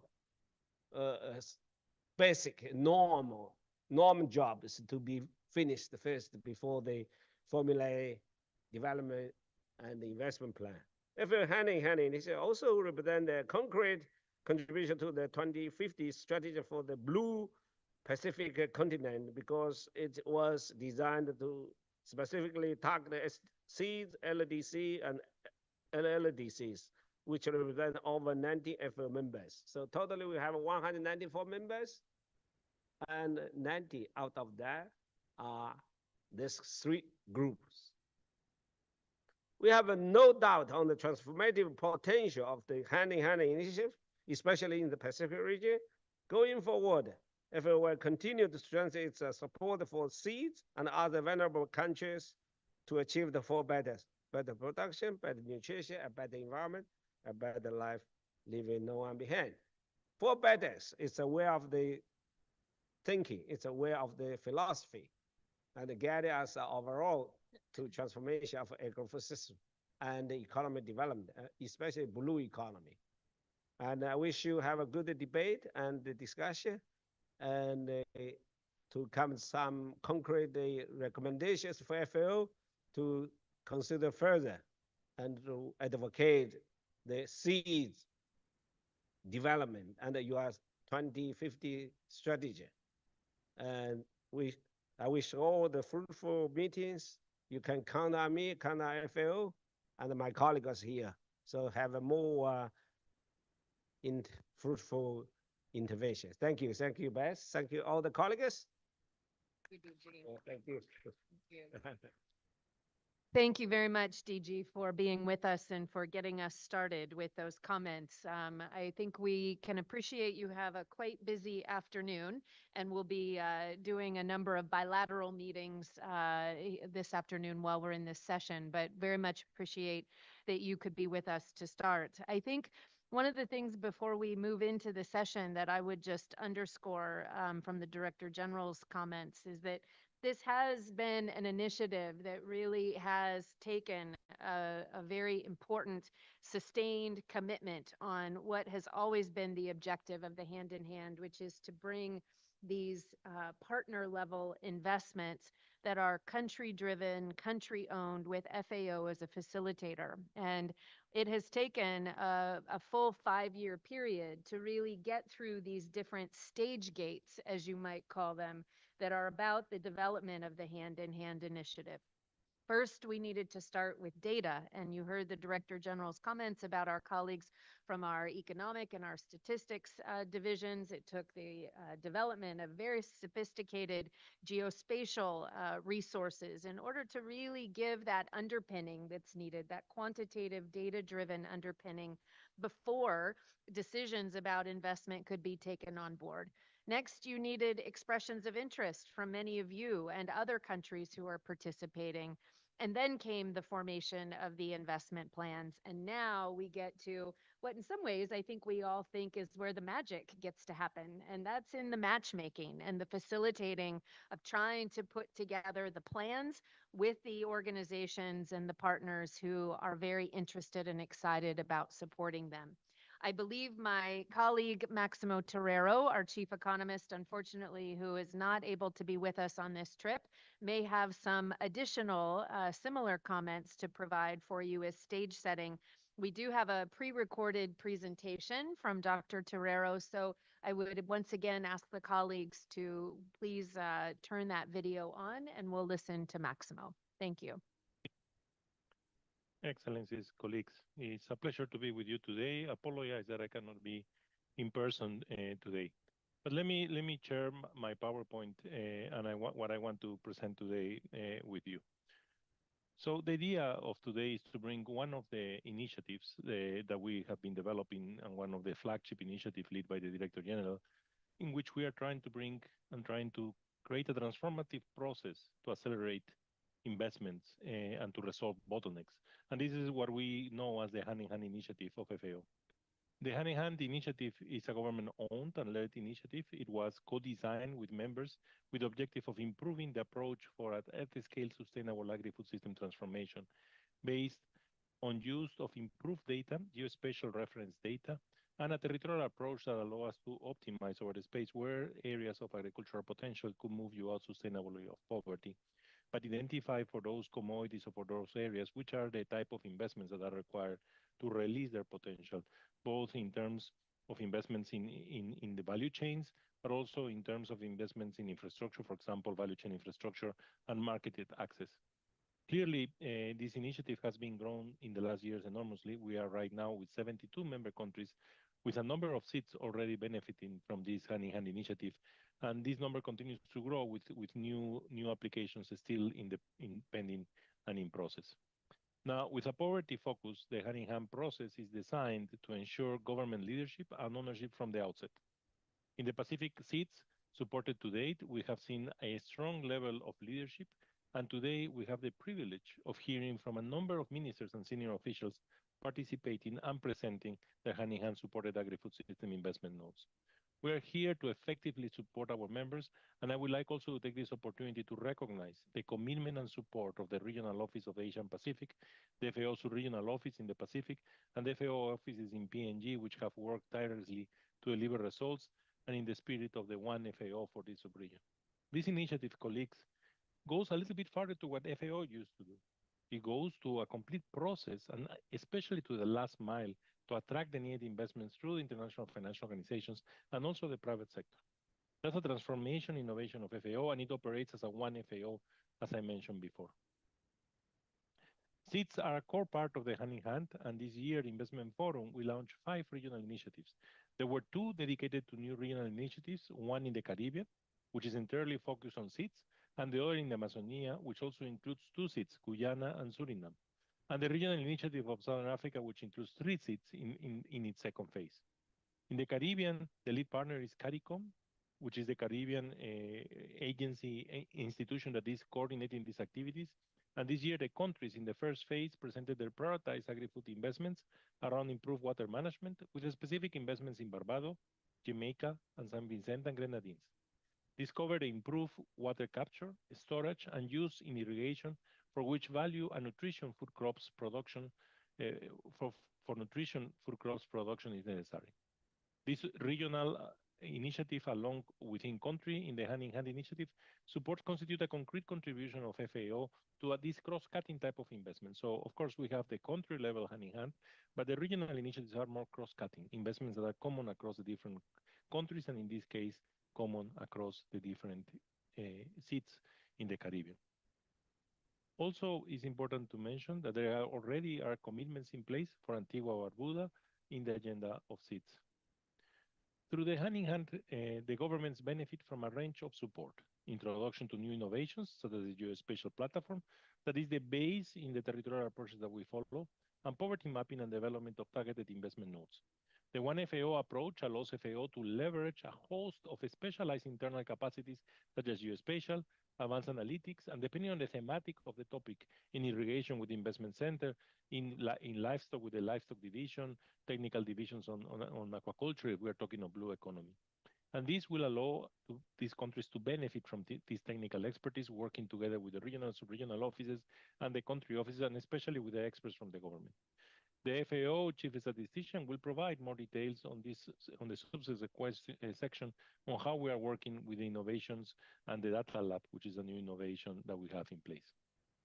As I mentioned at the beginning, this year we have 5 SIDS participating in the Hand in Hand Investment Forum. So allow me to share an overview of their Hand in Hand supported investment nodes. For Cuba, we had one of the largest investment proposals valued in $1 billion.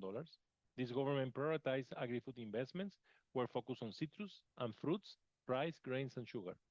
The Dominican Republic has also a beautiful project, which is a more mature investment case, which started in 2022, with already some substantial and firm investment commitments, as well as significant ongoing negotiations.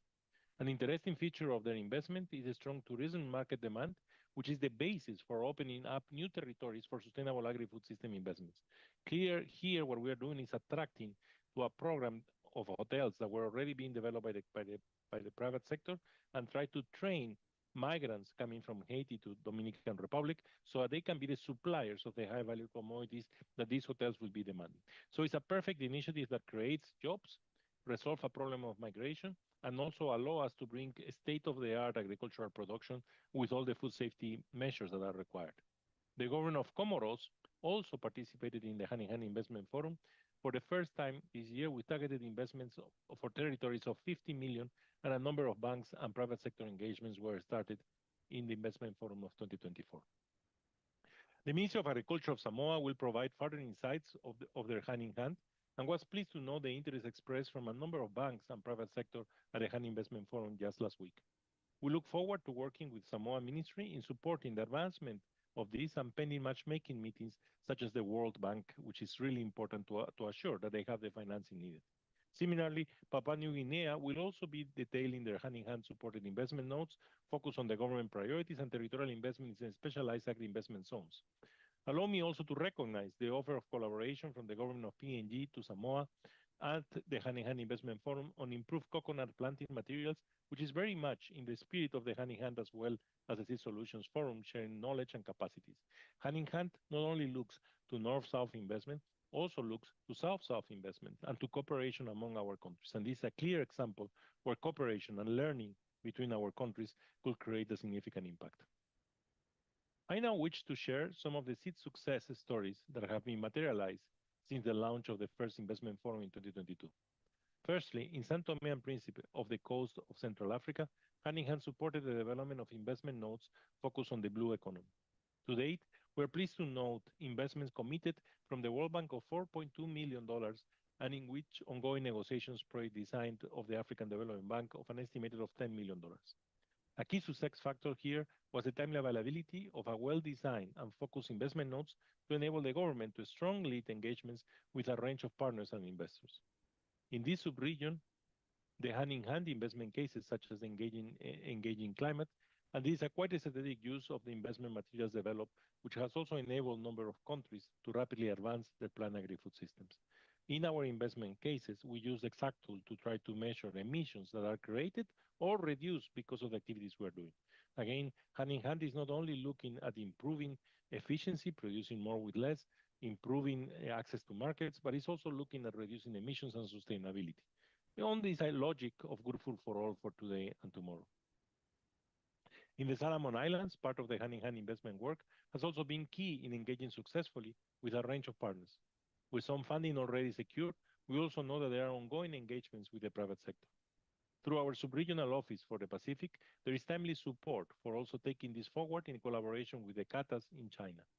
I was also very pleased to hear of an emerging offer of collaboration between Samoa and PNG, coconut, as I mentioned before, where this brings open again significant support in South-South cooperations. SIDS have many specific challenges, but also opportunities in sustainable agri-food system transformation. SIDS have the capacity for a one government approach to engage and prioritize investments in agri-food systems. Through the Hand in Hand, FAO is committed to continue to support the Pacific Islands, both in the follow-up and following new investment nodes. We already have started by the request and by a commitment that the Director General did, a significant investment design for the Pacific Islands, which preliminary results will be presented today. The Hand in Hand geospatial GIS training, especially for the Pacific SIDS, is also being planned with the Hand in Hand team, our agroinformatics experts, and the FAO Sub-Regional Office of the Pacific in the coming months. And finally, it is important that we look forward to welcoming Tuvalu and possibly the Pacific SIDS at the next Hand in Hand Global Forum in October 2025. In addition, as I mentioned before, the Pacific Investment Program that will be presented by the Director General of FAO Investment Center could serve as a basis for a new Pacific regional initiative so that we can work together and resolve the common challenges that the Pacific Islands are facing. Working together in hand will allow us to assure and accelerate the transformation that is needed to be able to achieve our goal of good food for all for today and tomorrow. Thank you very much, and it was a pleasure to be with you.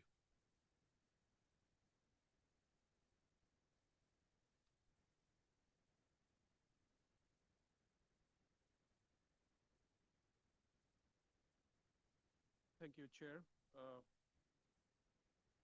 Now, we will move to the next segment of the session where we will listen to the country presentations.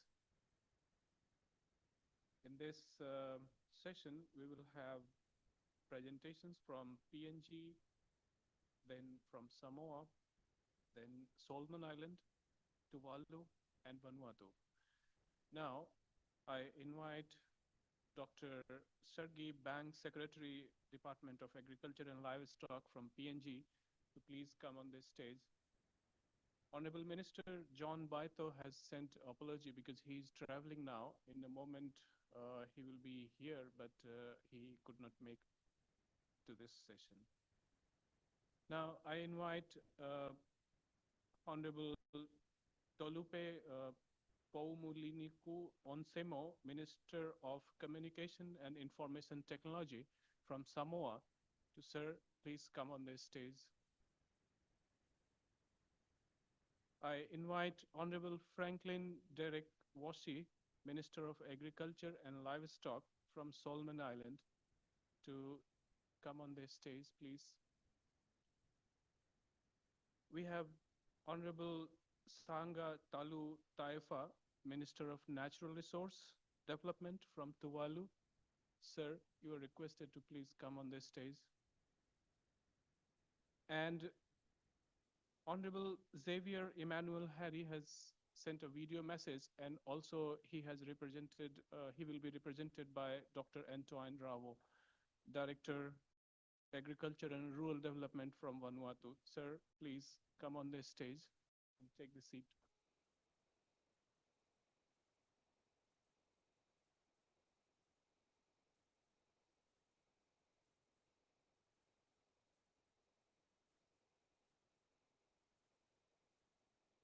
Dr. Ravo, please.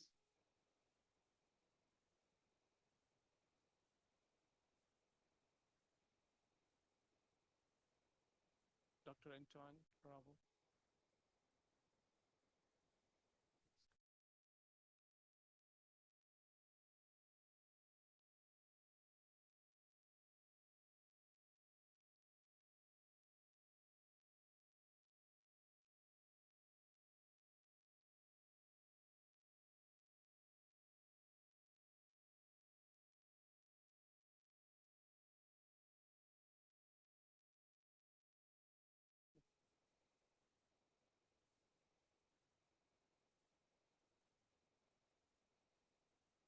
Thank you. Ma'am, over to you. Thank you. Thank you very much. And it's very nice to have these 5 distinguished gentlemen here on the podium with me. And we're looking forward to hearing a number of your very specific and unique experiences in the process of developing and participating in the Hand in Hand initiative. I do know that we are a bit behind on schedule, but I don't want to also take away from the, I think, very rich presentations that that the colleagues here are going to have. But I would ask each of you to stay within the allotted time, as we have earlier discussed. I think we said 8 minutes for each of you. I'll be watching, but let's do our best. But first, let me move to the initial speaker, the first speaker, and Dr. Bang, I'm going to turn over to you, representing PNG. And please, colleagues, feel free to use the podium, or if you would prefer to stay at your seats, either way. Do you have a PowerPoint? I will ask the colleagues to load the slides. I need a PowerPoint.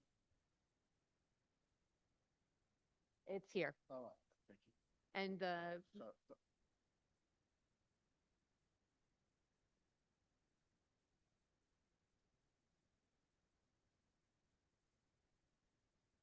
thank you, Deputy Director General FAO.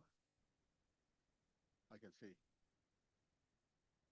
So I am Sir Jibang. I stand here on behalf of my Minister, Honorable John Boyter, who has only just arrived into Nadi and is checking into the hotel, and he'll be available tomorrow for his input into the bilateral talks. But he gives his apology. We have welcomed very much the Hand in Hand initiative in Papua New Guinea under the leadership of FAO. And let me add, Deputy Director General, that it has gone nicely to fit into the Papua New Guinea 10-year plan on the National Agriculture Sector Plan. And we have 10 commodity crops, of which cocoa, vanilla, and coconut are the key ones. I'll give you that one. And so we are happy in that this National Agriculture Sector Plan for Papua New Guinea looks, in the 10-year period between 2024 to 2033, that we will increase our GDP from 1.2 billion US to 10 billion and create 2 million jobs, and we'll have reached 450,000 micro to small, medium enterprises. And then at the poverty of 40%, we look at over a 10-year period that we will reduce it to 20%. And the stunting of children and the malnutrition, to reduce that rate to 48% stunting to 20%. So those are the targets within we operate, Deputy Director General, and that these three crops that you have supported will add to achieving our targets. So now Papua New Guinea, I need not tell you, we're the largest island country in the Pacific. having 463,000 square kilometers. If I were to say it in hectares, it'll be 47 million hectares, of which 11 million hectares are arable land. And there are over 10 million people, and 8 million of them live in rural Papua New Guinea. We have a GDP, a national GDP of 25 billion US, and I did say we've got a 40% poverty we need to deal with.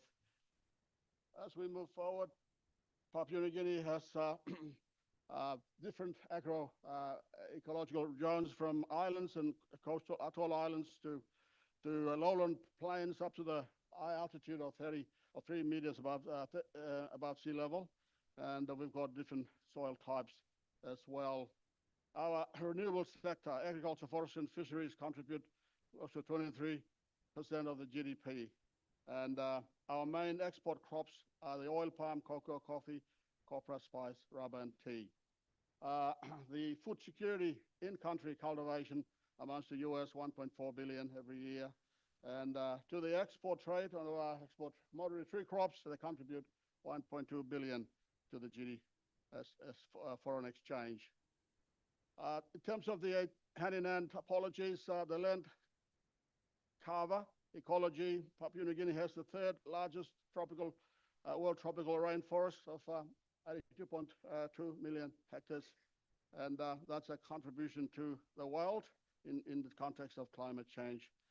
And the carbon economy, the greenhouse gas emissions from land use, land change, and then converted to agriculture. As you can see there, 9,397.2 kilotons carbon dioxide equivalent in 2017. Of the rainforest biomass we've got, the tons of carbon in soil in the forest of Papua New Guinea, 4,330 million tons.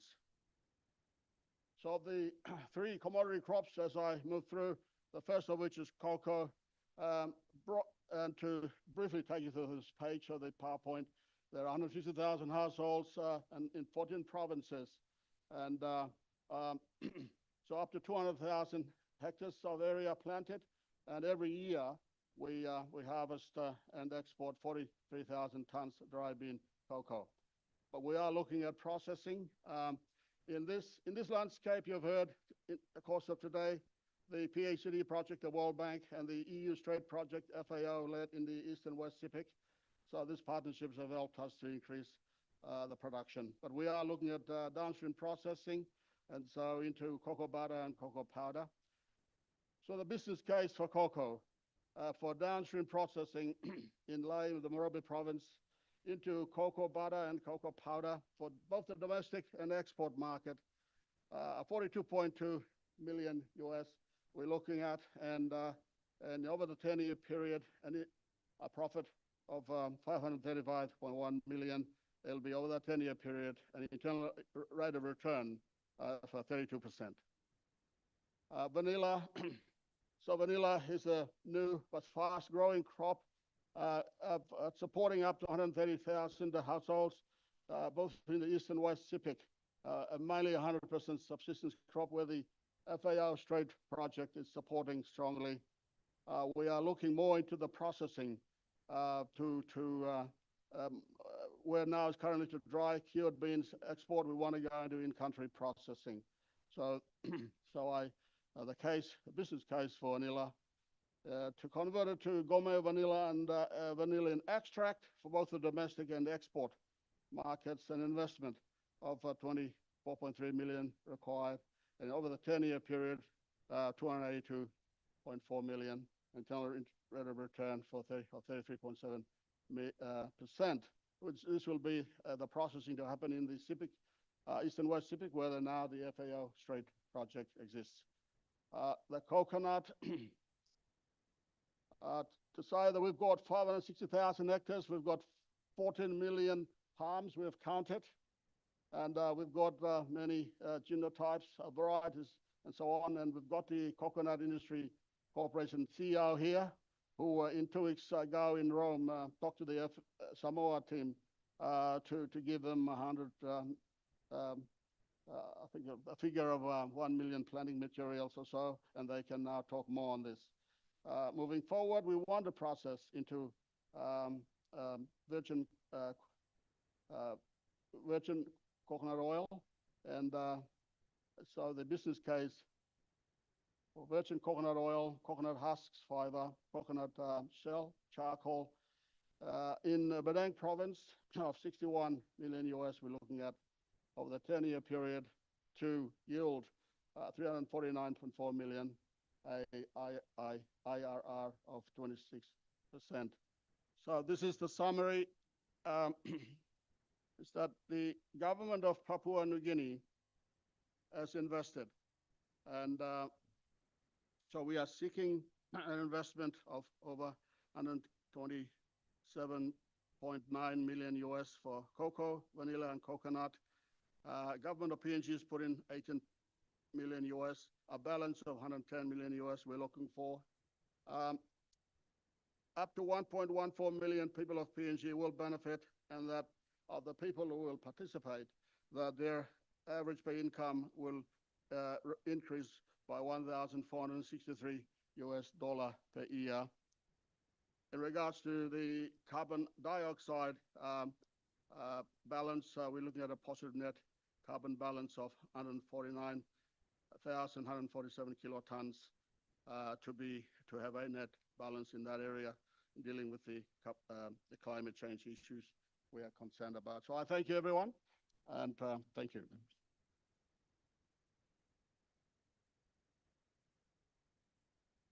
Thank you very much, Dr. Bang, for that very clear presentation, very detailed, very succinct, and thank you for the much more extensive national agricultural plan that you've shared with us. We're very pleased also that you were able to be with us in Rome for the World Food Forum, and do hope that there are continued fruitful discussions that I think will come from that. Next, I would like to invite the Honorable Onesimo, Ministry of Communications and Information Technology from Samoa, to, I think, introduce a colleague who will be coming forward and presenting on behalf of Samoa. Minister, over to you. Thank you, Madam Chair. Good afternoon, everyone. I'm here on behalf of Honorable Minister Lauli Malietoa,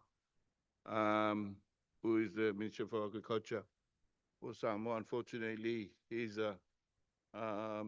away on other important national duties. On that note, in listening this morning, as a Minister for ICT, I've been hearing a lot of remarks this morning, and especially discussing digital transformation, which it marries very well with what we're trying to achieve here with our agriculture sector, which I think it's why I was invited. Thanks to FAO for inviting me to be here. Honorable Ministers, distinguished delegates, Excellencies, ladies and gentlemen, talofa. It is an honor to be here today among colleagues and partners united in our shared mission to create a sustainable, food-secure world. As many of you know, FAO's hand-in-hand initiative has been pivotal in supporting countries worldwide as they develop strategies, strategic investments plans to achieve the Sustainable Development Goals, particularly SDG 1, 2, and 10, by addressing poverty, hunger, and inequality. This year, Samoa proudly joined the initiative, working alongside FAO to create a targeted investment plan for our cocoa, taro, and coconut sectors. This plan was recently presented at FAO headquarters by our Ministry of Agriculture and Fisheries team. Ladies and gentlemen, the Assistant Chief Executive Officer of Samoa's Ministry of Agriculture and Fisheries, Ms. Taimali Tane Matitumua, will present Samoa's investment plan in details. Paftai.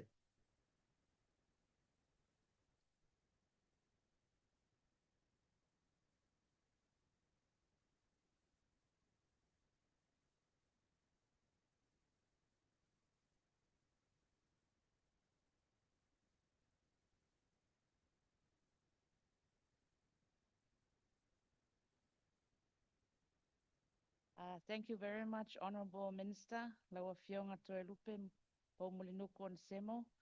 I would also like to acknowledge the company of Samoa's Minister of Women, Community and Social Development, Honorable Mulipola Anarosa Modio. It is an honor for me to stand before you today to present Samoa's investment plan in summary. The plan is actually available online, but I'll just be giving you a snapshot of what Samoa has presented in the last 2 weeks in Rome. Oops, apologies for that typo. But before I go into depth, I would just like to give you an overview of Samoa's environment in terms of investment. The World Bank has did a survey or analysis on the ease of doing business in Samoa.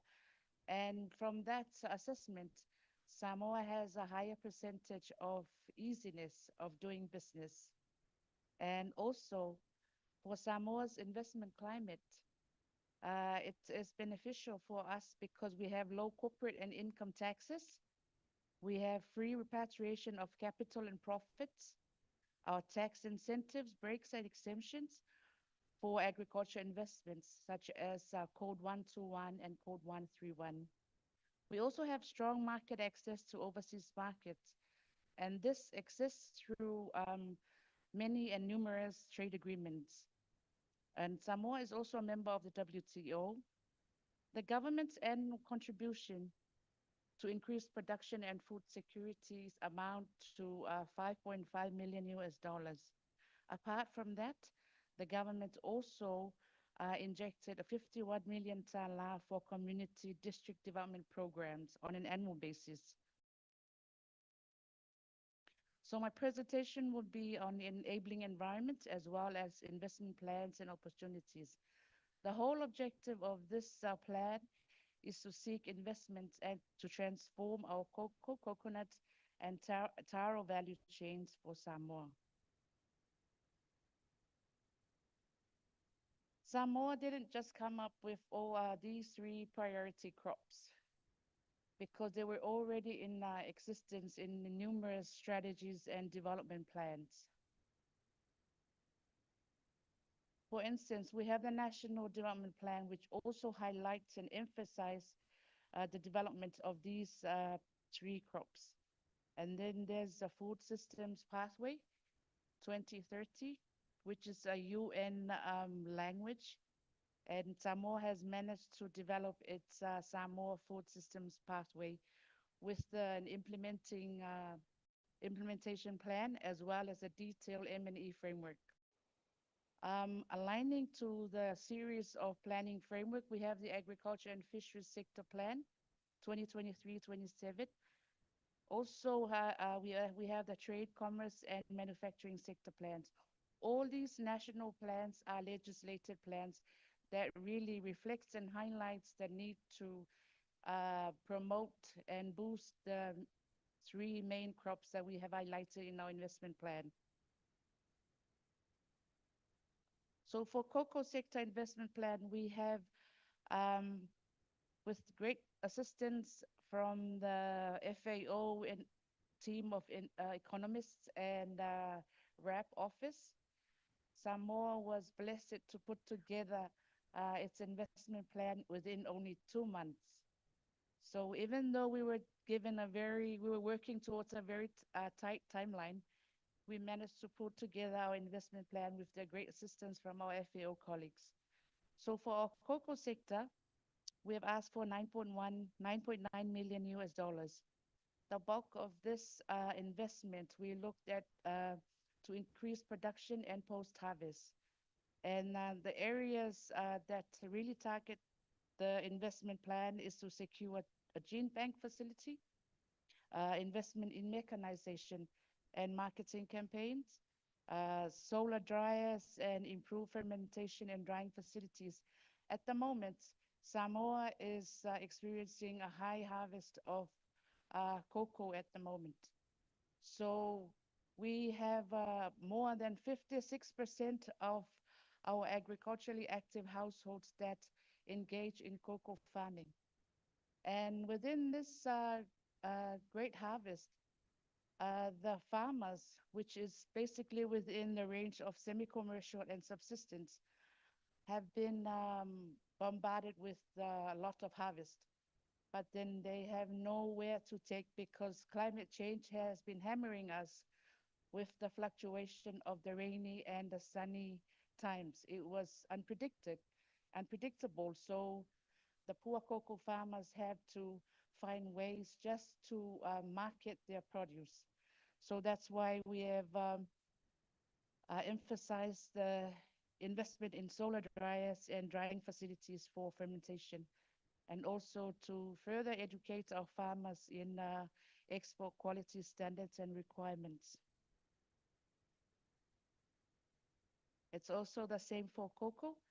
The production has increased investment amount compared to post-harvest, and it also comes with its own risk and mitigation.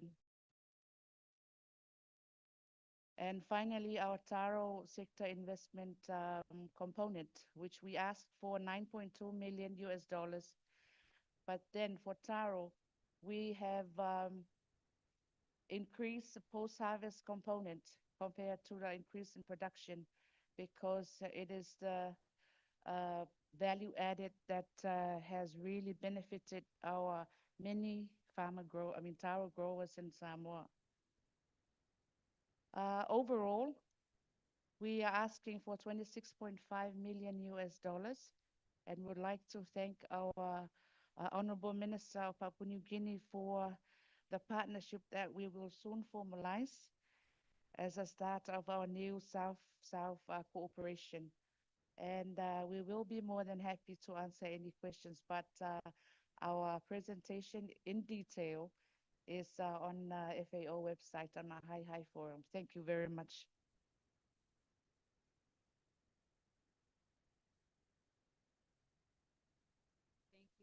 Thank you very much, Ms. Tai, and to the colleagues from the Ministry of Communications and Information Technology. I'm pleased to see this cross-pollination, as you described, even within your own national government, recognizing the opportunity that this is not just an agricultural investment plan, but it's an economic development and cross-sectoral plan. So your representation here today means a great deal to us. So thank you very much for that. And thank you as well for drawing out, I think, important issues like the importance of an enabling environment and the right enabling policies. It can't just be investment tied to productive agricultural capacity and opportunity for growth.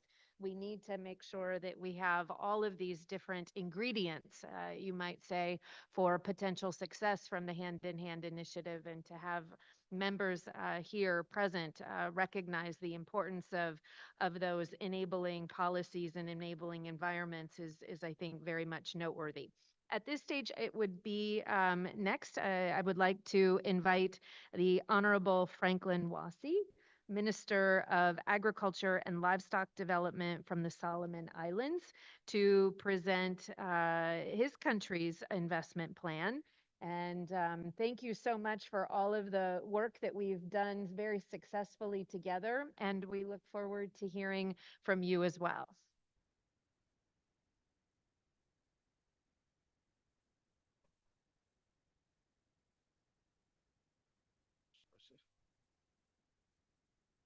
Distinguished guests, His Excellencies, ladies and gentlemen, I acknowledge the traditional honors where we convene the 2024 Pacific SIDS Solutions Forum. On this note, I thank the government of Fiji and the FAO for co-hosting Solutions Forum, which provides a platform for regional leaders in the agri-food system to converge and discuss opportunities and challenges in our efforts to address the sustainable resilient systems on food production and economic growth. The current government for National Unity and Transformation of Solomon Islands came into power in May of this year.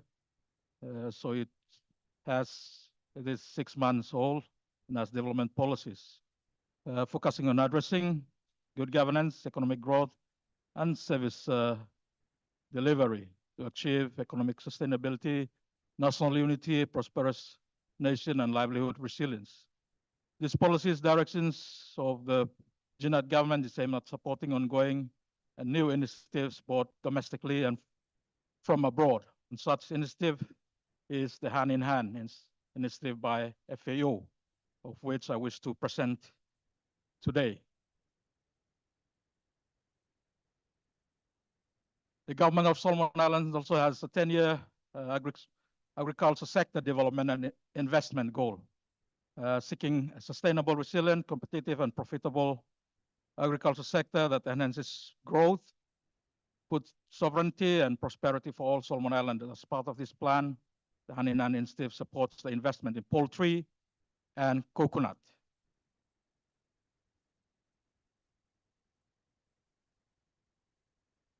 Why poultry and coconut?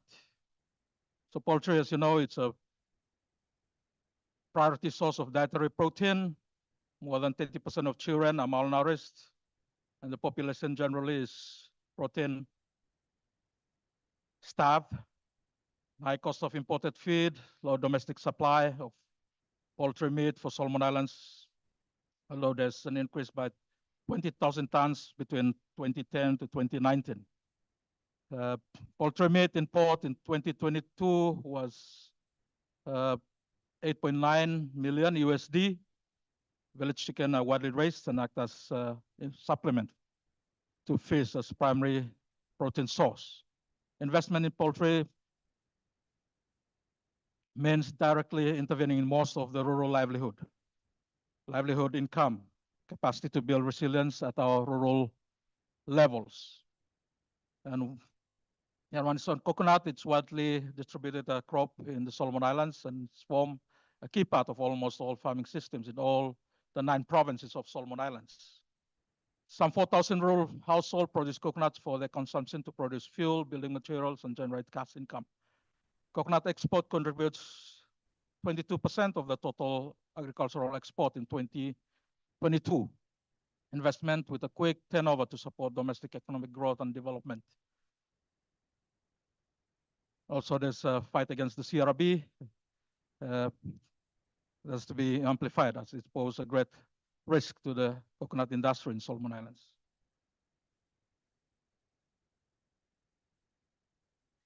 I will move on to the investment plan.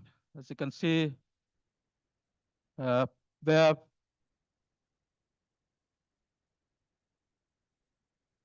strategy is to, you have the poultry sector, the strategy is to, the summary there, you have a government budget for 10 years, 40.5 is required, and for the US, sorry.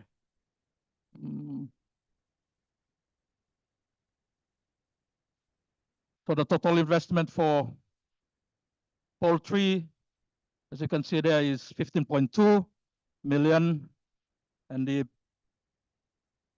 IRR is 14 to 34%, and PV is 5 million USD, and for coconut sector, it's 25.3 million, and the IRR, internal rate of return, 27 to 31%, and then NPV is 23%.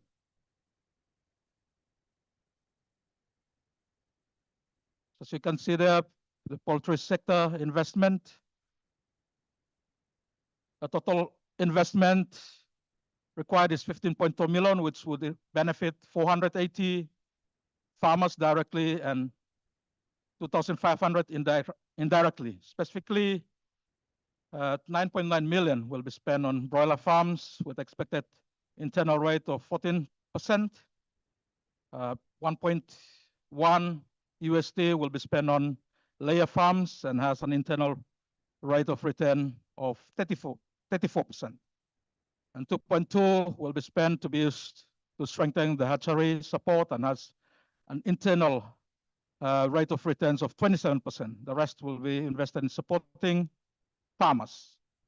And on coconut there, intervention focuses on rehabilitating plantations of 1 million aged coconut trees so that smallholder farms can raise coconut yield up to 690 per hectare to 2,000 per hectare, meeting the international standards. Another intervention is to set up 20 virgin coconut oil extraction units across the islands to assist farmers to produce an aggregate of 15,000 liters of virgin coconut oil annually. 27 cocoa drying units will be established across the islands for farmers to dry 840 metric tons of export quality grade copra annually. Additional strategies in state and bicycle control to create robust coconut farms. Finally, the government has planned to promote prioritized post-harvest processing, innovation, product diversification, technical training, marketing, and trade, with expected 6,400 direct and 34,000 indirect beneficiaries, a total of investment of 25.3 million USD is required. So that would benefit 6,400 farmers directly and 34,000 farmers indirectly. Of the total, 20.4 million USD is slated for plantation rehabilitation, with an internal rate of return of 27%. 130,000 USD will be invested in copra drying facilities with an internal rate of return of 31%. 1 million will be invested in virgin oil extraction, whose internal rate of return is 31%.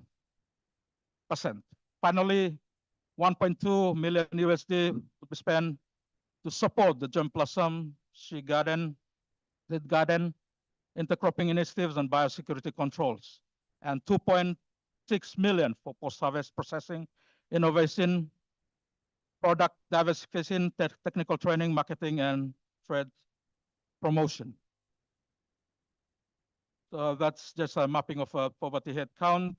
The highest rate of poverty headcount in Solomon Island exists in the 3 provinces of Godol Canal, Wehone Reyes, Makira, Ulawa province, it happens to be my province, and Isabel. So except for Honera City, all other islands and provinces of the country have poverty incidences. At the same time, these are potentially unexploited areas for agriculture. High dependency on root crops as mandate, root tubers, plantain, pulses, seeds, and nuts, fruits, and vegetables. In 2020, Solomon Islands imported 7.39 million in poultry meat, mainly from Australia. Stunting rate, according to UNICEF, WHO, it's 31.5%. Malnutrition in Solomon Islands manifests as stunting in children under the age of 5. Adult obesity and iron deficiency anemia in women of reproductive age and young children. I think that concludes the presentation for Solomon Islands. Thank you.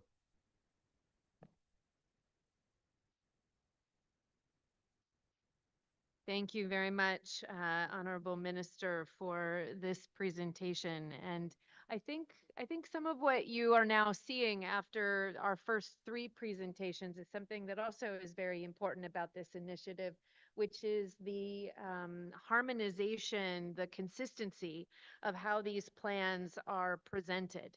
This is, I think, very important from the investor side of the table. We're sitting here together today on the pitch or the presenter side of the table, but obviously when a potential resource partner is thinking about these types of plans and a possible investment, there are very fundamental pieces of information, business-oriented pieces of data, the potential rate of return, the timelines that are involved with those kinds of projections are something that I hope each of you feel that FAO has been, I think, especially helpful in trying to bring some of that harmonization. So thank you again, Minister, for presenting the Solomon Islands Plan. Now I am pleased to invite Honorable Saaga Talu Tiafa, Minister of Natural Resources Development from Tuvalu. It's nice to see you again, Minister. Very happy to have you here. And we, I think, are going to hear from you regarding maybe some of the plans for next year's World Food Forum and the green button, the big green one. And you'll be able to see it right here in front of you. Excellencies, owner partners, my colleagues, and Madam Chair. At the first, I was thinking to sit there on my chair and present. But since the last few speakers had been standing here, and I thought it would be unfair in the Pacific way of doing things to sit there while others are standing and presenting. That's why I managed to stand here. But bear with me, I will talk for almost 2 hours. So, Madam Chair, please allow me to carry on. Because I know this time, this period of time in such a conference like this is quite boring. Immediately after lunch. So if you want to sleep, please sleep. But I assure you that you won't sleep because of my voice. Madam Chair, I thank FAO for the opportunity to have us Tuvalu on board this time and the next year for the hand-in-hand initiative. Tuvalu is here to kickstart HI, and I assure you, FAO, that we are very ready to work, to undertake and to work hand-in-hand with the HI initiative. We thank you so much for this opportunity. This one.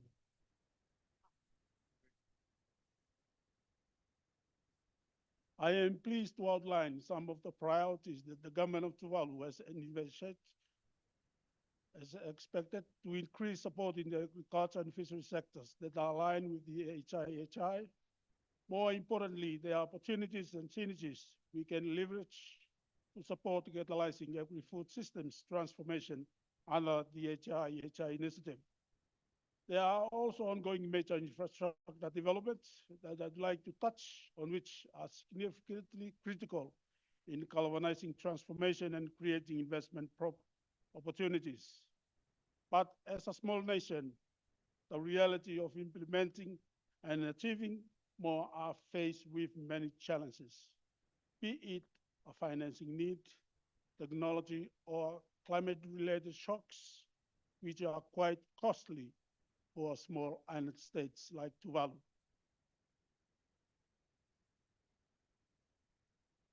I think I'm in the wrong one.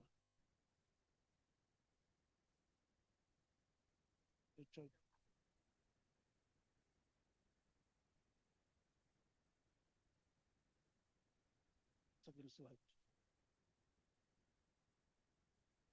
That's the one, that's the one. Okay, sorry for that.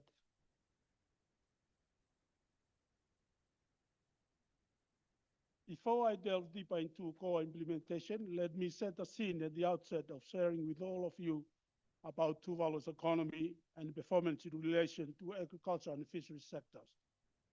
Economic growth in 2023 was 3.5%, with the primary sector share to GDP accounted for more than 20%, owing to small-scale selling of food crops, fish, and handicraft.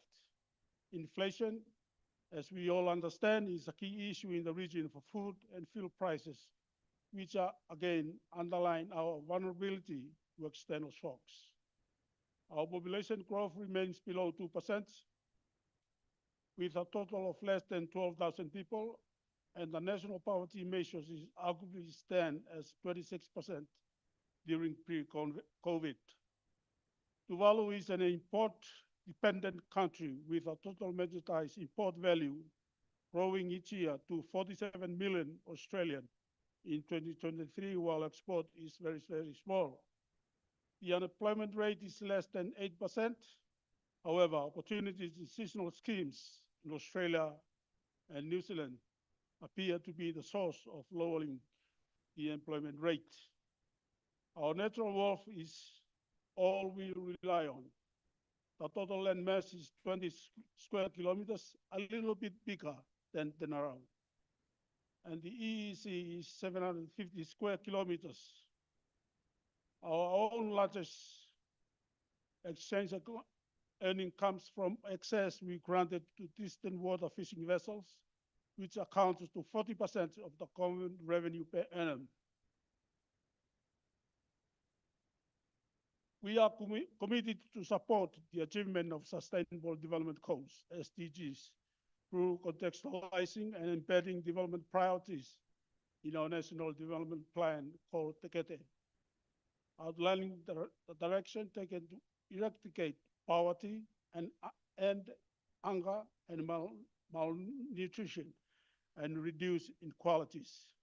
When the new government formed early this year, we made clear our 21 priorities, complementing Tekete on key infrastructure developments and the need to sustainably manage and protect our natural resources to ensure returns are optimized. Under Tekete, should our sector investment plans that are designed and set out to sequence and prioritize activities to effectuate the necessary transformation and generate positive impacts to communities. We see here opportunities to collaborate with development partners, private sector, and other stakeholders to identify investment opportunities, particularly how to design and effective agri-food systems through the HI. Several programs are currently implemented with the assistance of development partners, including under the agriculture sector. First one is the National Health Food Storage Strategy, which aims to facilitate domestic trade of local produce and drive food from local farmers to the domestic market. Second, a coconut rehabilitation program funded by EU looks to rehabilitate senile coconut trees covering 45 to 50 hectares of land, while also supporting production and diversification of coconut products. Third, half-acre initiatives seeks to make available more lands for agriculture facilities and replanting activities. And then we will plan all the other islands, 8 islands of Tuvalu, to have this initiative. National Training Center for Climate Resilience proposal initiative by the Live and Learn to the Ministry for consideration, which includes strengthening traditional knowledge, new technology, smart agriculture practices, and many more. And we need all this donor support for this initiative. Under the fisheries sector, management of coastal and oceanic fisheries is a priority to ensure sustainability of fish stocks and consistent income generation in the long term. Secondly, the small-scale fish processing is also targeting local fishers with their catches, process them and sell them to the local market. Agriculture and fishing are the mainstay for communities, supporting livelihoods and food security. The enhancement of these sectors through HI anticipates to foster more engagement with locals and enlarge their scope of planting.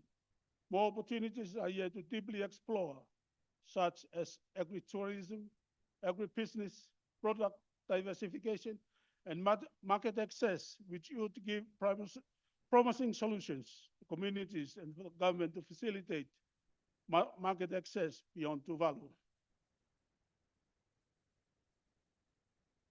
So far, the government is expeditiously implementing major investment projects with the support of funding received from World Bank and ADB, which see more opportunity infrastructures that are critical for a business-enabling environment. Connectivity and enhancement is progressing very well. With some of the projects, we'll see more result in 2025, such as the landing of the submarine cable, completion of all ports rehabilitation in Tuvalu, more port harbors completed, arrival of a new passenger and cargo vessel. Our focus also is to accelerate improvement in other sectors and areas where productivity could be impacted or supported. Major projects such as renewable energy, clean water supply, land reclamation, health, and education systems. These are making good progress, and we are anticipated that the completion of this project would improve contribution of the agricultural and fisheries sectors to GDP. We seek continued support and collaboration with our development partners, ensuring the delivery of meaningful solutions that eradicate poverty and reduce inequalities. My last slides is challenges. Finally, a number of challenges are confronting Tuvalu as a small, poor, atoll nation in the forefront of climate change impacts. Our geographical remoteness pushes transport prices high, which leads difficulty in export. The local market is small, which makes it even harder to achieve economic of scale. Hence, the financial and technical support from development partners to address these gaps and boost local capacities are warranted. We recognize climate change as the biggest threats, not only to our survival, but also to our developments, posed to undermine the value and sustainability of our natural wealth. Drought, seawater intrusion, storm surges, events bring major cost escalation. Even concrete solutions to these events are beyond the government's revenue capacity. Excellencies, Madam Chair, that is the overview of our holistic approach by the government on development priorities in relation to agriculture and fisheries. Whakawhetailas.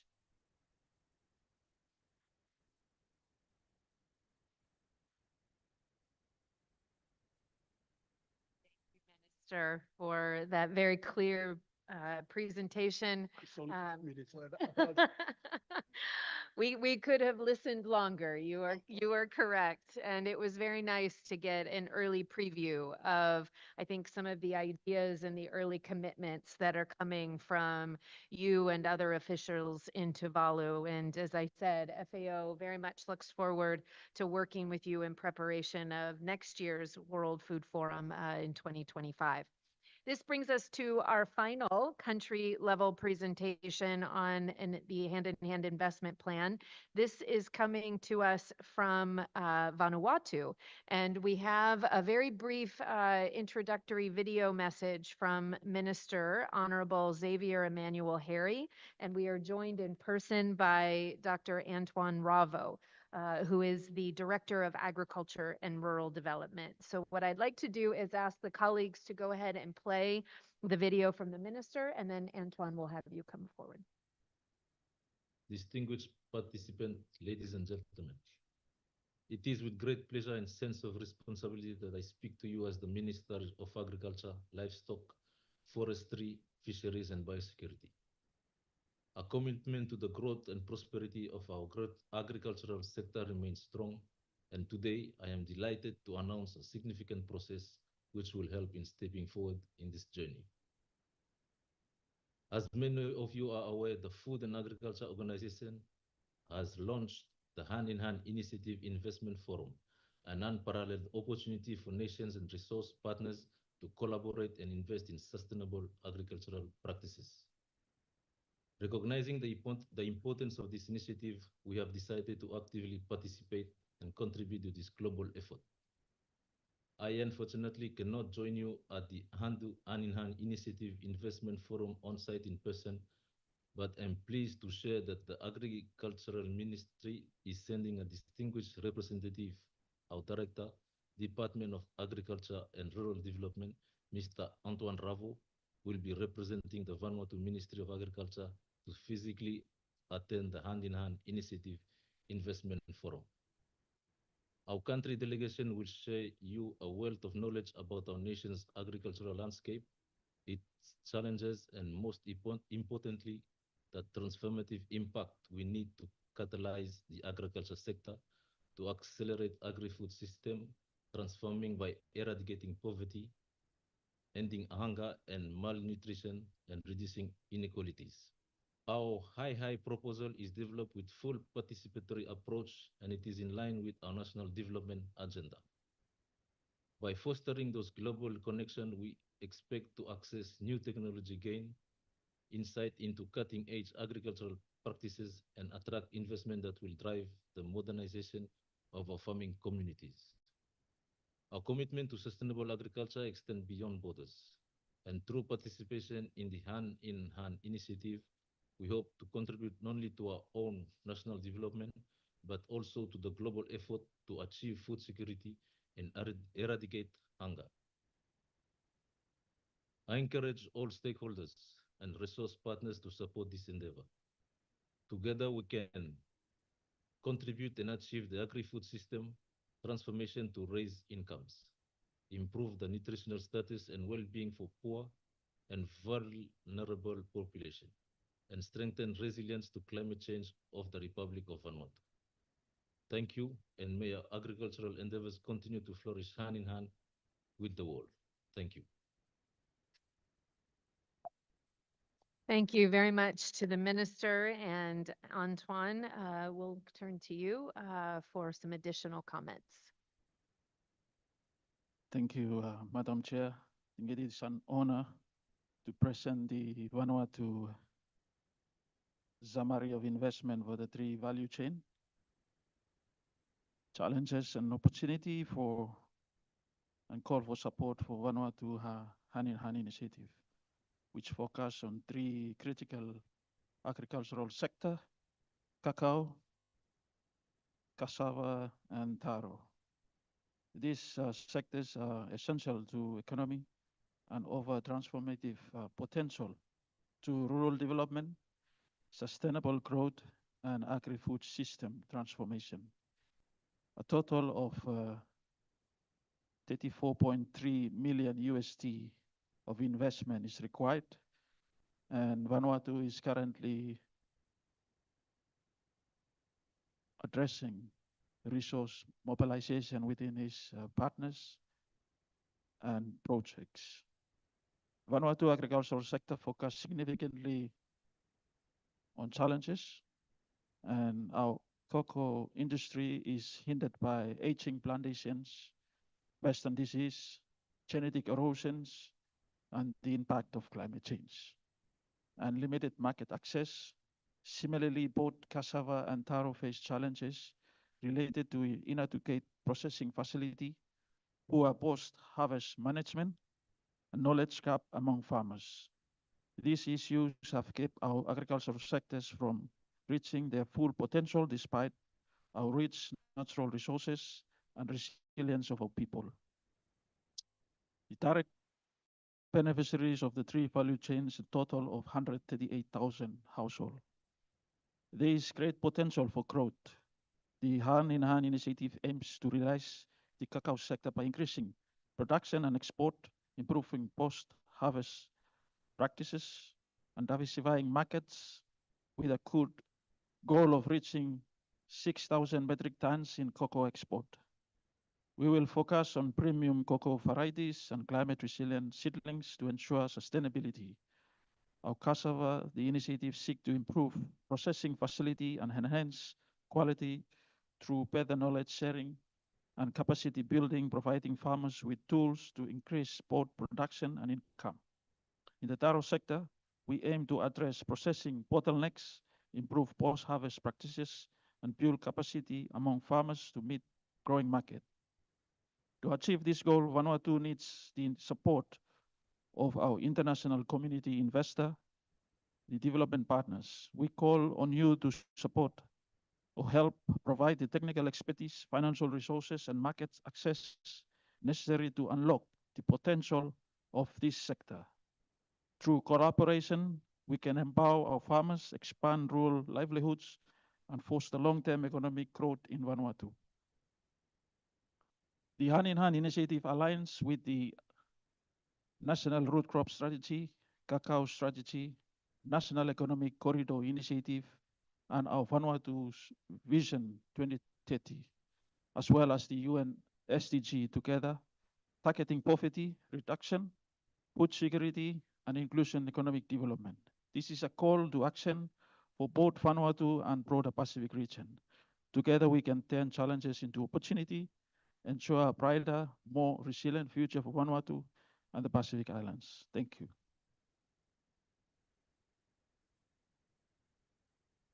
Thank you very much, Antoine. So that concludes the presentations, as I said earlier, that have been made by our friends and colleagues in the national governments. We are going to conclude this particular session with some reflections from some of our development partners. And specifically, we have David Fournier, Head of Cooperation Pacific Islands Program from the Canadian High Commission, and His Excellency Ambassador Andreas Prothman from Germany, who are here with us. Gentlemen, I'm happy to introduce you, to have you come. You're more than we're perfectly fine to have you stay where you are in the maybe interest of time. Okay, with that, let me first invite David from the Canadian High Commission, again, for some reflections and some perspectives on what you have heard today and maybe what you have seen in terms of the needs, the challenges here in this region, and maybe a bit more as well on the potential of the Hand in Hand initiative. Over to you. Okay. Thank you very much. Honorable ministers, ministerial representatives, fellow heads of delegations, honorable ambassadors, distinguished guests, it's a real extreme honor for me to be here on behalf of Canada. For those that do not know me or have not met me yet, I'm Canada's head of cooperation based just on the other side of the island in Suva, and my presence here is really part of Canada's commitment to increase both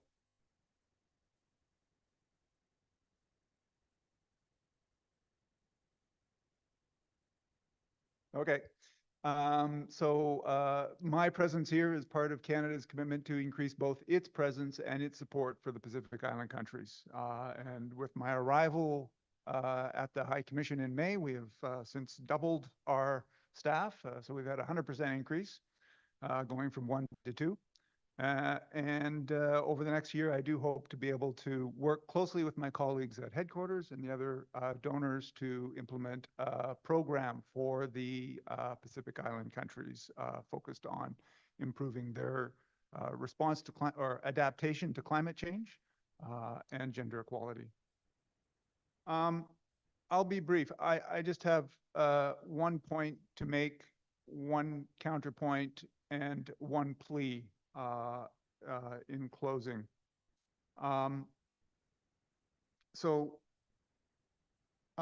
First, let me start with the point and get to the point. Your work is important.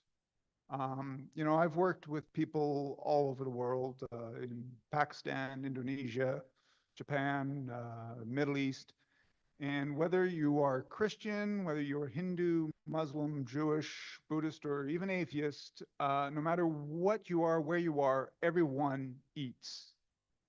Food is important. It's something that brings us together. It's literally part of us. And it is something that really defines us. I mean, when we think of our cultures, we think of, your Italian pastas, you've got your Spanish paellas, your Fijian cocada, your Canadian maple syrup or Canadian bacon, if I may. And it's not just the food that we celebrate. It's actually the way we make it. We celebrate the whole agricultural process, from the tomato festivals in Spain, the olive harvest in the Middle East. You have these big festivals and traditions. And so the agricultural sector, it's the basis of our society. And this is not new. It's not a trend. It's something that's been going on for over 5,000 years.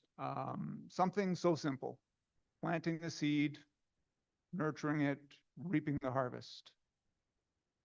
So basic. Or for my fishery friends or large ocean state friends, you might just say lowering the hook, lifting the fish, and having a nice dinner, fish dinner. So, without this agriculture, without this process, we'd actually not have had time to develop any other pursuits. We would have been too busy chasing the buffaloes or chasing the antelopes to pursue literature, art, or science. So without this work that we're doing, there would be no Madame Curie, Louis Pasteur's, there'd be no Beyoncé's or Messi's, there'd be none of these cell phone toys that we all cherish so much. And it's through our success that today we live in a world with over 8 billion people in this world. This is unprecedented. When I think of my high school, we were still only talking about maybe, cusping 4 billion. And now we're already at 8 billion. And we have unprecedented wealth as well. And we drive around in fancy cars, we fly around the world, we eat at these all-you-can-eat buffets. Or at least I should say, at least some of us do. Because unfortunately, despite all of our success, there are still way too many people in this world who go hungry. And despite the fact that we've never had more wealth in the world, we have not seen any progress in our malnutrition and global food insecurity. Global food insecurity and malnutrition have not risen since 2015. It's been almost a decade of just without growth in our agricultural output. In 2023, there were 757 million people who faced hunger. That's almost 750 million. 3 billion people cannot afford a healthy diet. That's nearly half our population. And the world is way off track to meeting its 2025 global nutrition targets. Not even close. And worst of all, it is the most vulnerable, especially the women and children, that suffer the most. So your work is important. However, evidently we need to do better. Agriculture has never been more complicated. It's no longer the simple formula of plant the seed, add water, reap, harvest. Now there's fertilizers, there's pesticides, antibiotics, GMOs, tariffs, trade barriers, rising sea levels, floods, droughts, cyclones. I could go on. Of course, there's climate change. I should not go without mentioning that. And it's impossible for a simple farmer or a simple fisherman to do it on their own anymore. It's all interconnected. It's all become interdependent. And today, the decisions of a commuter in Canada can have an impact on the sugarcane farmer in Fiji or Samoa or Vanuatu. And this is where these national plans and policies that you've presented come in. The farmer or fisherman can no longer operate on their own. They need the guidance and support from their other systems. There needs to be a clear strategy so that we can succeed and work together. One of the objectives from this conference was to build resilience. And I've heard some people say that, resilience is learning to do it ourselves. We need to learn to fend for ourselves so that when we fall, we can get back up. But resilience is so much more than that. It's learning to fend for each other so that when one of us falls, 3 others can come and help get us back up. We need the systems and processes in place to ensure that no one is left behind. We're all stronger together. We can no longer do it on our own. The world has become much too complicated for that. So we need to work together. We need to help one another. And so in closing, let me finish. They say that society is judged by how it treats its most vulnerable. I ask you, as we go through the next 3 days, how will we be judged? How have we ensured that those most in need have the support that they so urgently need? Thank you.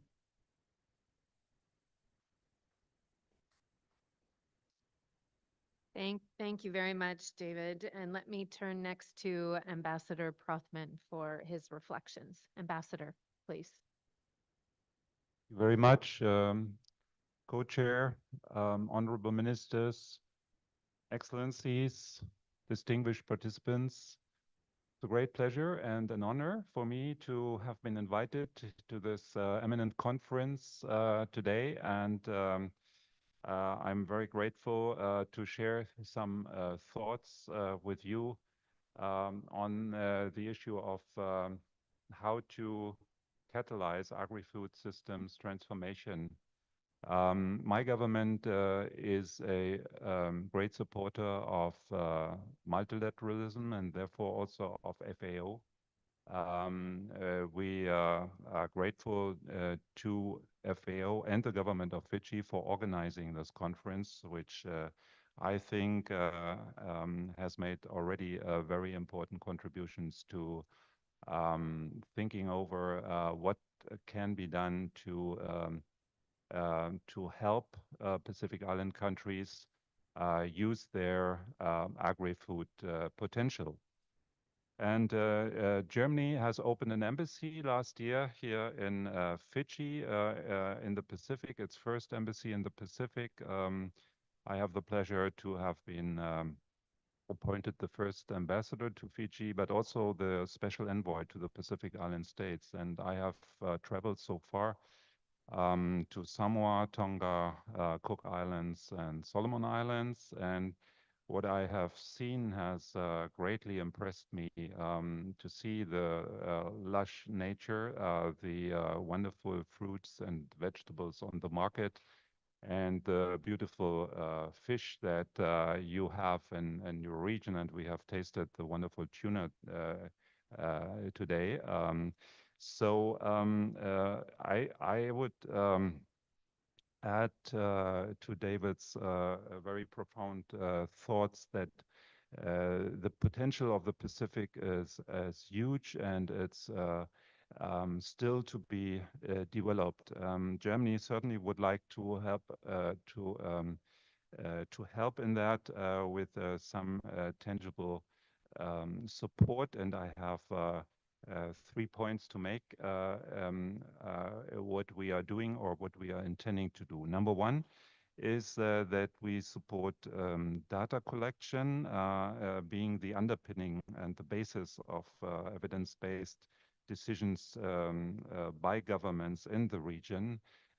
We have our Development Cooperation Agency, GIZ, which many of you will know, being active, for example, in Fiji, Solomon Islands, PNG, and Vanuatu on a project that is mapping seagrass meadows in coastal ecosystems, which is a key contribution to food and income security for coastal populations, since these seagrass meadows are a very important ecosystem for many important species.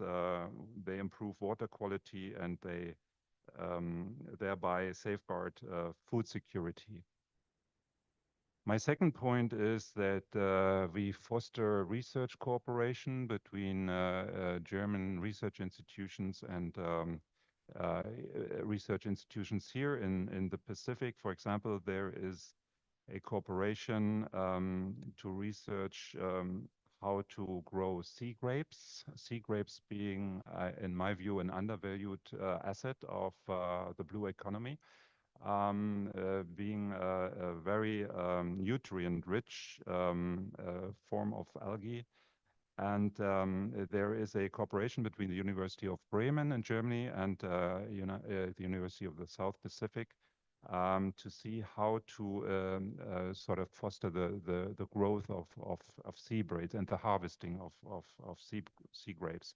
which could be a really interesting domestic food production and also has great export potential. Another cooperation between the University of the South Pacific and Technical University Berlin relates to the supply of clean water for isolated communities. Last month, a new solar-powered high-tech water filtration system named the AquaCube was officially inaugurated at USP's Lothala campus in Suva and also in Naimaisi village here in Viti Levu, which provides drinkable water from rainwater sources. As I said, is intended to provide isolated communities with clean drinking water. And finally, I would like to refer to a study that my government has commissioned to the German Chamber of Commerce in Auckland in New Zealand in cooperation with a research institute in Germany. It relates to the application of green hydrogen and fuel cell technologies, which would be a renewable energy and a way to study the needs and examine the current environment in several Pacific Island countries like Fiji, Samoa, Cook Islands, and Tonga to determine the potential for green hydrogen applications. Green hydrogen applications are meant to reduce the dependency on diesel fuels and generators and could be also used in decentralized or off-grid environments, for instance, for power supply of hotels or agribusinesses in the region. Green hydrogen technologies may provide a promising pathway towards climate change mitigation in the Pacific. The German government, together with our partners, are committed to advancing those technologies and fostering international cooperation in this region. In conclusion, I would like to invite all stakeholders to engage with us for further information and collaboration in this endeavor. Thank you very much for your attention. Thank you, Ambassador, and thank you again to both representatives from Canada and Germany. And I see a number of the other very important development partners on this side of the room.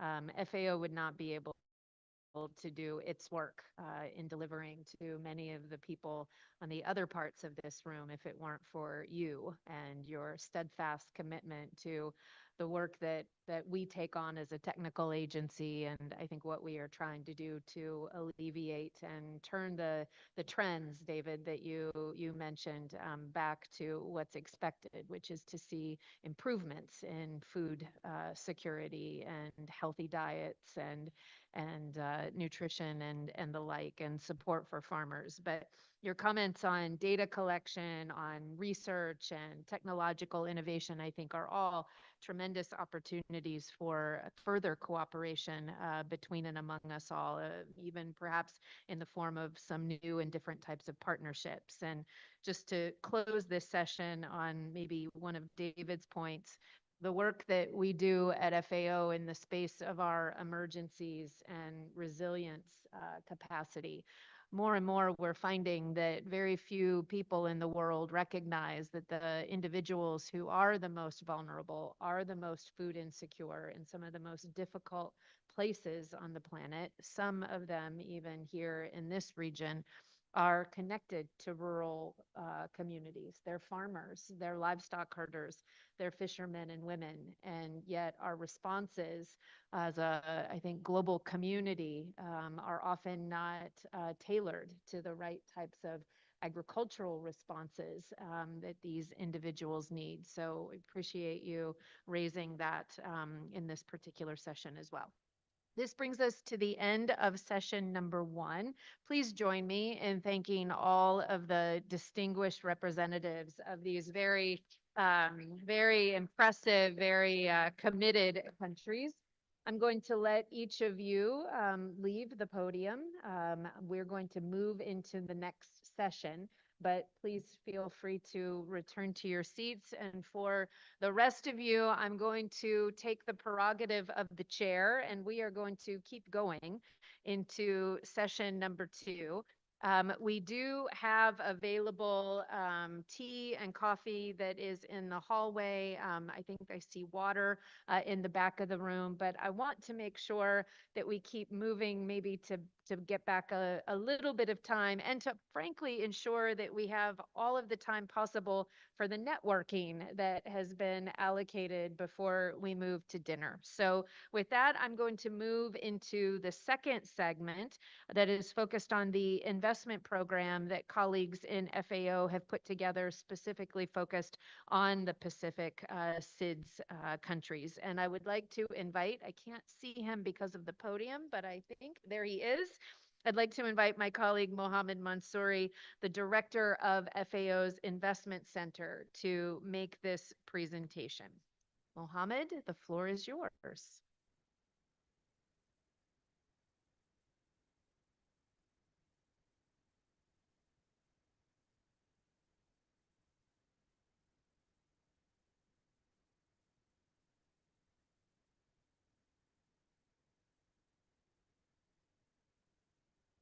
Ladies and gentlemen, it's a great privilege for me to present to you this proposal of a regional investments program for the Pacific SIDS.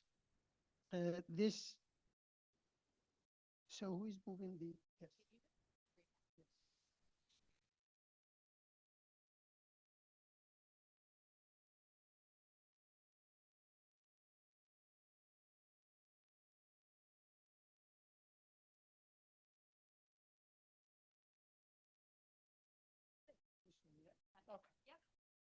Very sorry. So this is really a follow-up to the commitments of our Director General during the 37th conference for, the regional conference for Asia and the Pacific that took place earlier this year. And I'm just exposing here some of the principles that's guided us. It is aligned with the national strategies, plans, and hence the SDGs. So it is owned by the member countries, the 14 of them. It has a very strong regional focus, and I will come back to us, but it is also about developing a long-term vision and a flexible approach. So, and that vision is not only country vision, it is also for the whole region. It does complement all the efforts that have been made so far, and especially the hand-in-hand initiative that's which investment plans were presented to you by the 5 countries engaged in this initiative. It provides evidence and knowledge analysis to guide the decision makers in their decisions about policy and investments. And it is, hopefully catalytic, bringing together, various initiatives, avoiding duplication. As you could see on the right side, the principles of engagements are the development effectiveness principles, which is about country ownership. It's about being inclusive. It's about really having the national and regional, elements and leadership in that regard, alignments and harmonization, and it is focused on results. This is how we operated. So we started working in July with, 3 phases that have been achieved. A scoping exercise, a diagnosis and gap assessments. And here we are in the investment prioritization for the whole region. And then the long-term vision is about developing, really a common and unity of purpose in the long run and Horizon 2040. And this is done in, with all those who are engaged.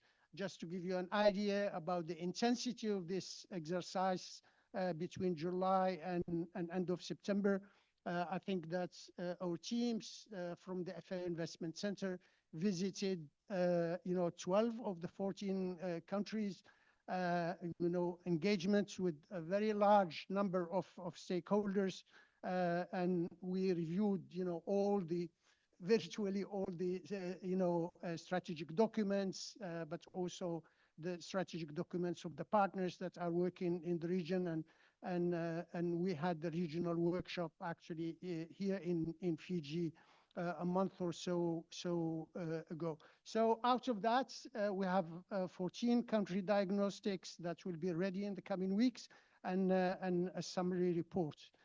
So the way we operate is really to get a multidisciplinary team to look at all the dimensions of investment. So it is a lot of economists and finance, but also agronomists, livestock, fishermen, foresters, environmentalists, and so on. So overall, we had like 30 plus members, team members involved in this exercise. And the exercise started really from the vision that the countries and the region have developed for themselves. As you may know, the Pacific heads for agriculture and forestry services met earlier this year, and they started really by an analysis of what are the challenges of the agri-food systems in the region, and they came up with some very clear, ideas and vision for the future, like the one on explosion, and it resonates with what colleagues were saying, that agri-food systems are a pillar of pride, identity, and inspiration for generations to come. So we are looking at them technically, but we are also looking at what does it mean socially, what does it mean culturally, and even the spiritual values behind, as we started this morning with these wonderful ceremonies and celebrations. Again, here, this is the Pacific heads of ag and forestry, the way they see the agri-food systems. At the center, it is the stakeholders. You could see the communities at the center, then surrounded by the various stakeholders, then surrounded by all the issues or entry points in the agri-food systems. And as you see in the components we are considering, all of it. So it is at the same time, the components of the system, the interactions between those components, and the stakeholders involved in those components. So starting with how to address the challenges, I'm not going through them, but actually, the SIDS are faced with structural challenges, and how you can deal with those structural challenges, what types of innovation, how can you break the isolation, for example, is critical. So in a way, we're going to have a program with country elements and with regional elements, and I will come to that later. So we have started by analyzing the situation and getting the analytics hopefully right for each one of the countries in order to come up with integrated investment solutions to address these interconnected challenges that are national, sub-regional, and regional. Now, we also started from the strengths of the region and the strengths of the countries. And as you know, I think that this is a regional program, and the regional organization have got really a very clear role to play, and a very important one. So here we have, and some of those regional organizations have expressed themselves this morning, wealth of organizations that are dealing with the political element, they're dealing more with technical, they're dealing with various sectors and so on. And for us, this is a wealth of social capital that we need to build on to build that unity of purpose, but also the strengths in terms of civil society organizations, producer organizations, academia, and research. And you could see, I think, in the various areas, how could we really build this investment program based on the strengths of the region and start from there. Now, we looked as well at what is available in the region. And I think, this is very interesting. And these figures come mostly from OECD. So aid is very important in the region. It represents almost 14% of the GDP. You can see on the left side what is the total aid over a period of 20 years from 2025 to 2027.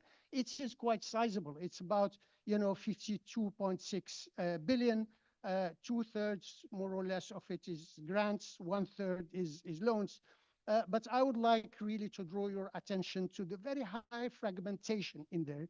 Overall, these are 33,450 projects, okay? And that tells you that the money is coming, it is available, but it is in very small drops, okay? And there is this issue of fragmentation. Hence, how can we defragment that, work in a more consolidated way?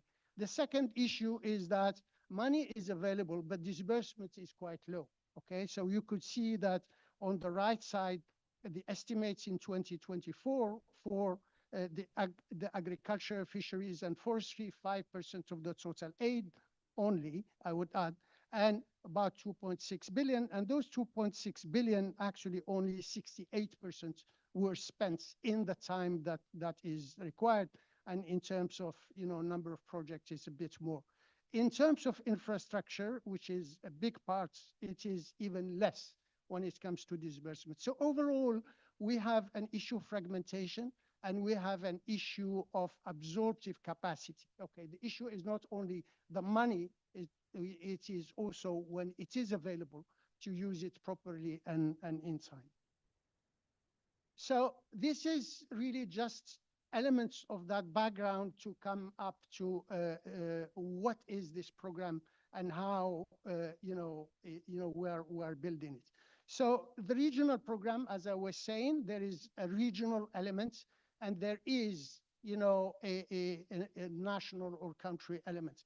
However, some of the investments can be country investments, but they can serve the region as well, okay? So we have what we call regional, that is really with the regional organizations, like, harmonization of policies, maybe some knowledge exchange, the learning side, issues that are about trade and so on. And then you have also investments that can be made in a specific country, a center of excellence, a lab, for example, that could be serving the whole region. And then you have elements of those investments that would be like country investments that are at the country level to serve the country itself. So the program is here in, we're looking at the hard investments, what we call, which is mostly infrastructure, equipment, and so on, and then the soft investments. And those soft investments are incredibly important because we don't see them, but they are, basically the secret behind the institutions, the organizations, the dialogue that is, going on to enable really those investments to be implemented and then to yield the results that are expected. So I will go through, each one of these. You could see the estimates that we are having. Those estimates are the results of the prioritization exercise that we had with each member country. And actually, a lot of the colleagues who were presenting the hand-in-hand, just the session before me, were involved in that exercise.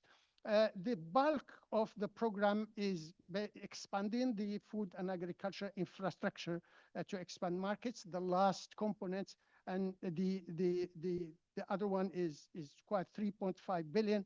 Then 500 million for enhancing the value chains, productivity, sustainability, and resilience. And the third one is, all what relates to natural resources management, which is component number 4, and the other ones that are more institutional, with the policies, regulations, and institutions, and the innovation components. Now, I'm just going very quickly for us to have an idea about what are the subcomponents under each one of those components. So this is the first one, promoting enabling policies, regulations, investments. I think in the conversations we had this morning, the region is able to produce, is it able to sell? Okay. Is it equipped with the right standards, regulations to be able to access, the international markets? Some of these is important. So the coordination of the policies of trade, but also the right incentives for the private sector, for producer organizations to make a difference, and so on. So these are some of the elements. There is a very strong element of capacity here. We cannot emphasize more the need for better organizations, better institutions, but also human capital. And I think investing in the people, investing in the farmers is very critical. And I think the youth dimension, the women dimension are very, very, very important here. The second one is value chain productivity, sustainability, and resilience. I think that's, this is in synchrony with what you heard in the hand in hand. Only 5 countries are, involved in the hand in hand. So this is complementary. And again, those are the priorities identified by, through the dialogue that we are having here. We are also mentioning just some elements about the return on investment here, the internal return rates, which comes really from the existing practice. Okay, so we looked at all the projects that, a lot of them were designed by the FAO Investment Center, but also by other partners when it comes to those value chains. And you could see that here, the rates of returns can be quite interesting. The third element is this is really something to break those structural, challenges and limitations and come up with innovation, innovations in the areas, the technical areas, natural resource management, finance, but also, the full spectrum, but not only to look at innovations, but also what are the innovations that could be scaled up and what are the conditions for those, for scaling them up. We are interested by innovation, but small is beautiful, but in our context, scale is really necessary. Okay, so we look at innovations with that objective to achieve more scale.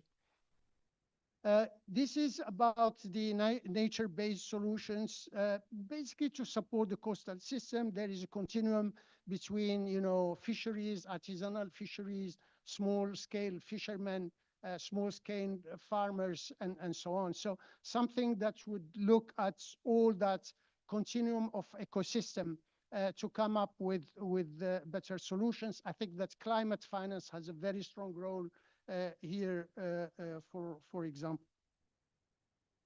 And this is really around resilience and, climate resilience, especially. The last one is really about infrastructure. I think that this is the major limitation in many of the SIDS. And here again, when it comes to agri-food, you can produce in order to be moving your produce, in order to be putting it, packaging it in the right way with the right standards and so on. You need really to equip yourself with those infrastructure. In some of the countries, it is really incredibly limited. In some others, it is better. And this is, we looked at the conditions and the priorities in each of the countries here. So this includes all, from roads and storage, processing along the value chains, what is needed, but a lot of it is related to trade. It is also infrastructure when it comes to ports, markets, and so on. So finally, this is my last slide. This is how we look at this. So building a long-term common vision, between now and 2040 when it comes to what are the priority investments that need to be done in our space of agri-food systems for their transformation by country and for the whole region, and then starting really doing the job, with the financiers. So the next step would be, developing a pipeline of investment programs, but working directly with the finance, okay, with the investors, public, privates, in order to develop that pipeline. And I think that the idea is to work all together. I think I'm just reiterating, the words of many of the high-level speakers we had this morning, to work together. I think that there is so much we can do together, building our comparative advantage and strength. So the idea is to build a platform at regional level that would also link to the country level, where we can have a dialogue with all the stakeholders that are involved, of course, the countries, the investors, the development partners, research, academia, civil society, producer organizations, private sector, and so on, in order to align our action, seize the opportunities, and foster that good collective action. Finally, in order to accompany this exercise in the long run, we should keep the dynamic, keep the momentum going. And to do that, we need some seed money to be able to continue to do that, okay? And that is usually, to develop the pipeline, to keep the support to the countries, to keep, the support at the regional level, and that is the technical assistance facility. That proposal will be further discussed in the coming weeks and shared with all of you here. But so those are the critical elements. In terms of development of the investment program, it is planned that we present it to the FAO Council, in the coming months, and as a commitment from our Director General, and I think with the participation of all our countries here. Thank you very much. Thanks very much, Mohammed. Don't leave just yet. Don't leave. Wait. Mohammed, there might be a question for you. So I understand. You can come sit by me. I do want to give an opportunity for those of you in the room. We have time for just one or two questions. If I already see a hand in the very back of the room. I don't know, can we get a microphone or come up? And if you could please, your name and affiliation. Thank you, Madam Chair. My Jonathan, I know it's a long day, and my name is Salah Sangato Tuyaviso. I'm from Samoa. I'm here as an entrepreneur and also chairman of Samoa Farmer Association. Mohammed, thank you for that. You got a lot of information on that presentation. I think a hard copy will help us to understand most of it. But my question is, what traditional and innovative financing mechanism can countries and development partners promote to scale up investment in food and Africa and the Pacific Six?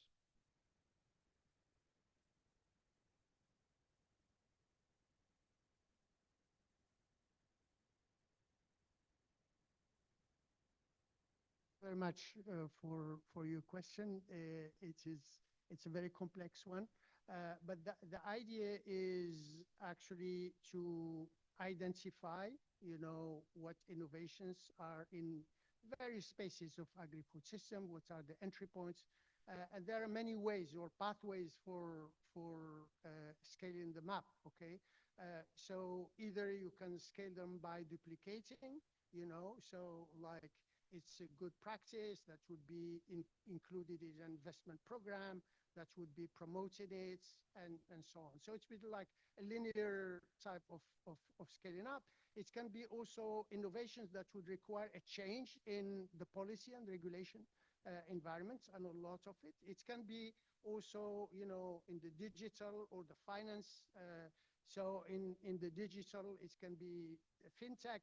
For example, there are a lot of applications today that enable banks or fintechs actually to reach out to small-scale farmers much easier, okay?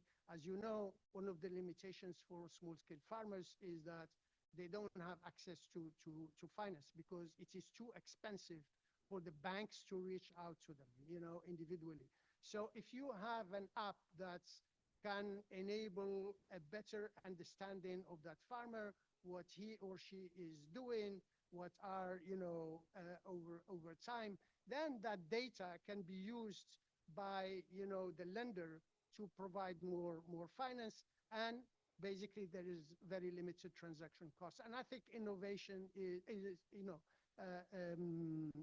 digital innovation is a great thing in really reducing those transaction costs. But sometimes for the e-commerce is that those costs are shared with the consumer more and more, okay? So it's not only the producer, but also the consumer. Another type of, I think, innovation is to foster more private investment through blended finance. And I think we have not yet explored all the, you know, de-risking mechanisms, whether it's through insurance, or whether it's with, you know, other means, guarantees of private investments and so on.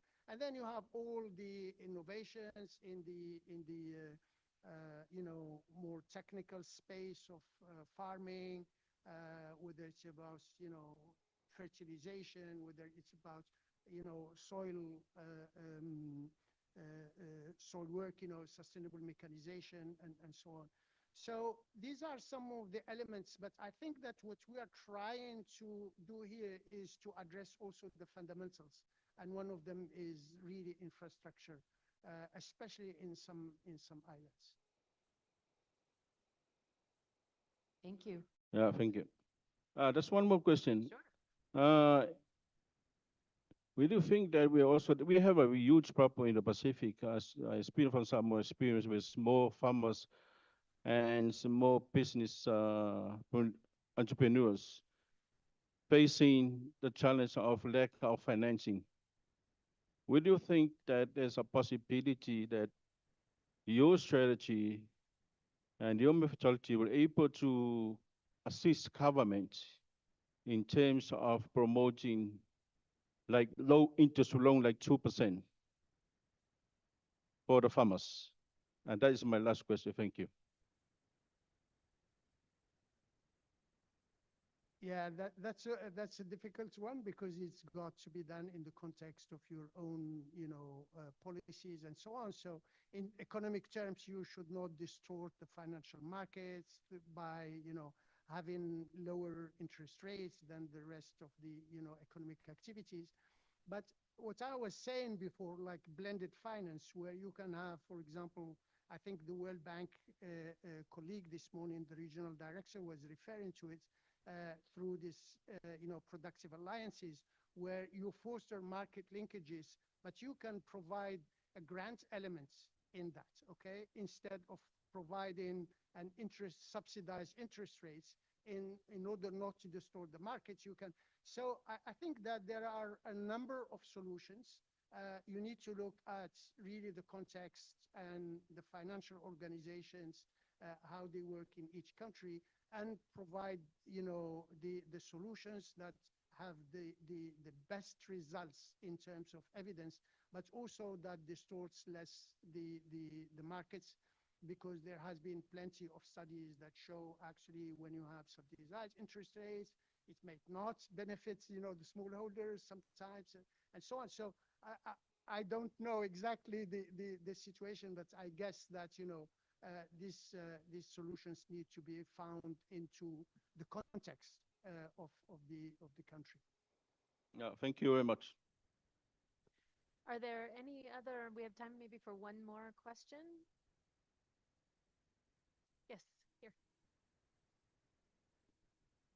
Thank you very much. Mohammed, just a quick question. In one of your slides, you mentioned that there's, in the last 10 years or more, there's a lot of funds being provided through various assistance, and yet there's a very minimal outcome, from one year for presentations. And I'm trying to learn from your presentation, what are some of the challenges why we don't, get that outcome that we always trying to. One of the presentations this morning, they mentioned about localizing and to continuously mentioning the benefits from local knowledge and the traditional knowledge. And speaking from Samoa, most of our agricultural, especially, most of our food is imported. And yet there's a lot of aid been, injected into our systems. So just asking a question from your experience, what are some of the ways that we can improve on? And also, what's the future like? What are we going to change? But if there's a way to change that, or a question? Thank you. Yeah, thank you very much. This is really very important one. I think, what I was presenting is showing three things. There is money available. Second, it is highly fragmented, so it means that it goes into very small projects. And third, that it is not spent in time, though the disbursement rates can be improved in a way. What does it mean in reality? I think it means that there is not much consolidation. There is high level of actors that may not be aligned with what the strategies and the directions in the country. So I would say that the leadership, I don't think we need to look at it like a problem of the donors and so on. It is basically a problem of all of us, and especially of the governments that need to keep direction, need to get people to work, along the same lines, strategies, and so on. So there is nothing new here. Actually, the Paris Declaration on development effectiveness and so on was just inviting all of us to go that direction. So I would say that it denotes, a lack of absorptive capacity, but also the quality of that absorptive capacity, because it's not only that it is not, disbursement enough, but also that is highly fragmented. So maybe this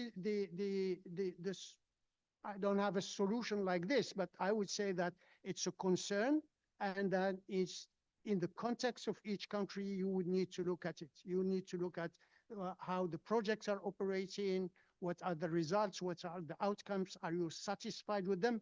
But again, the governments plus all the partners, and then find solutions.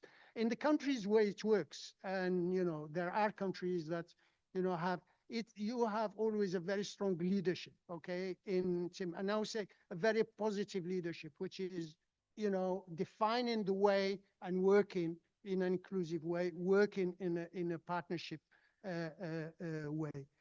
So enhancing the capacities, enhancing the institutions, the organizations at country level, but also at regional level when it comes, to more coordination and more transboundary, more learning, more, enhancing and harmonizing the policies.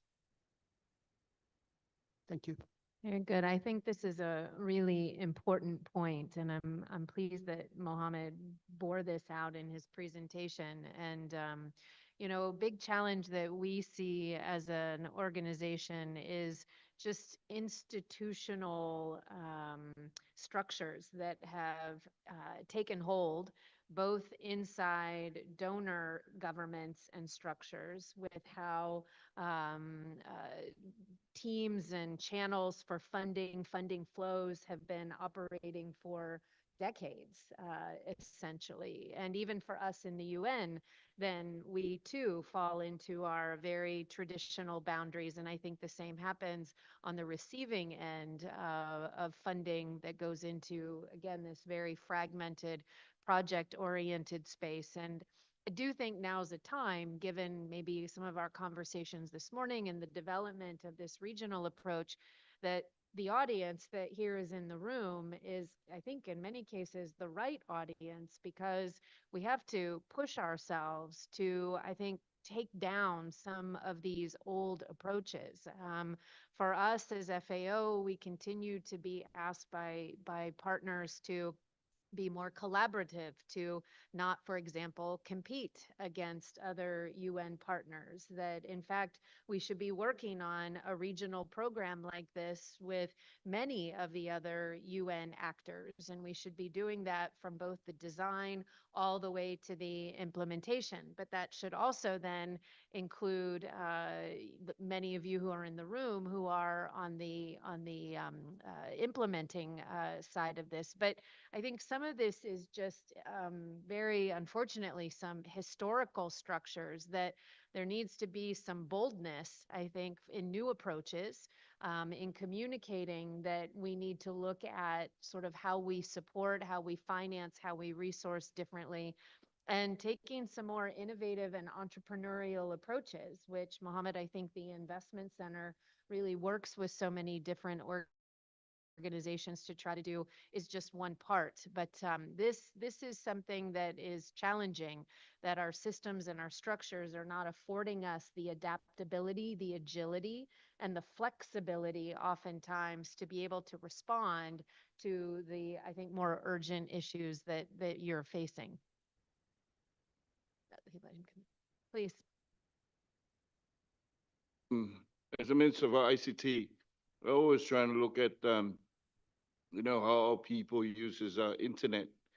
And most of the time, me myself, I learn from, our Asian friends of how they do agricultural work around, in any products. And we have an agriculture university in Samoa, and hardly any work that's going into that. We've been talking about capacity building, but even colleges as feeders to the university, there's no work in that. So, but purely that will be a sustainable, and to make sure over time we will get and resolve most of the issues if we have qualified, graduates from our university. It's just a comment. Thank you. Okay. Mohammed, last word. Yes, just to add on your before last question. So there are some instruments, let's say, that allows more consolidation. So like negotiating, for the member countries, or, with the financiers, the World Bank has an instrument that is called Program for Results, for example, that is like a budget support with results that are more institutional, so in a way the program is flexible. In a way, I think the second instrument would be also to look at more longer term, flexible, financial instruments. The third one is to look at instruments that leverage private investments. And I think this is really key, because sometimes we look at public, but without that dimension, because anyway, governments have less and less budget space to make investments and so on. So all your investments could be made with that purpose to, mobilize more private investments. And, another one is to have very strong contractual arrangements, I think, including with the implementing agencies when it comes to NGOs, to, other organizations in the countries that do sometimes wonderful job, but sometimes it can be mixed. But I think, the accountability mechanism, and you remember that is the last principle in the development effectiveness declaration, which is, mutual accountability. So in a way, getting ourselves accountable to each one, whether governments, financier, UN, or private sector or civil society, is also very important. And I think the government is, the legitimacy, has the legitimacy to keep, everyone accountable. Thank you.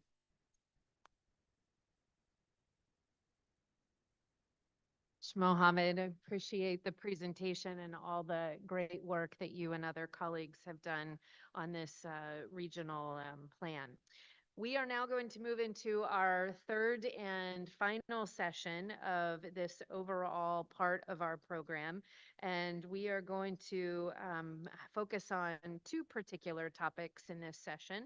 A focus on market access challenges and opportunities, and also then a second discussion on upscaling technology solutions for agri-food sectors and innovation financing. So I think we can maybe take a little bit of this last conversation a bit further. So in this session, I get to share the role of chair with two moderators that I'd like to ask to join me here on stage. The first is Angelica Jacome. Angelica is a dear colleague of ours at FAO. She serves as our, and I'm sure is known to many of you in this room, she serves as our director for SIDS, LLDCs, and LDCs. And I also will be joined by Mr. Temba Kalua, who is the UN resident coordinator for the Cook Islands, Niue, Samoa, and Tokelau. So if I could ask Temba to join me as well.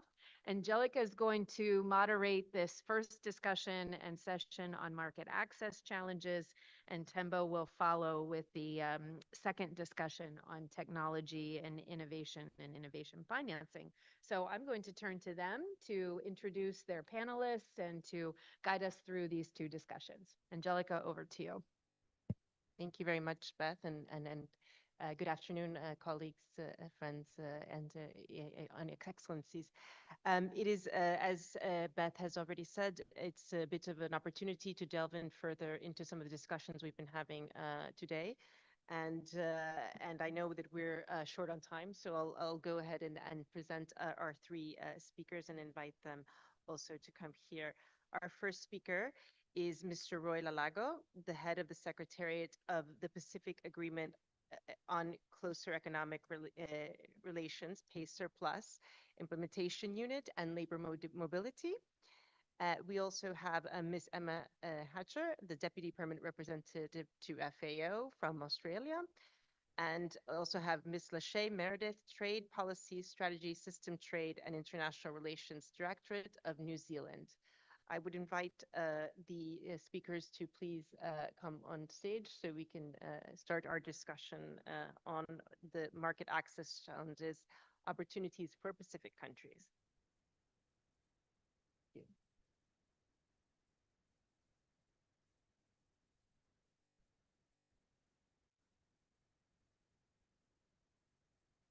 Great. So, colleagues, without further ado, I would now like to invite Mr. Roy Lalago, the head of Secretariat of PACER Plus Implementation and Labor Mobility Unit, to share his views on what key regulatory and standardization barriers Pacific countries encounter in accessing larger export markets, and how can enhance harmonization of standards and strengthen regional cooperation help to address these challenges effectively. In addition, if you could share with us what solutions you propose for overcoming some of these barriers. You have 5 minutes. Over to you, Mr. Lalago. Kia ora koutou, katoa toa, misa bola, kamna Māori, whakalowhalai atu ki mō tolu. Tēnā koutou, mō teko, malo soifua, malo lelei, malo ni, halo keta, talofa. Warm Pacific greetings to you all. As Angelica mentioned, been given 5 minutes, so I'll take 5 minutes and 2 seconds to get through this. Look, I'd like to commend FAO and the government of Fiji for co-hosting this very important event. As Angelica mentioned, my name is Roy Langalango. I'm the head of Secretariat for the PACER Plus Implementation Unit and Labour Mobility Secretariat based in Samoa. We're actually next door neighbors with UN agency, Timber, and also the FAO. We're literally next door to each other. So we do share a lot. We collaborate a lot. And I'd like to thank Madam Zhang Zhu Yao and her team for the opportunities presented to collaborate. Just a little bit about the Pacific Agreement on Close Economic Relations, which is known as PACER Plus. It's a trade agreement that came into force in the Pacific region in December 2020 at the height of COVID-19. It is a unique trade agreement, as it is the only one in the region that has a development and economic cooperation component, which is funded kindly by the Australian and New Zealand governments. The other unique thing about the trade agreement PACER Plus, it has a focus on trade and services, investment and labor mobility, as well as trade and goods. Our organization, the PACER Plus Implementation Unit, has been set up specifically to implement and support parties with the implementation of the agreements. As Angelica mentioned, there are several key regulatory barriers when attempting to access larger export markets. These barriers can vary by country, but common challenges include trade barriers and tariffs. Many Pacific nations face tariffs when exporting goods to larger economies, though some countries have preferential trade agreements. For example, PACER Plus, tariff barriers can still impede full access to markets like the European Union, US, or Asia. These can also include non-tariff barriers such as quotas, licensing requirements, customs procedures, and that are cumbersome and costly. NTBs are often more challenging than tariffs because they involve complex regulations and varying standards across markets. Other challenges are regulatory standards and compliance. Technical standards such as exporting to larger markets require compliance with stringent product standards, including health, safety, and environmental regulations. Pacific countries often struggle with meeting these standards due to limited resources and technical expertise. Sanitary and phytosanitary regulations, especially agriculture and seafood exports, which are vital to Pacific economies, are often subject to strict SPS regulations in destination markets. Meeting these requirements, particularly for biosecurity and food safety, can be costly and technically challenging for Pacific producers. Other challenges, certification and labeling requirements. Many larger markets demand certification for organic, fair trade, or sustainability standards. Obtaining these certifications is a resource-intensive process that many small-scale Pacific producers find difficult to navigate or afford. Traceability systems are required for advanced markets, which require traceability of product from origin to shelf, posing additional challenges for Pacific exporters who may lack infrastructure and technology for such systems. Of course, there are also customs and administrative hurdles. Complex customs procedures. Often Pacific nations face delays at borders due to cumbersome and customs processes. Exporters may have to deal with high transaction costs related to document processing, customs clearance, and freight handling. Limited infrastructure, including ports, storage facilities, and transportation networks, can cause delays and increase costs in meeting exports requirements. Access to trade information and market intelligence. Pacific countries lack the resources to gather up-to-date market intelligence and data, which is essential for understanding regulations, consumer trends, and market demands in larger export markets. Additionally, some exporters often have limited access to international trade fairs, exhibitions, and networks that can help them understand and navigate regulatory environments. Other challenges faced by Pacific countries are intellectual property protection. Pacific countries may lack strong IP protection frameworks, making it harder for local businesses to export products that are innovative or require trademark protection. This is particularly problematic in markets like the EU, and US, where IP rights are a significant part of trade negotiations. A number of speakers have already spoken about some of the financial barriers. Exporting often requires upfront investment in meeting regulatory requirements, and small businesses in Pacific Island countries may struggle to access finance to cover these costs. Small-scale producers in particular may not have the resources to meet compliance costs for large-scale exports, including obtaining certificates, undergoing inspections, and ensuring product quality meets international standards. Climate change and environmental regulations are high on the agenda. Pacific nations are highly vulnerable to climate change, which can directly affect the agricultural sector. Export markets may have stringent environmental and sustainability regulations that are difficult for small island economies to meet, especially as climate impact affect production and availability of export goods. Addressing these regulatory barriers typically requires regional cooperation, capacity building, and strong diplomatic engagement to secure better trade deals and access to technical assistance. As this forum is about solutions, I don't just come with challenges. I offer up a couple of solutions, but this is not the silver bullet to solve everything.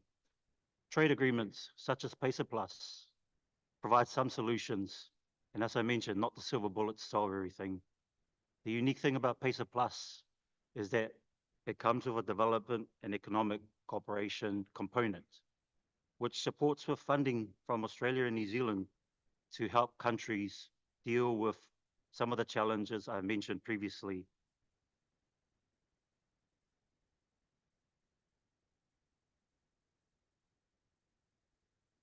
As was mentioned previously, accessing markets under trade agreements provides small businesses and businesses to access markets. Solomon Islands ratifying the PESA Plus agreement allowed Sole Tuna, one of the biggest canned tuna exports out of Solomon Islands, to access the Australian-New Zealand market when the Australian-New Zealand government zeroed the tariffs for access. This allowed Sole Tuna good access to the larger market of Australia and New Zealand, which generated revenue and increased revenue for the government. Similarly, in Kiribati, when Kiribati government ratified the agreement, a small luxury boat building company based in Kiribati used to face high tariffs in accessing the Australian market. As a result of their ratification of PESA Plus, the Australian government zeroed the tariffs, which allowed the small business to gain access and increase revenue for both their business and their governments.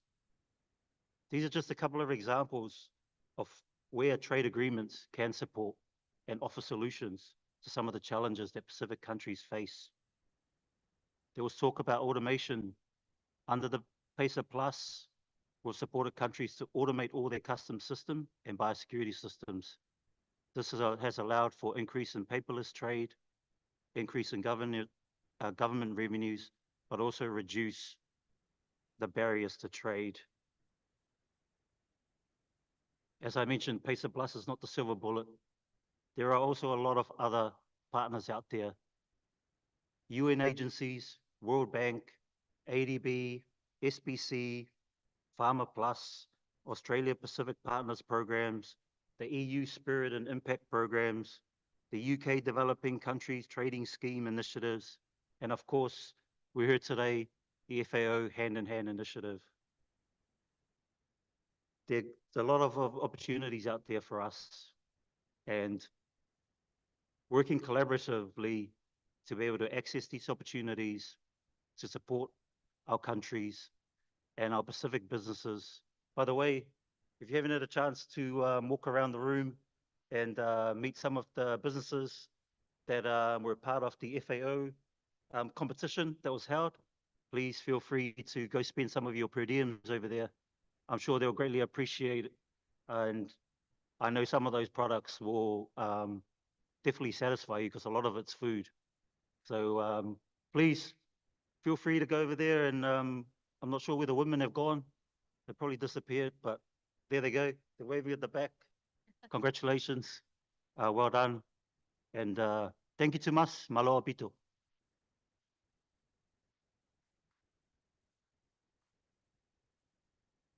Thank you very much, Mr. Lalago, and particularly for focusing a lot on solutions, since this is what we're here for. And you've shared with us some of the different solutions that you propose, which is the issue of trade agreements, which pay surplus is one case in point. You also mentioned the issue of automation and the importance that it holds. You also, I think it's very important about complementary initiatives, about working together, and this is what we're here for, to exchange and to really hold hands and go hand in hand forward. And last but not least, you shared with us the invitation to visit the businesses that are here that have they're showcasing the food that have been done for the OCOP program. So thank you very much. It is now my pleasure to invite Ms. Emma Hatcher, Deputy Permanent Representative to FAO, to share her views on how Pacific nations address biosecurity challenges posed by limited national capacities to enhance access to international markets. I would also like to invite you if you have any strategies to propose. So Emma, over to you. Thank you very much, Angelica. Bulavanaka, g'day, excellencies and colleagues. A very warm thank you to the Government of Fiji and FAO for hosting this event. As an Australian who lives and works on the other side of the globe in Rome, it's bloody excellent to be back in the Pacific.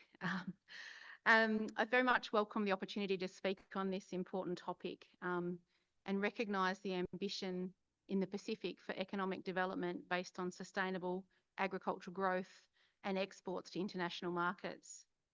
And I also acknowledge that Australia, with our proximity and our relatively large consumer base, is an attractive market for Pacific agriculture production. And this includes opportunities to provide produce to the established populations from the Pacific that reside in Australia, who have a strong desire to access produce from their homelands, as well as there's opportunities, of course, to introduce Pacific products to the broader communities in Australia, and that will expand demand over time. I'd also like to highlight that I think, like Australia, the Pacific Islands is very well placed to develop agriculture export channels into the broader Asia region, which, as we know, has a very large and growing population and increasing affluence.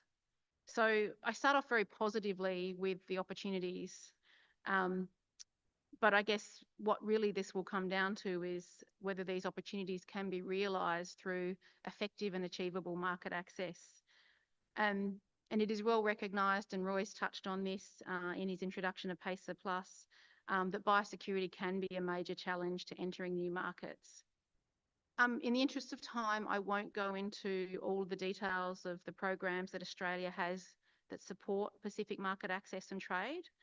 But instead, I'll seek to contextualise Angelica's question on biosecurity and identify some of the solutions that are inherent in Australia's approach. So as we know, trading partners impose biosecurity requirements to safeguard their own environment and economy. Australia is well known, some of you might say notorious, for our robust biosecurity requirements. But it's important to remember that Australia ourselves is also subject to third country requirements. And our biosecurity and pest and disease status is really important to us because we export over 70% of our agriculture production to third markets. So we very much focus on ensuring that our current pest and disease status is maintained. But we recognise that the region that we share here in the Pacific is experiencing unprecedented biosecurity threats that are becoming more complex and difficult to prevent and manage. And of course, a changing climate will only exacerbate these challenges. When we talk about market access, it's a really short and simple term, but as we know, it actually captures quite a complex process. And if we focus on biosecurity, there's a number of components that I'll address briefly, including some of the solutions around how we can work together. So for biosecurity, gaining market access needs to be able to ensure that parties can access and use the science and data to firstly establish the risk of pests and diseases and to identify effective treatment options where needed, or indeed research into pest-resistant varieties. These are the sort of core ability to be able to open markets and create trade opportunities. So what we see is the need to invest into pest and disease monitoring, surveillance and reporting. Where required, conduct research experiments on innovative treatments or genetic breeding to improve pest and disease outcomes. So this is sort of getting to know what you've got and how you can manage it. Another point I'd like to highlight is that this really requires a whole of supply chain approach. Often we focus about biosecurity on the farm, but of course the farm or the production is really where it just starts, and biosecurity needs to be maintained through the whole handling and processing through to transport, so that the product that ends up into market is free of pests and diseases. So this, of course, then requires that a range of actors through the supply chain need to be engaged. So while market access is generally negotiated between governments, it is actually the private sector that engages in trade. So a key component or solution is building capacity within the private sector and all of the elements in the supply chain to ensure that compliant trade is being undertaken. This is crucial.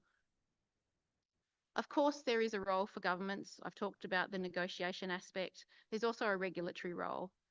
Governments are often called upon to certify that the exports meet the requirements.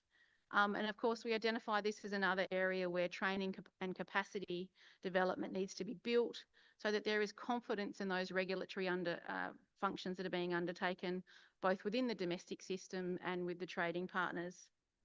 And I guess finally, I'd just like to say market access has to provide implementable and commercially viable solutions. Now, these need to ensure that the products get to the importing markets in the best condition and price point to be attractive to consumers. But more importantly, it needs to ensure that Pacific exporters are competitive. So we can't build, over the top burdensome systems if it just means the trade and the products aren't going to get there in good condition or at a good price point. We heard this morning the Honourable Prime Minister mention technology, innovation and digitalisation as enabling factors in the Pacific. And I recognise that as Pacific seeks to develop new markets, it has the potential to leapfrog some of the paper-based sanitary and phytosanitary processes to move directly to the more efficient electronic solutions we're seeing these days. And this includes the e-phyto solution under the International Plant Protection Convention. And DDG Bechtel, you know it's coming. I'll take the opportunity to emphasise the need for FAO to find sustainable funding solutions for IPPC and its e-phyto solution to ensure its trade facilitative role can deliver for all countries, especially those here in the Pacific. Finally, I'd just like to finish with saying, look, we often focus on new market access, getting into the markets, but I really also want to highlight the need for market maintenance. Market access is not a set and forget process. Importing country requirements do evolve and therefore exporting systems need to adapt. So maintaining and evidencing pest and disease status and treatment is critical. We need to build capacity to ensure there are high biosecurity standards to prevent and manage incursions. There are a number of initiatives that Australia's been working on for a number of years that support all of these aspects. These are Farmer Plus, Pacer Plus, as Roy's mentioned, a range of biosecurity programs that deliver training, regional workshops, safe applications of treatments, approaches with sea containers, and of course we've also got a market development facility. So what my call is really, as a call to action, is for countries to work together so that we're coming up with a cohesive solution to addressing the opportunities for the Pacific to expand its trade. Thank you very much.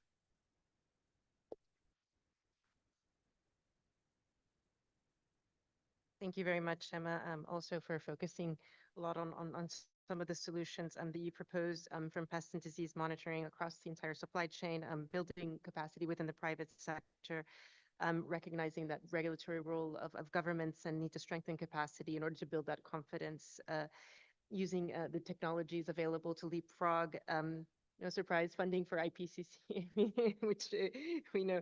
And this last point about not only finding new markets, but also maintaining the markets that countries are already in. And also your last plea, again, collective action, all of us working together, which I think is a theme, a fil rouge here in this event. So it is now my pleasure to invite Ms. Lachey Meredith, Trade Policy Strategy, System Trade International Relations Directorate of New Zealand, to share her views on what ways Pacific countries can leverage unique local products to access niche markets and what support mechanisms are needed to ensure these products meet global demands and standards. And I will just add to that, what should short and long-term stepwise approaches be taken to meet such standards? So, Ms. Meredith, over to you. Long question. Quite a loaded question, but I'll try my best. Kia ora koutou, Nissan Bulan Vinaka, and warm Pacific greetings to you all. I would like to start by saying Vinaka Vakalevu to the government of Fiji and FAO for co-hosting such a culturally rich, informative, and productive SIDS forum. My name is Lachey Meredith Pickering, and I hail from the most treasured island of the Pacific, the beautiful Samoa. But I have lived most of my life in the land of the long white cloud, Aotearoa, New Zealand. And I currently work at New Zealand's Ministry for Primary Industries in the area of trade and international relations.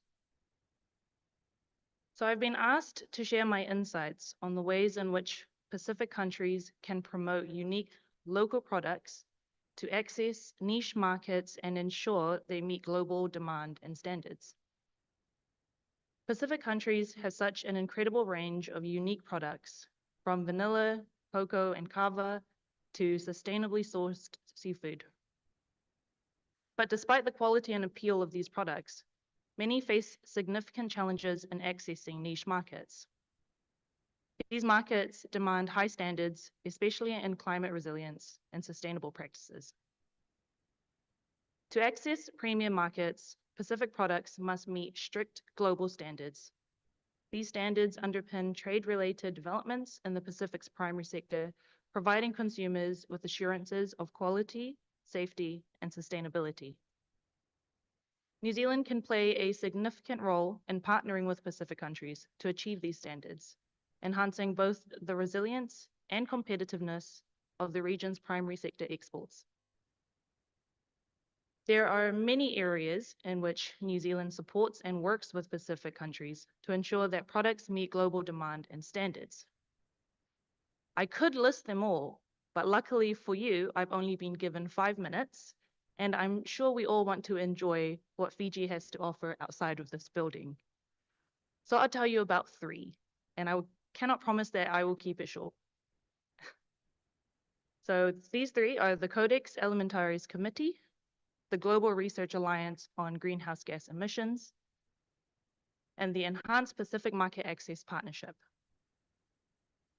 New Zealand has a long-standing relationship with Pacific nations through its support of the 10 Pacific member countries in Codex, an intergovernmental body that sets international food standards to protect consumer health and ensure fair trade practices. New Zealand is currently working with Fiji, Samoa, Papua New Guinea, and the Solomon Islands to develop standards that are of high priority to the region. Early next year, Fiji will host the Codex Committee of North America and Southwest Pacific. Items on the agenda will include standards for noni juice and kava, as well as proposed new standards for fresh turmeric, breadfruit flour, and scallop nut. This work is critical to helping Pacific products meet international standards and access new markets. By adopting international standards through Codex, Pacific products like kava and noni juice become more appealing in niche markets where quality and safety standards are essential. Through the Global Research Alliance, also known as the GRA, New Zealand is supporting Pacific countries in improving the monitoring and reporting of agricultural greenhouse gas emissions, which provides the baseline needed to develop agricultural sectors in ways that reduce emissions and improve carbon sequestration. In 2023, Fiji became the 67th member of the GRA, with both Samoa and Tonga joining recently as well. And if other countries are wanting to join as well, please come up to me at the end of this during the networking session. Being part of the GRA gives countries greater access to international experts, capability building initiatives, and collaborative research to identify resilient and low emission agricultural systems. New Zealand is a key partner in the GRA, hosting the Secretariat and leading several key networks, including the Livestock Research Group, the Indigenous Research Network, and the Inventories and Nationally Determined Contributions Network. By promoting climate resilient products through the GRA, it gives Pacific products a sustainable edge in niche markets increasingly concerned with environmental impact. Now, the Enhanced Pacific Market Access Partnership, or as we call it, EPMAP, because we do love our acronyms, is an initiative that supports Pacific countries in enhancing their market access and phytosanitary assurances to New Zealand. This program focuses on ensuring a comprehensive system to support sustained trade of fresh fruits, vegetables, cut flowers, and foliage between Fiji, Tonga, Vanuatu, and New Zealand. EPMAP aims to generate new trade opportunities by opening new export pathways to New Zealand and by helping Pacific partners make better use of already approved fresh produce pathways. At the same time, it helps safeguard New Zealand's biosecurity on imported fresh produce, keeping trade pathways open by strengthening the export assurance systems in these countries. EPMAP involves 3 key work streams: treatment, trade, and training. Treatment to ensure produce meets New Zealand's biosecurity standards, trade to support the development of new export pathways, and training to build local capacity for standards compliance and market readiness. This work is carried out in collaboration with lead agencies, including Farmer Plus, Pacific Trade Investment New Zealand, SPC, New Zealand's Ministry for Primary Industries, and various national collectives and farmer networks in the Pacific. Programs like EPMAP help identify and create new trade pathways specifically for unique, high-potential Pacific products, improving visibility and access to niche markets. However, programs like this need Pacific voices to shape it, because we strive to deliver programs that are best suited to your individual and collective needs. In saying this, New Zealand encourages open dialogues, and we want to keep innovating and improving the way we are partnering with the Pacific to achieve maximum and enduring impacts. We want to make sure that traditional knowledge is harnessed and plays a key role in culturally appropriate community-based solutions. To echo what many have said this morning, regional collaboration is crucial to the Pacific's success.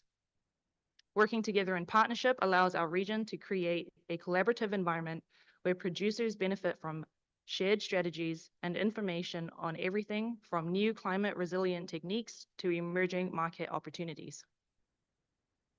Additionally, data collection is critical for monitoring and evaluating these areas of focus. Meaningful data allows Pacific countries to monitor progress, track compliance, and assess the impact of investments, ensuring that we get the most value out of them, as well as ensuring programs are effectively supporting trade goals and can adapt as market needs evolve. By supporting the Pacific countries in meeting global standards, building climate resilience, enhancing market access, and utilizing robust data systems, our region can achieve lasting economic strength. Together, we can unlock the full potential of the Pacific's unique products in the world stage. Whawhitai lava, vinaka wakalevu, e ngā mihi nui.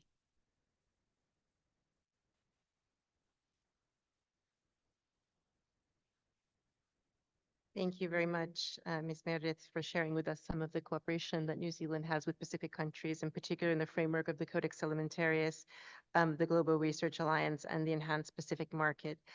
You shared with us some parting thoughts about issues that have been mentioned frequently throughout the sessions, the importance of data, working together and building climate resilience and enhancing market access, and how these elements can make a real difference here in the Pacific and elsewhere. So I'd like to thank you very much for your intervention. With that, I'd like to thank the participants or panelists for their keen insights. I noticed it's a very, this panel session is a very important showcasing of the collaboration between Pacific countries, Australia and New Zealand. And I think it's something that we really need to continue to tap into the opportunities of further collaboration and bring in all other partners to do so in order to benefit our Pacific SIDS. And with that, I hand it back over to Beth for the next session. Very much, Angelica, and thank you to each of our presenters, discussants on this particular panel.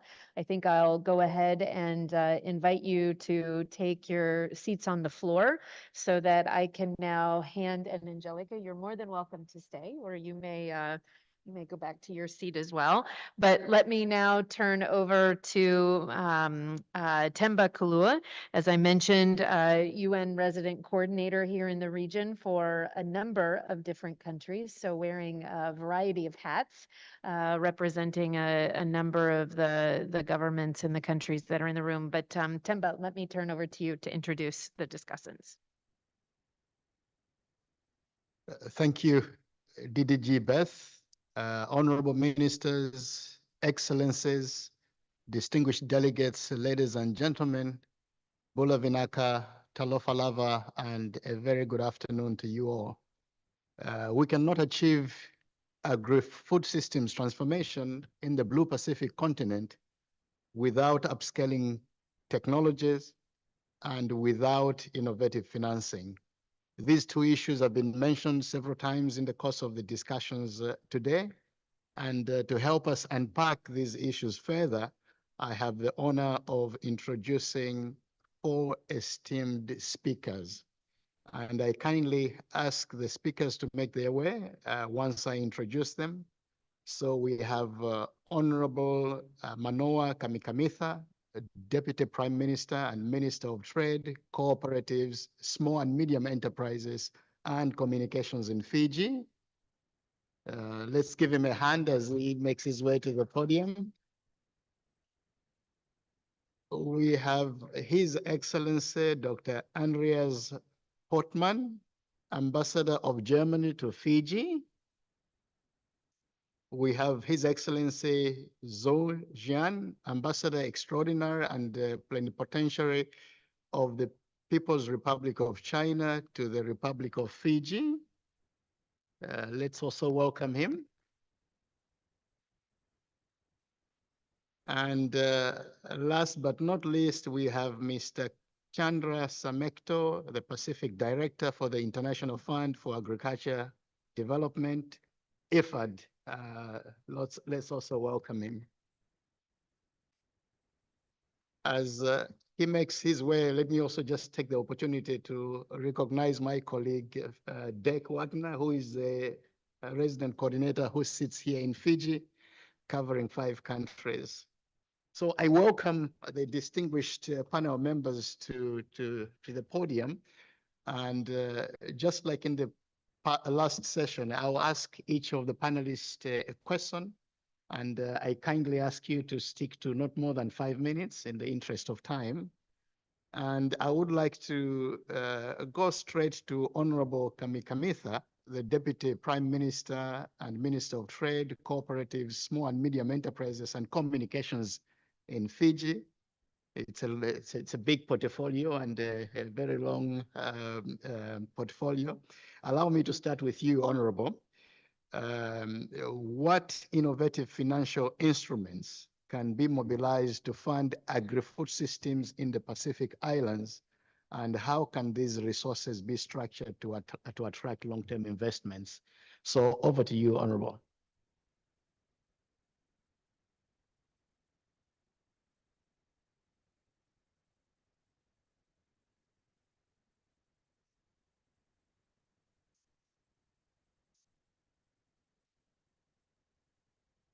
Mulvanaka, everyone, and firstly, to the honorable ministers present and members of the diplomatic corps and the UN resident representative coordinator for the Cook Islands, Niue, Samoa and Tokelau, Mr.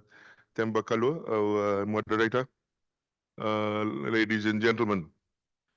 Firstly, let me begin by once again welcoming you all to Fiji, and it's an honor to have you here with us. And of course, I wish to thank the FAO for organizing such an important event. This forum is very significant in that it allows us to sit and discuss our various issues across the Pacific. And I think I have to make a comment from the outset, which is, when it comes to questions such as these, I think we can all agree that not one size fits all. And so what I can only do boldly is discuss how we in Fiji have tried to mobilize funding in terms of, we have very big ambitions in terms of commercial agriculture. And I would like to share some of those, and hopefully it will create some food for thought for the rest of us. Certainly in terms of the financial instruments, it is obvious, of course, that it needs to align with national priorities, and for Fiji, food security is a very important priority, together with an enhanced ambition to begin harnessing commercial agriculture in Fiji.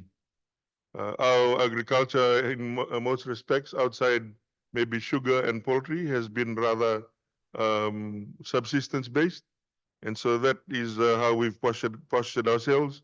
And I'm sure, as members of the Pacific family, we do have all our plans.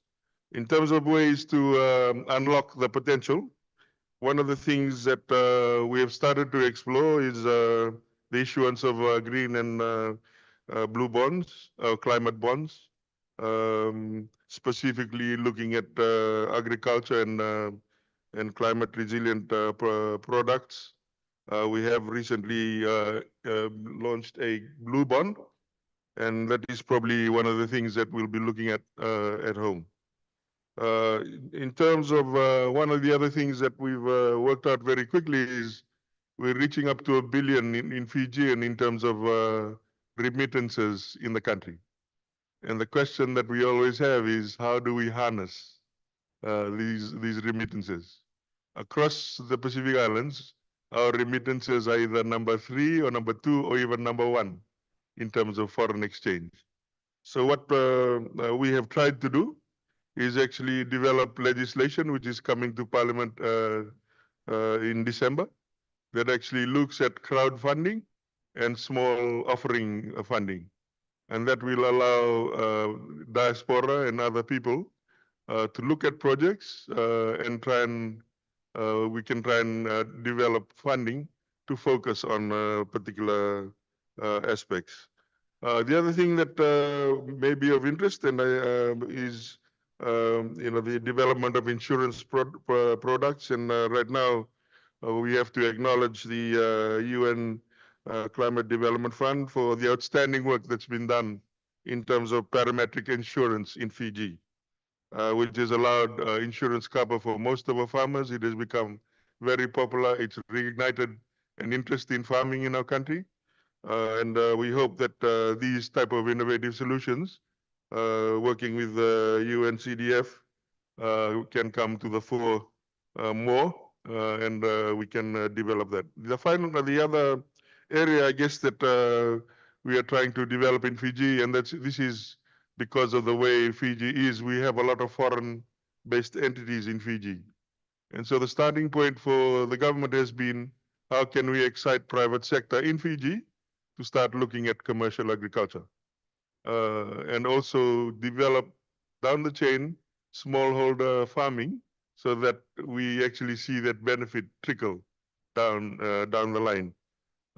So we now have Fiji Water has decided to start commercial agriculture in Fiji. They are an major agricultural powerhouse in America. We're talking to a few other investors. and they are seemingly low-hanging fruit. And if we're able to access that, then in terms of trying to practically mobilize, our ambitions in terms of agriculture, that is one of the ways that we've done it. One of the other things that we've found that has become quite successful is some of the Fiji's been blessed with very good digital wallet penetration, and it has helped the enhancement of microfinance, encouraging agriculture at the local level, because someone sitting in an island can actually sell their cassava theoretically to somebody sitting offshore. The settlement's done through a mobile wallet, and he delivers the product. In fact, some people are jokingly telling me right now that people in the UK are actually buying cassava and dala and actually delivering it to people in Fiji. So what I'm trying to share is in terms of the funding modalities or how we can access funding, it differs by country, obviously. And I thought I'd just share some of the initiatives that the Fiji government has certainly tried to sort of drive over the last 2 years since we came into government. Some of the other things that I just thought I'd share, of course, there's already tax incentives that the government of Fiji offers as well to try and attract funding. That's had mixed success, but we are working on it right now and to try and refine it a bit more. And also, again, we are blessed with about 3 large institutional investors in Fiji, apart from our super fund. And what we are trying to do now is actually get them to start initiate the process of trying to develop more commercially based agriculture in Fiji. So the message from myself is, yes, we'll look at the innovative products, but I think at some point as well, I'm sure within each country, there is low-hanging fruit that we can access to try and drive commercial agriculture, commercial or agriculture generally in Fiji. Thank you.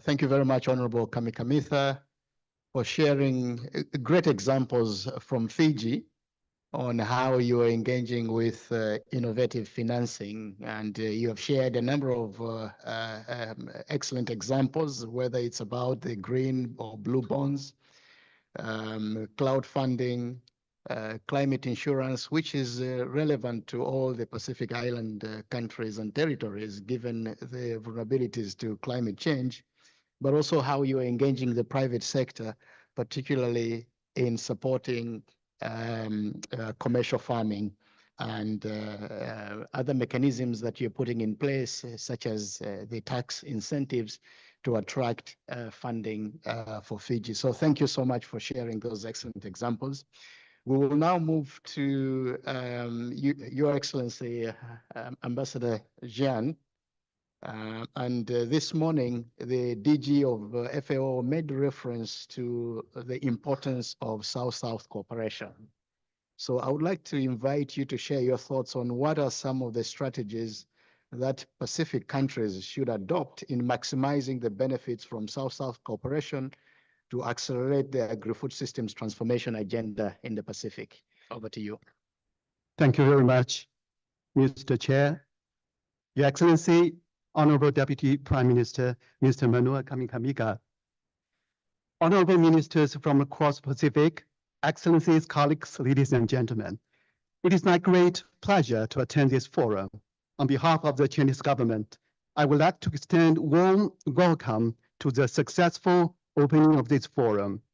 As the largest developing country, China attaches great importance to cooperation with the FAO and has been an advocate, supporter, participant, and a leader of South-South cooperation.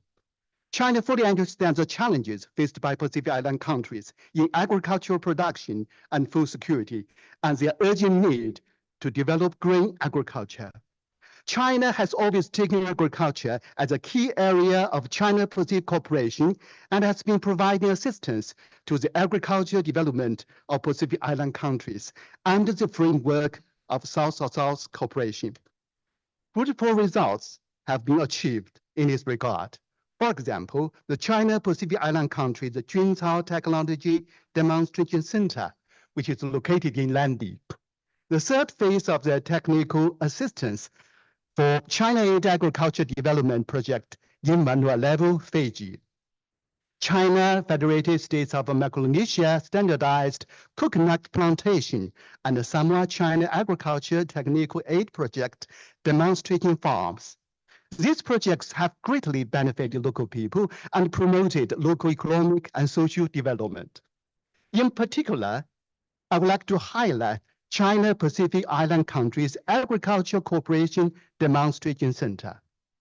It was launched last May to provide technical training, promote scientific cooperation, and build agriculture cooperation demonstration zones. So far, the center has carried out fruitful cooperation with Solomon Island, Papua New Guinea, Vanuatu, Tonga, Fiji, and Samoa. China's cooperation with FAO is exemplified by two flagship projects. The first one is One Country, One Priority Product Initiative in Pacific Island countries, which was launched last month. It serves to help Pacific Island countries pursue sustainable agriculture development, ensure food security, and build a more resilient food system.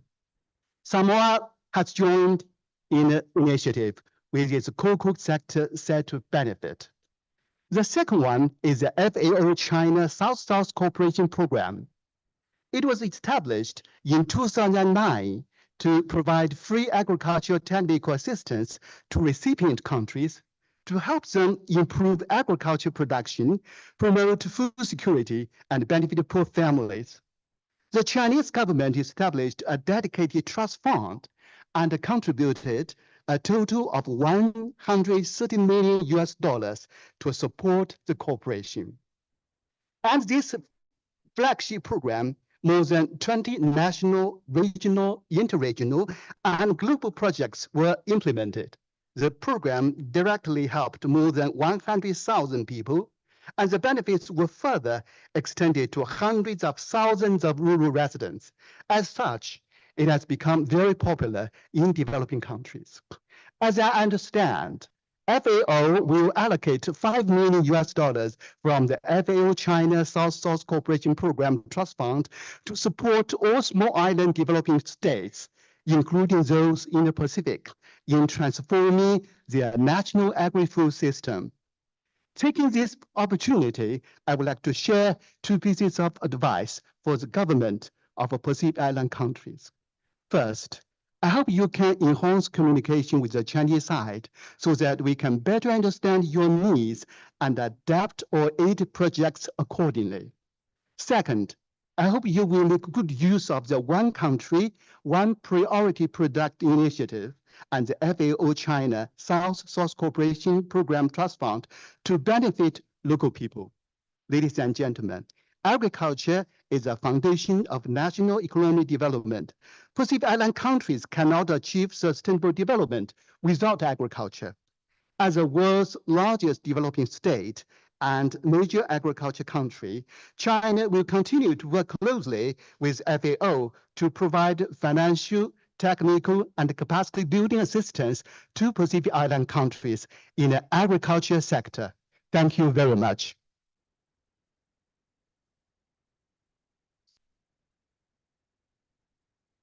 Thank you, Ambassador Jian, for sharing with us examples of how China is supporting agri-food systems transformation across the Pacific, and specifically also for sharing the FAO China South-South Cooperation flagship program and the funding commitments to the Pacific. Thank you very much. We heard earlier from Honorable Kamikamitha on the importance of engaging private sector to support with innovative financing. So last but not least, I would like to invite my colleague Chandra, the IFAD Director for the Pacific, to share his views on how can public-private partnerships be leveraged to enhance investment in agri-food systems in the Pacific Islands, and what successful models exist for fostering collaboration between governments and private sector actors. So over to you, Chandra. Thank you, RC Temba. Your Excellencies, Honorable Ministers, distinguished delegates, esteemed colleagues and friends, Bula Finaka, Malu Alele, Talava, Lava, good afternoon, all. My name is Chandra Samakto from International Fund for Agricultural Development, IFAD, based in Suva in Fiji. Our office managing 13 countries, Pacific Island countries in the Pacific. So I think everyone already knows that Pacific is blessed with immense potential, rich in natural resources and biodiversity, and also home of the vibrant communities whose livelihood are deeply connected to agriculture. I also just learned that actually the Fijian flag reflected the agriculture very much.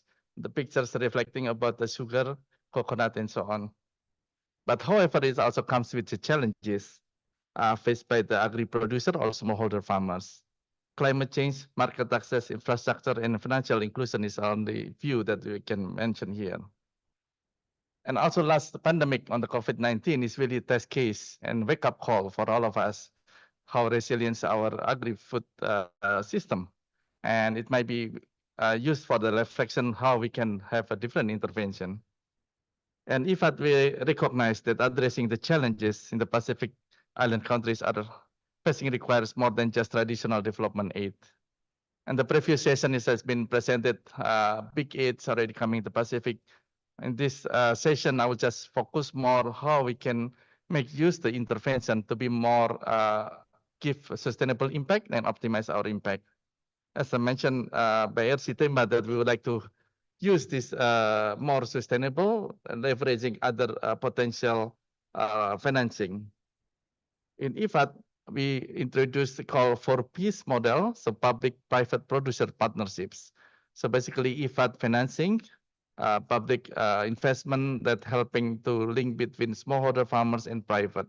It's similar to the spoke and hub models. So when the privates can help the smallholder farmers to grow the right varieties, quantities and qualities, and then the private can also help them to access the market. Excuse me. And IFAD investment going to help them to reduce the risk for the private to work with the smallholder farmers.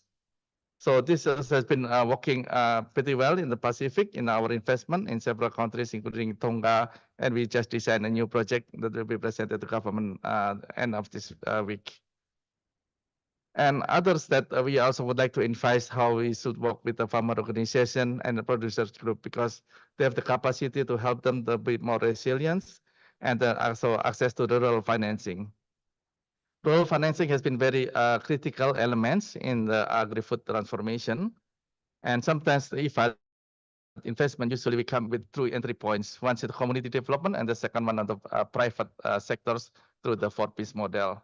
In the community development, we empower them and then make the also identify their potential and also their interests and develop the business models, business plan that could be bankable.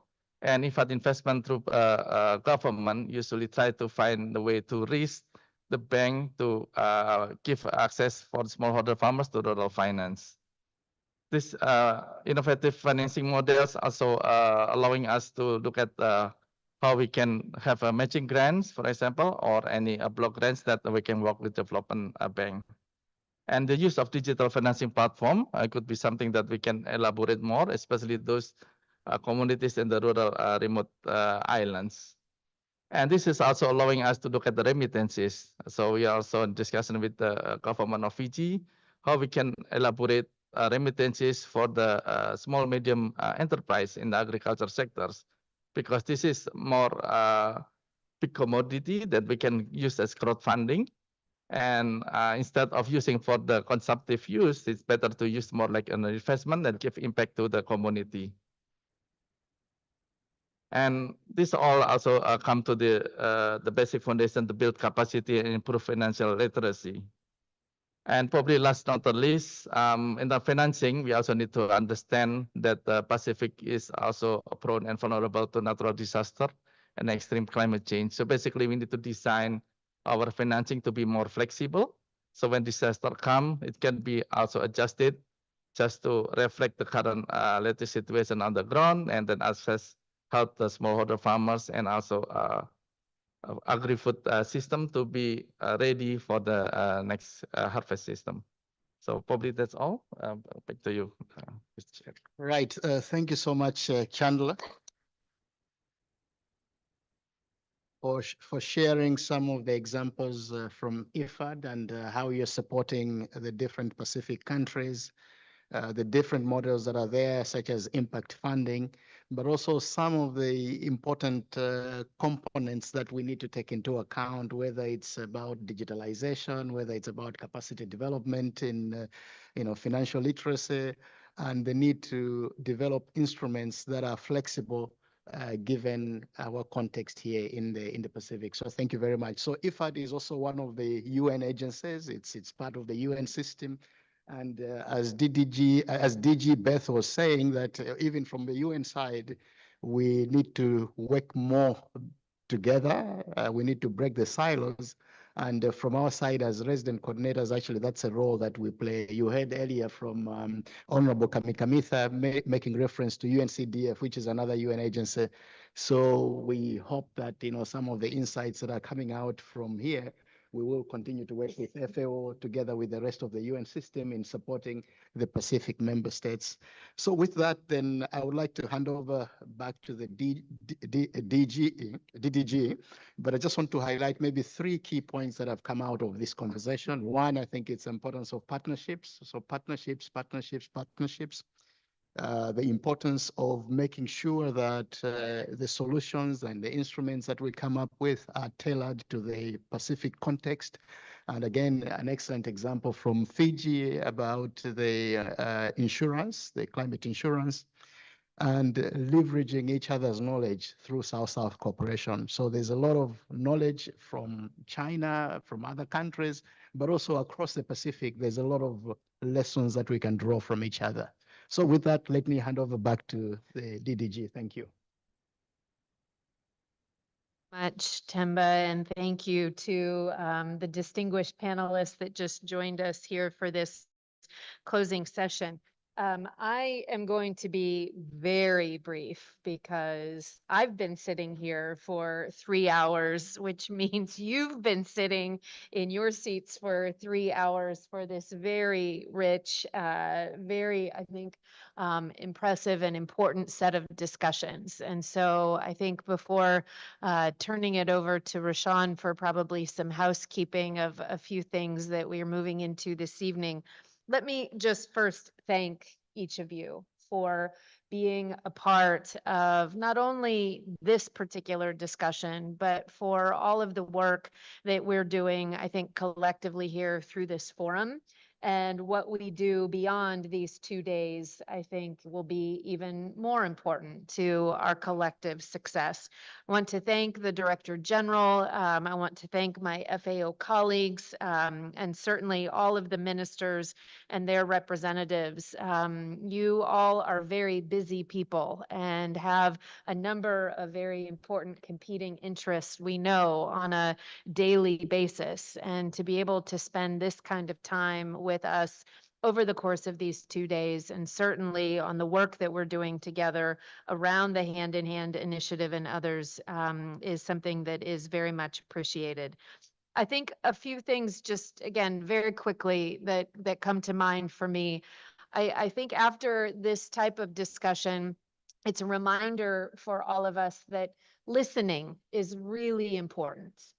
I know that the program has a lot of talking involved in it. There are a lot of interventions. There are a lot of points and comments that are made, but it's equally as important for all of us to hear and to listen to these different perspectives. And I think this alone is something that sets us up for greater success going forward. This is, for me, my first time to the region, my first time in Fiji, and I can tell you, it's almost easy to not listen when you have the beautiful scenery and you want to use your eyes to take in all of the, I think, amazing views and vistas and backdrops that are here. But listening to each of you from all of your different perspectives is ultimately what's the most important. Second, I think it's really important, and you hear the Director General speak about this quite a bit from a FAO perspective. We are committed fully to making sure that the work that FAO brings forward is science, evidence, data-driven. This is really important in food and agriculture, in agri-food systems, and certainly key for the role of FAO as a specialized technical agency. But I was struck by, and I think it's very clear from the perspective and the background that each of you bring, that we can't get ourselves. I think it was the Canada who mentioned earlier, data and evidence and quantities and numbers are important, but if we don't take into consideration culture and heritage and tradition and these types of priorities, then we're missing, I think, an important part of our overall approach. And finally, I think we also need to make sure that we continue to stay fully connected to one another. We need to be more innovative. We need to be more collaborative. And I especially, because I say this a lot at FAO inside our own organization, someone said earlier, it's okay to take risks. We need to try new things, and we need to be comfortable in this space that some things may not work. And that's all right if we're pushing boundaries and we're trying to be more strategic and we're trying to get ahead of many of the increasing challenges that I think we face together. So I'm really pleased again that you stayed with us for this important discussion, that many of you are very specific partners to us in the Hand in Hand initiative and other efforts that are underway in the organization. But please know how much it has meant for us in headquarters, in leadership and management, to hear from all of you, from so many of you, and to see, I think, the benefits and the success of the work that we're doing together.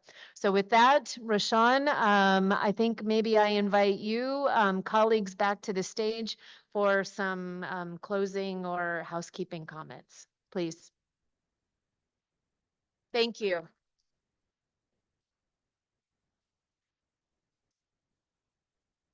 All right, thank you very much, DDG Beth. Can I now ask you to take your seat and to tell you that you are free? Okay. Ladies and gentlemen, I will invite you to do a big applause for all of us.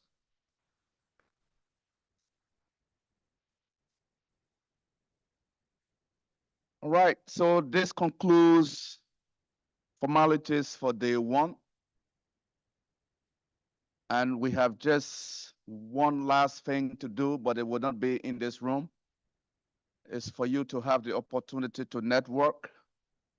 And then the FAO Director-General is inviting all of you to a dinner tonight. It will be in the ballroom. And according to the plan, it should be at 7 o'clock. The plan has always been that you will have 1.5 hours to network before the dinner. But I think because we had a lot of engagements here, so we are a bit late. So it looks like you have just 40 minutes to network. So maybe you can still do that, and then you can join the DG in the ballroom. He will keep the dinner brief. I just heard that he will not make any speech and nobody will speak. So, so you have more opportunity to network, ladies and gentlemen. For tomorrow, the program is that 9 a.m. we will all come here and we will begin with a brief summary of today. And then, of course, we will proceed with more technical and perhaps more interesting and engaging conversations. They will be thematically focused on the four betters, and we will hear more solutions, and you will have more opportunities to speak. So, ladies and gentlemen, let me not be in your way so that you can network and enjoy your supper tonight. Thank you very much, and see you in the boardroom.